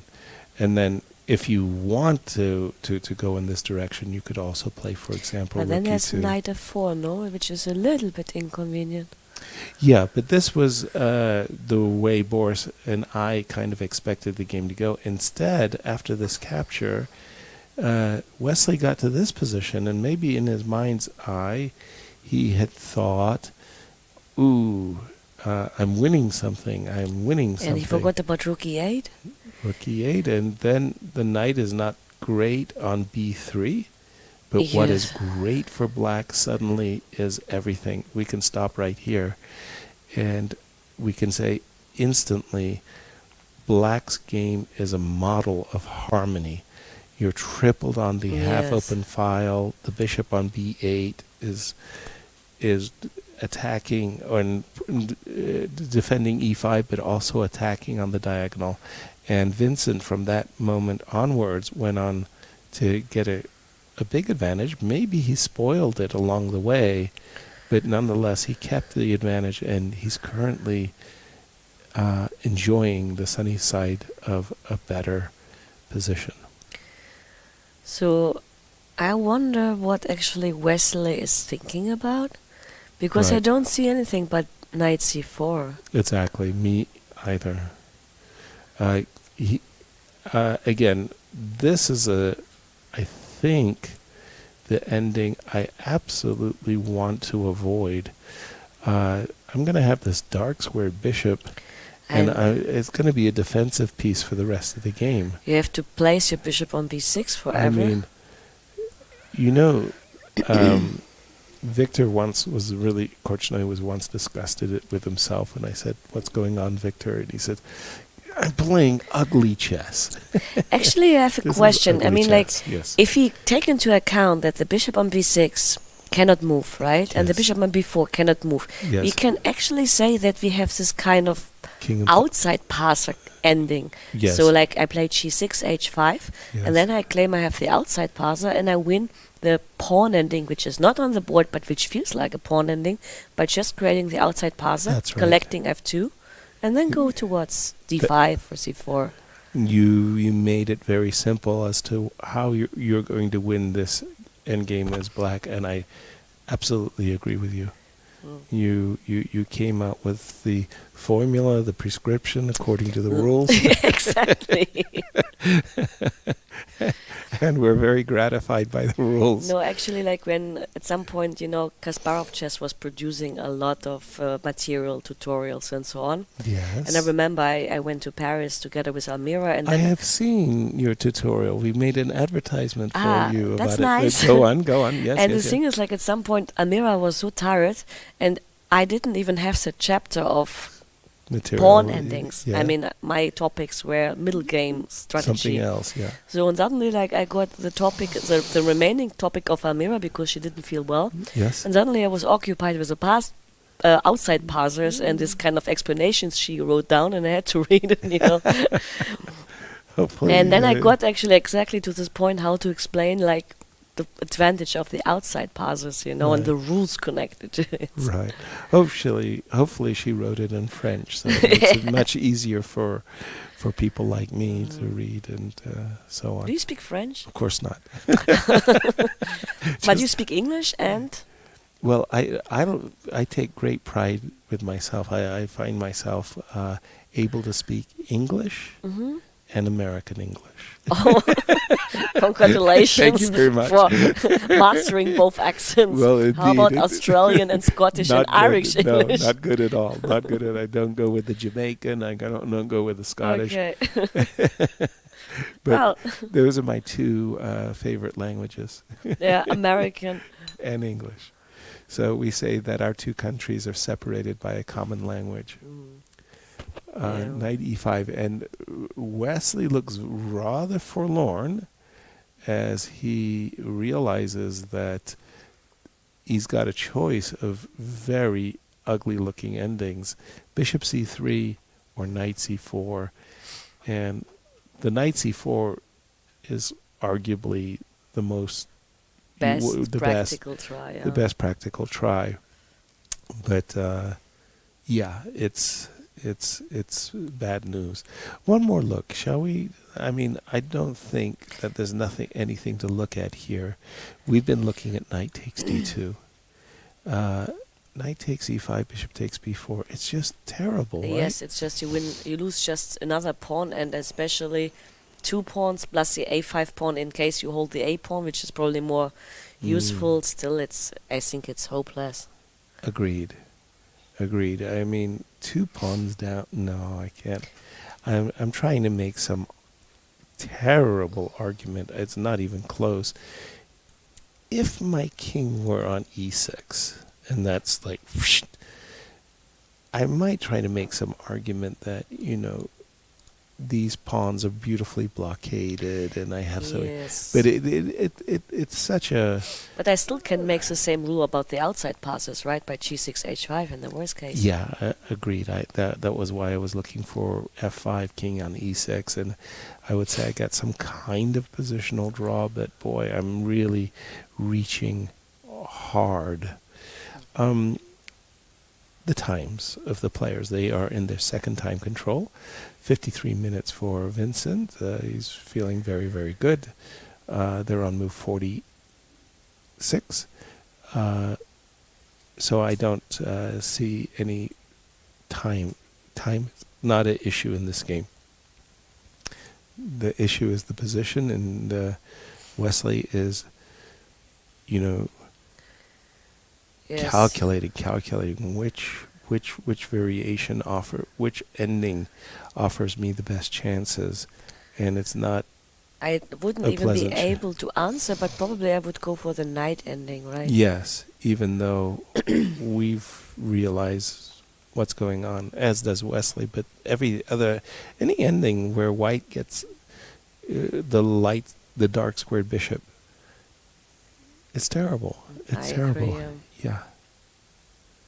I mean, you almost feel like knight c4 again. Let me just check something. Knight c4. I take on d2. Yes. You take on d2 because here instead of knight takes g4, I also have knight d3. I'm not sure whether this is better, but maybe this is cleaner. I like knight takes g4, and the reason why I like knight takes g4 because of the h5 pawn. Yeah, I agree. But here, okay, just let's go down. You hold. Yes, actually, this would have been not a good choice. That's a good way, a typical Lizzie way, how to spoil the party. Yeah. How are we going to spoil the game? Lizzie, it's impossible to spoil this position. No, it's possible. Trust me. I'm talented. Give me a chance. So we take on g4. You hop into d6. Yes. Correct. And I liked your choice very much of knight f6 to d5. Yes. And he has played king e2. Oof. Poor, I can almost feel his distress. Sorry, let me just go. He played king e2, something I'm sad to say I rejected right away because of bishop takes. Now, what do you think he could possibly be imagining? I can't imagine anything. The king moves inside? Yes, something like, because this is a check, you have to do this. H5? H5 is an excellent move. Because otherwise, I mean, like you have to pawn to F2, and I don't want to give you a tempo to march in. Exactly, but if you, the moment you ever activate your king, I mean, it's death. And yeah, there you almost saw Wesley is like, that's he's in trouble. Wow, we came into today's round feeling that 4 players had very decent chances for the first place, and Wesley losing with the white pieces would absolutely spoil his dream finish of these championship rounds. And of course, Vincent just came back and said, "Give me that knight. You can have this. You can have this bishop." Did he move yet? Yes, he played bishop takes e3 very quickly, and now Wesley's thinking. I mean, I'm sure Wesley had been calculating king takes. But after king takes, you know, for the You're funny outside part. I can also play knight c4 check and knight takes t2 and win this ending, right? Yeah. I mean, it should be winning. Yeah, the outside. And king f7 or and just g6. It doesn't matter. I mean, both sides are good. Yeah, and then what Lizzie wants to say is that as soon as she establishes an outside h-pawn, this king is going to be required to keep an eye, and this king will march to f2 and pick up the pawn. Question to you: Please. What would you choose? Would you go for knight c4 check, or would you take on g4 and play this ending? With both hands, I'm taking the pawn on g4. I mean, because sometimes, you know, like that you have more winning possibilities. It's not so easy to understand what is easier for you to choose from. Well, the problem with king and pawn endgames, and I've learned that the hard way, is king and pawn endgames, you can actually end up tricking yourself. Like, imagine you got to this position, Lizzie. Oh, no, not this position. I beg your pardon. That would be wrong. I also like, you know, Yasser, to be frank, yes. I would put my king on f6. Okay. Not on f5. Right, just because I was about to show you how you can... to even like calculate h5, f5 stuff, right? That's what I was about to say. So would you start with g6? No, g6 we can start with. I don't think it makes a difference. Okay, and let's say I go king here. Yeah, king f7. King f7. Let's go king here. This is so tricky. Right. So now you kind of understand where I'm heading, right? Like, and then you think to yourself, why did I spoil this? How did I spoil this? Is it spoiled here? Probably. It is. Yeah, you probably... I spoiled it for you. But, yes. So, and by the way, on the board, knight takes g4 with both hands. Yeah. King here. Okay, this is where... I was wondering, where is the idea? And the idea now suddenly becomes very, very obvious. He wants to go king e5, king d6. Well, maybe the other version is... Or you think the pawn ending is not winning after knight c4 check? No, I suspect it was. I really do. But I thought that this was actually much easier for black than the pawn ending. Let's see. Knight takes f2, yeah. Okay, I mean, nothing else to be done. King has to go to e5. Let's say king here. King nothing d6? to be no, done. Yes, nothing to be done. And this is what he's been calculating. This is what Wesley has been calculating. Okay. And then suddenly... Okay, if I play h5, you take on a6, I guess. Otherwise I will be able to hold the pawn. Or you play b5 instantly? No, I'm not sure. But yes, okay, I follow you. I take on a6. h4. Should I? Yeah, whatever. Yeah. Hang on. Okay, let's first calculate h3. Yeah. And then we get some... But okay, but I'm queening first. Of course you are. So... But still the pawns are like guarding you in a Okay, way. there's some work here for Vincent. I mean, again, maybe it's some like table-based win, but it's not trivial. Let's just say it like that. Not trivial. And by the way, we do have knight takes f2, king e5 on the board. I went king f7. Maybe you can play h5 I was about to say, based upon what we just discovered, I think, and Vincent's played it. And the bishop actually doesn't have squares, because the bishop, if he goes to c3 or e1, he still runs into the checks. Exactly. So even after bishop c3, it's not like that king d6 is a threat, actually. Exactly. And that means... And if the bishop were on g5, similar story, right? But then I always have knight d3 and knight takes b4. And this makes a huge difference. Totally. Right. So once again, if I play the move bishop g5 here, and again, just for argument's sake, yes, king f7, king d6, and here, I think this is more or less a tempo or more over our previous line. Yeah. Yes, it's lost. I should go here. No. What am I saying? Easy win. Easy win for black. h5, very precise and accurate move by Vincent. Also, he's blitzing it out, which means he's very sure. Yes.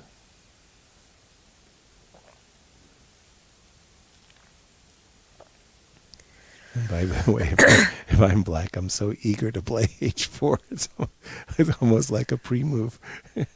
Yeah.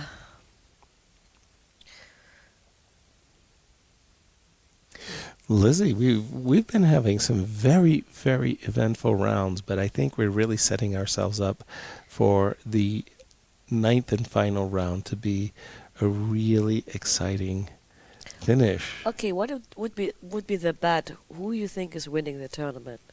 Well, let's just say that Levon and Gukesh playing for first somehow feels like, a great clash. A really, really great. The last 2 rounds, Levon has been very shaky. Today, he was very fortunate. He'll be the first to tell you. He messed up something in the opening, in his preparation. He mixed something up, and he's very fortunate to make a draw today. He was unfortunate in his game with Ian because something psychologically took place during that whole, I claim a draw, disallowed, that somehow threw him off. So I'm thinking that Levon and Gukesh are playing, and that will be very, very exciting. Jan outside looking in.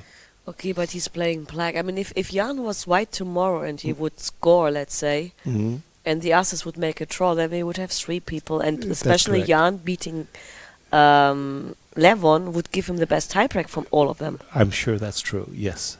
That's because you're right. Because otherwise everybody made a draw, but Jan beat Levon, so he has the best tiebreak. Right. But anyway, they will play a tiebreak match. But I'm not sure all of them play. Are they going to play? That was my question. That's what I heard today, that they are playing a tiebreak match. Just I'm not sure whether the first 2 by tiebreak would play the match or all of them. Okay. But I heard And when would they play the tiebreak match? I don't know. Presumably on the Bug House day, which that would be fun. But the Bug House is starting at 12:30. I was interviewing Wadim, and Wadim said, "Well, or maybe then they don't play a tiebreak match." But someone told me today there will be a tiebreak match. Okay, but maybe it was an assumption and not right. like We'll get a law. clarification on that. Yeah, we'll get a clarification indeed. And again, I think Wesley is facing this move h5, and realizing, obviously, that his opponent his 2 extra pawns, he's going to push one of them, and the H-pawn was great. Yes, the H-pawn here is a nice young fellow. Very fast. With great aspirations. Yeah, today we can say that it was really like a very strange day in terms of decision making for Wesley. Yes. Very strange, and he's going to... I am absolutely sure when he played the move e4 takes d5, he had calculated some variation that left him material ahead. Yeah. Got to whatever position he got to, and suddenly realized he had miscalculated and actually just strategically spoiled his position. I agree. Yeah. Then, of course, Jan, I don't know. That was a very peculiar game between Jan and Pragg, because it was one of those games where it just felt like Pragg had outplayed Jan right to... I was with Boris, and we both had the impression that... Vincent just won. And Vincent just won. Yeah, we just had the impression that Pragg had outplayed Jan, and then suddenly the opposite had happened, and it was Jan outplaying Pragg. Somewhere around here, I really felt quite strongly that Jan was a 60%er. That he should score 60% out of this position. But on the other hand, like, the bishop was still too far away to maneuver around. Yes. To claim this advantage. Yeah. And, I'm going to run to my room and convince myself that the move f4 was not a missed opportunity, because Jan is very tactically gifted, and he catches those moments. But we do have a result today. Wesley has lost, which immediately once again sets up a fantastic clash in our championship round tomorrow between Levon, Aronian, and Gukesh. Gukesh will be playing. They're both tied for first. Yes. Jan will be following them at +1. Wesley slips down to 50%. Vincent climbs up to 50%. Thanks to his victory today. Yes, and then there are still a bunch of people remaining at -1, right? -1, yeah. Yes. Outside looking in. Certainly playing for great prize money here at the WR Chess Masters. And I'm going to say, see you all tomorrow after a wonderful commentary today. We were very blessed to have... a very exciting final round. Yes. And we may see a winner today. We may see a tie-break, or we may see just a tie-break winner tomorrow, so we'll see. Well, you'll have to join us to find out what it's going to be. We'll see you tomorrow. Thank you, everyone. Bye. Good night.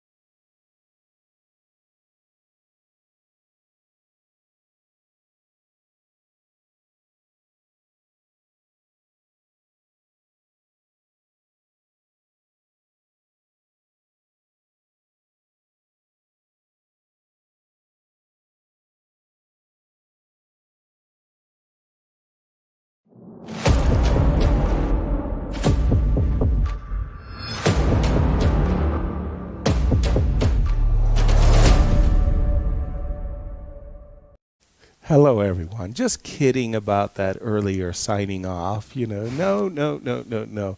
We couldn't leave the broadcast without having Vincent join us and talk about a very important victory over an undefeated player. First of all, Vincent, congratulations. Thank you very much. I mean, at times Wesley is imperial. You just can't touch him. The guy just plays just such an accurate game of chess. You think to yourself, he will never lose. Today he lost with the white pieces. Tell us about the game. Yeah, I mean, first of all, I was extremely happy to win such a game. I mean, Wesley, I have also huge respect for him. I know that, when he's in his best shape, I think he's absolutely one of the best players in the world. Anyway, he is, but then he's, I think he's on one level with Magnus, absolutely, if he's on his best.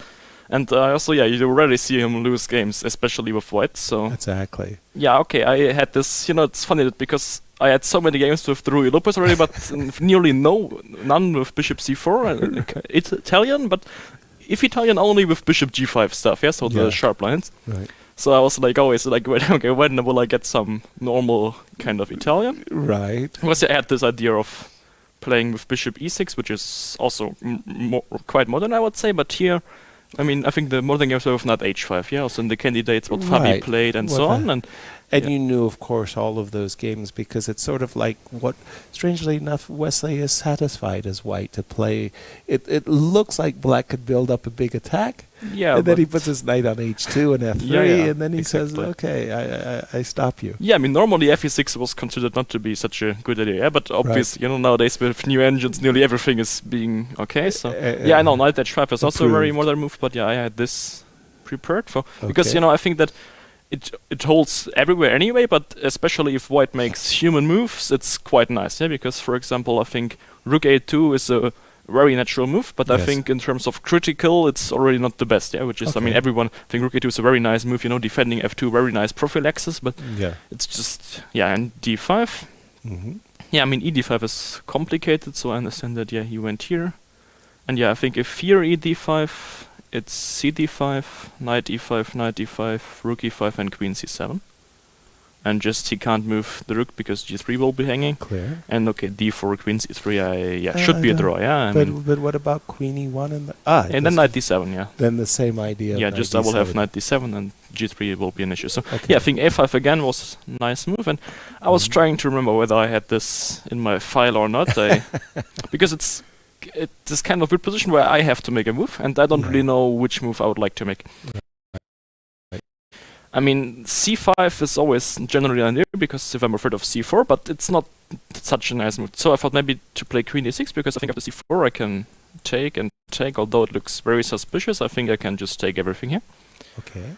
At least that is what I thought. Intended at the board?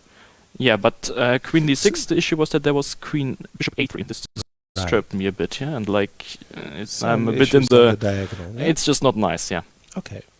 So I remember that, probably Rook C8, because I had, at least in some position, I knew that there was the line where I managed to play C4 and C5, but black got some solid stuff, and I think it's very important that if white pushes C4, C5, that I'm in time to consolidate, because, I mean, if I have issues with E5 or he gets to play D4, I just crush with the bishop on A7, so tempi are really important here.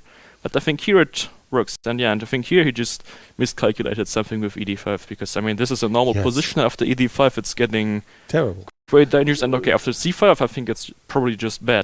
And I mean that's also the only reason why he lost this game. It's not. It's just that he. I just interrupt you for just one moment. It just happened today that we had Boris Gelfand as a special guest in studio. We reached his position, and we had been lauding Wesley is this great strategic player, and he played this move E takes D4. Boris was almost tasted like what? I mean, it was a very surprising. But I also had this move calculated because it's interesting. I mean, E5 is very weak, so I mean, if I have to go Knight E7 without moving my rook from C7, then not only the rook is dead, but also the bishop. So this is not gonna happen. No. Rook E8 is you don't want to play, and here I run into Knight F5, which is also quite dangerous. And I understand that. Probably he thought about Knight E6.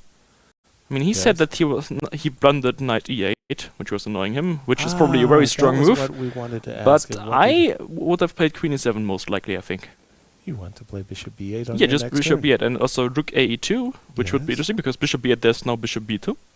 Okay. E5 thing, but here I think I will just go Knight D7, And I have the threat of Rook F3, and I think it's very dangerous. So knight b7. So yeah, knight d4. I will take on d6. Yeah, we'll just sacrifice all the stuff. Okay, I'm probably compared to the game, this is still better for white, but in general, I was already very happy. Yeah, I mean, with Dalkma off the opening, so right. I mean, I was still, you know. But yeah, I mean, when he played this, then I realized that okay, now the position is already very bad.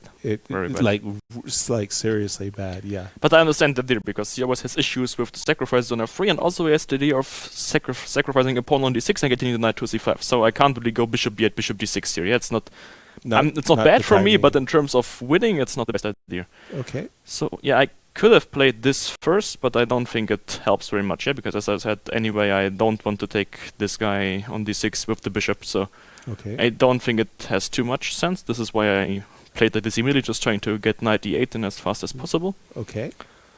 And yeah, I mean... at this point, did you feel you had a big advantage? Yeah, for sure. Me too. It looks like, I mean... Okay, either he has something genius that I didn't see, but in long terms it's okay.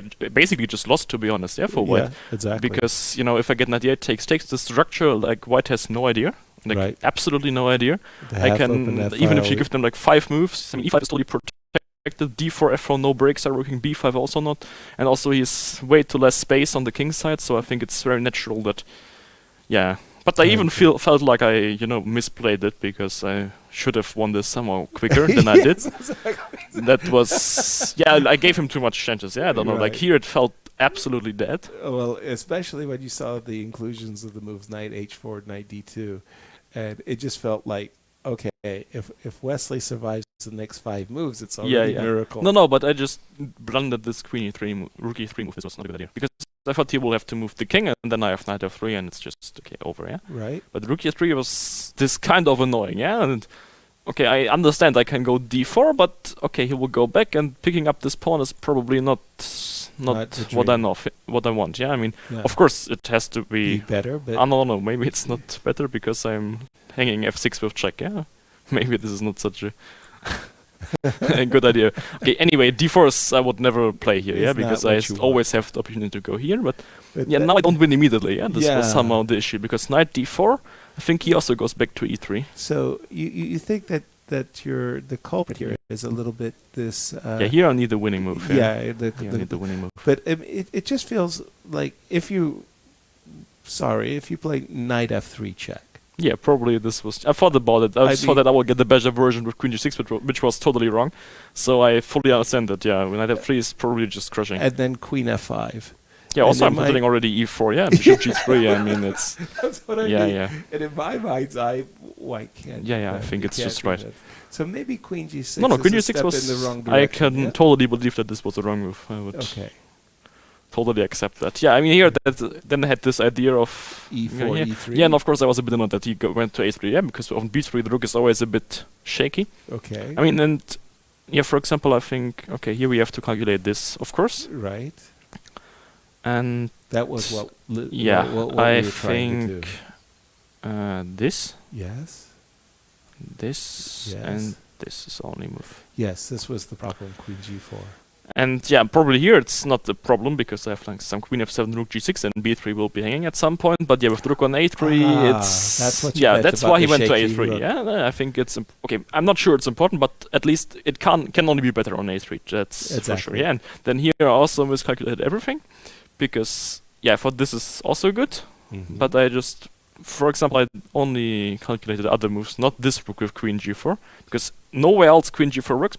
But of course, exactly. Oh, sorry, knight g4. But I mean, here, I think probably here also. So that's the issue. I always only thought about queen g4 and never knight g4. Yeah, but this is just the same. Yeah. I mean, the good thing is that this position was so bad that even after me misplaying it and miscalculating some stuff, it's still bad. Yeah, I mean, because this is still, I think, a very unpleasant position. Exactly. I mean, I didn't even see any. I mean, I'm just thinking that queen g4 should be lost. That's for sure. And king f1, I understand that, I mean, if you have to take back, you lose. But I saw that there's this check, and you take back with the queen, and at least you don't lose the pawn, because if you lose the pawn, then, I mean, black will just always have this idea of exchanging queens, and with such an open king, you won't be able to generate any counterplay. But here I also thought that I will just probably be very greedy and try to pick up this guy on b4. I mean, it looks very weird, but he has no move. Just it looks awful. Queen d2, I have queen b3. Yeah. And here I give check and then go to d3, and I pick up the pawn. This feels like some kind of ladder. Yeah. Nice. No, so of course, this is also. But yeah, it's incredible, that basically all like rooks are exchanged and equal material, and still it might be. I mean, I wouldn't say, I'm not sure it's lost, but I'm sure it's bad. Yeah. And it was. But also, those pawns are of course a huge problem. No, we have only the dark square bishop left. Yeah, and I mean those are basically untouchable if the king doesn't arrive. So I think here is just nothing left to do, I would say. Right. Exactly. Here we were looking at knight c4. Yeah, knight c4. This I thought about take, but okay, I think this is just knight b5. Yeah, but okay, I will just run. Yeah, I mean, I will just queen. Yes. King e2, and then this guy will queen. Yeah. I mean, one of them will queen, or I will tie down both pieces and then run with the king. I mean, if you have to go to d6. No, I would go c6, of course. You can still. You're not. Oh no, it's not just true. I can't get back with my knight. Okay, you can. Yeah. Well, that's what I mean. Yeah, you're tied down on both sides. Both sides. I'm not sure because you have king d1, king d2, king c1, king b2, but. I mean, normally this could go king d2 instead of king d3, yeah. So you don't have knight b4 check. Okay, still it should be. But yeah, I mean, it's just lost. Yeah, I mean, if I pick this guy up with the knight, it's too far. But yeah, it's still an issue. I mean, I'm not saying it's easily winning, but I feel like it should be winning. Exactly. Yeah, that's the point. He went into a long think. Yeah. And you started to think, okay, dude, what could you possibly be looking at other than knight?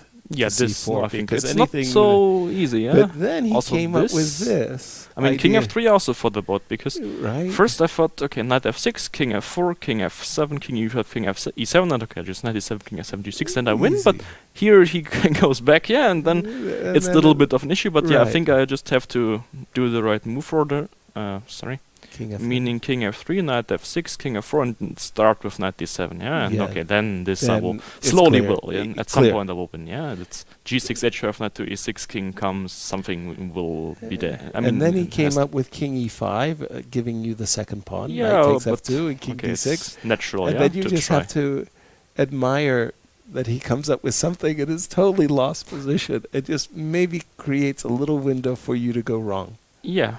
But yeah, I mean, the problem is that also he's such a strong player that I think he also believes me that, if I have a winning position where I basically run no risk and I will win it slowly. Yeah, I mean, he has no active plans, then, I just have time forever to think about everything and I will figure out the winning plan eventually if there is one. And I mean, I think we both thought that there should be a winning plan, so then I fully understand that he was trying this, but yeah, I mean, okay, we can show some h5 was lines. Yeah, I mean, king d6. Okay, I wouldn't even have taken here, yeah? I would just push. Oh, you would? Whoa. No, okay, I can just push, yeah? It's no issue. Bishop f4, knight d3, king b7. Okay, knight f4, there's still b5. I would even just take this guy, yeah? And just go with the king. Because there's absolutely nothing, yeah? Very good, very good. And there was also one more line, which was like...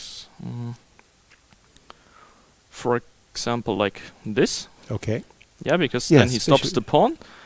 But the issue is that he can't kick me away, yeah? No. I mean, just bishop d2, h4, the pawn is just promoting. Gotcha. So I think this is probably one important line, at least to make it easy, yeah? I mean, that's just straightforward winning. Because otherwise, if he stops the pawn and starts running with the king, I'm sure there's other ways to win. That's not the point. But, it's nice to just see one straightforward way in every way, and then you're safe it's winning. Well, yesterday, Jan kind of broke the tournament wide open by defeating Levon. Today, you've defeated one of the players who'd been leading throughout, undefeated. It must feel really good. Yeah. Also, coming back from -2 to 50% is back. It's very nice. Yeah, and also feeling better about the tournament. Maybe a little upset that it's not a double round robin.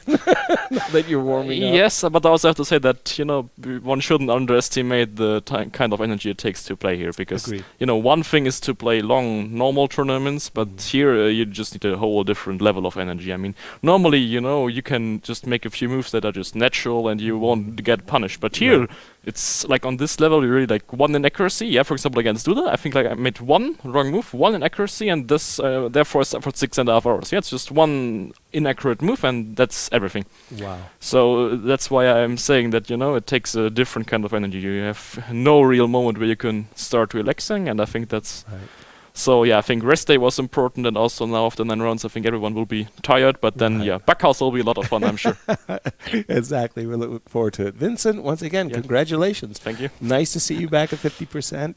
And there you have it, everybody. Vincent Keymer, as he knocks Wesley out of tournament contention. Join us tomorrow. This time I really mean it, as we say good night from Dusseldorf. Well.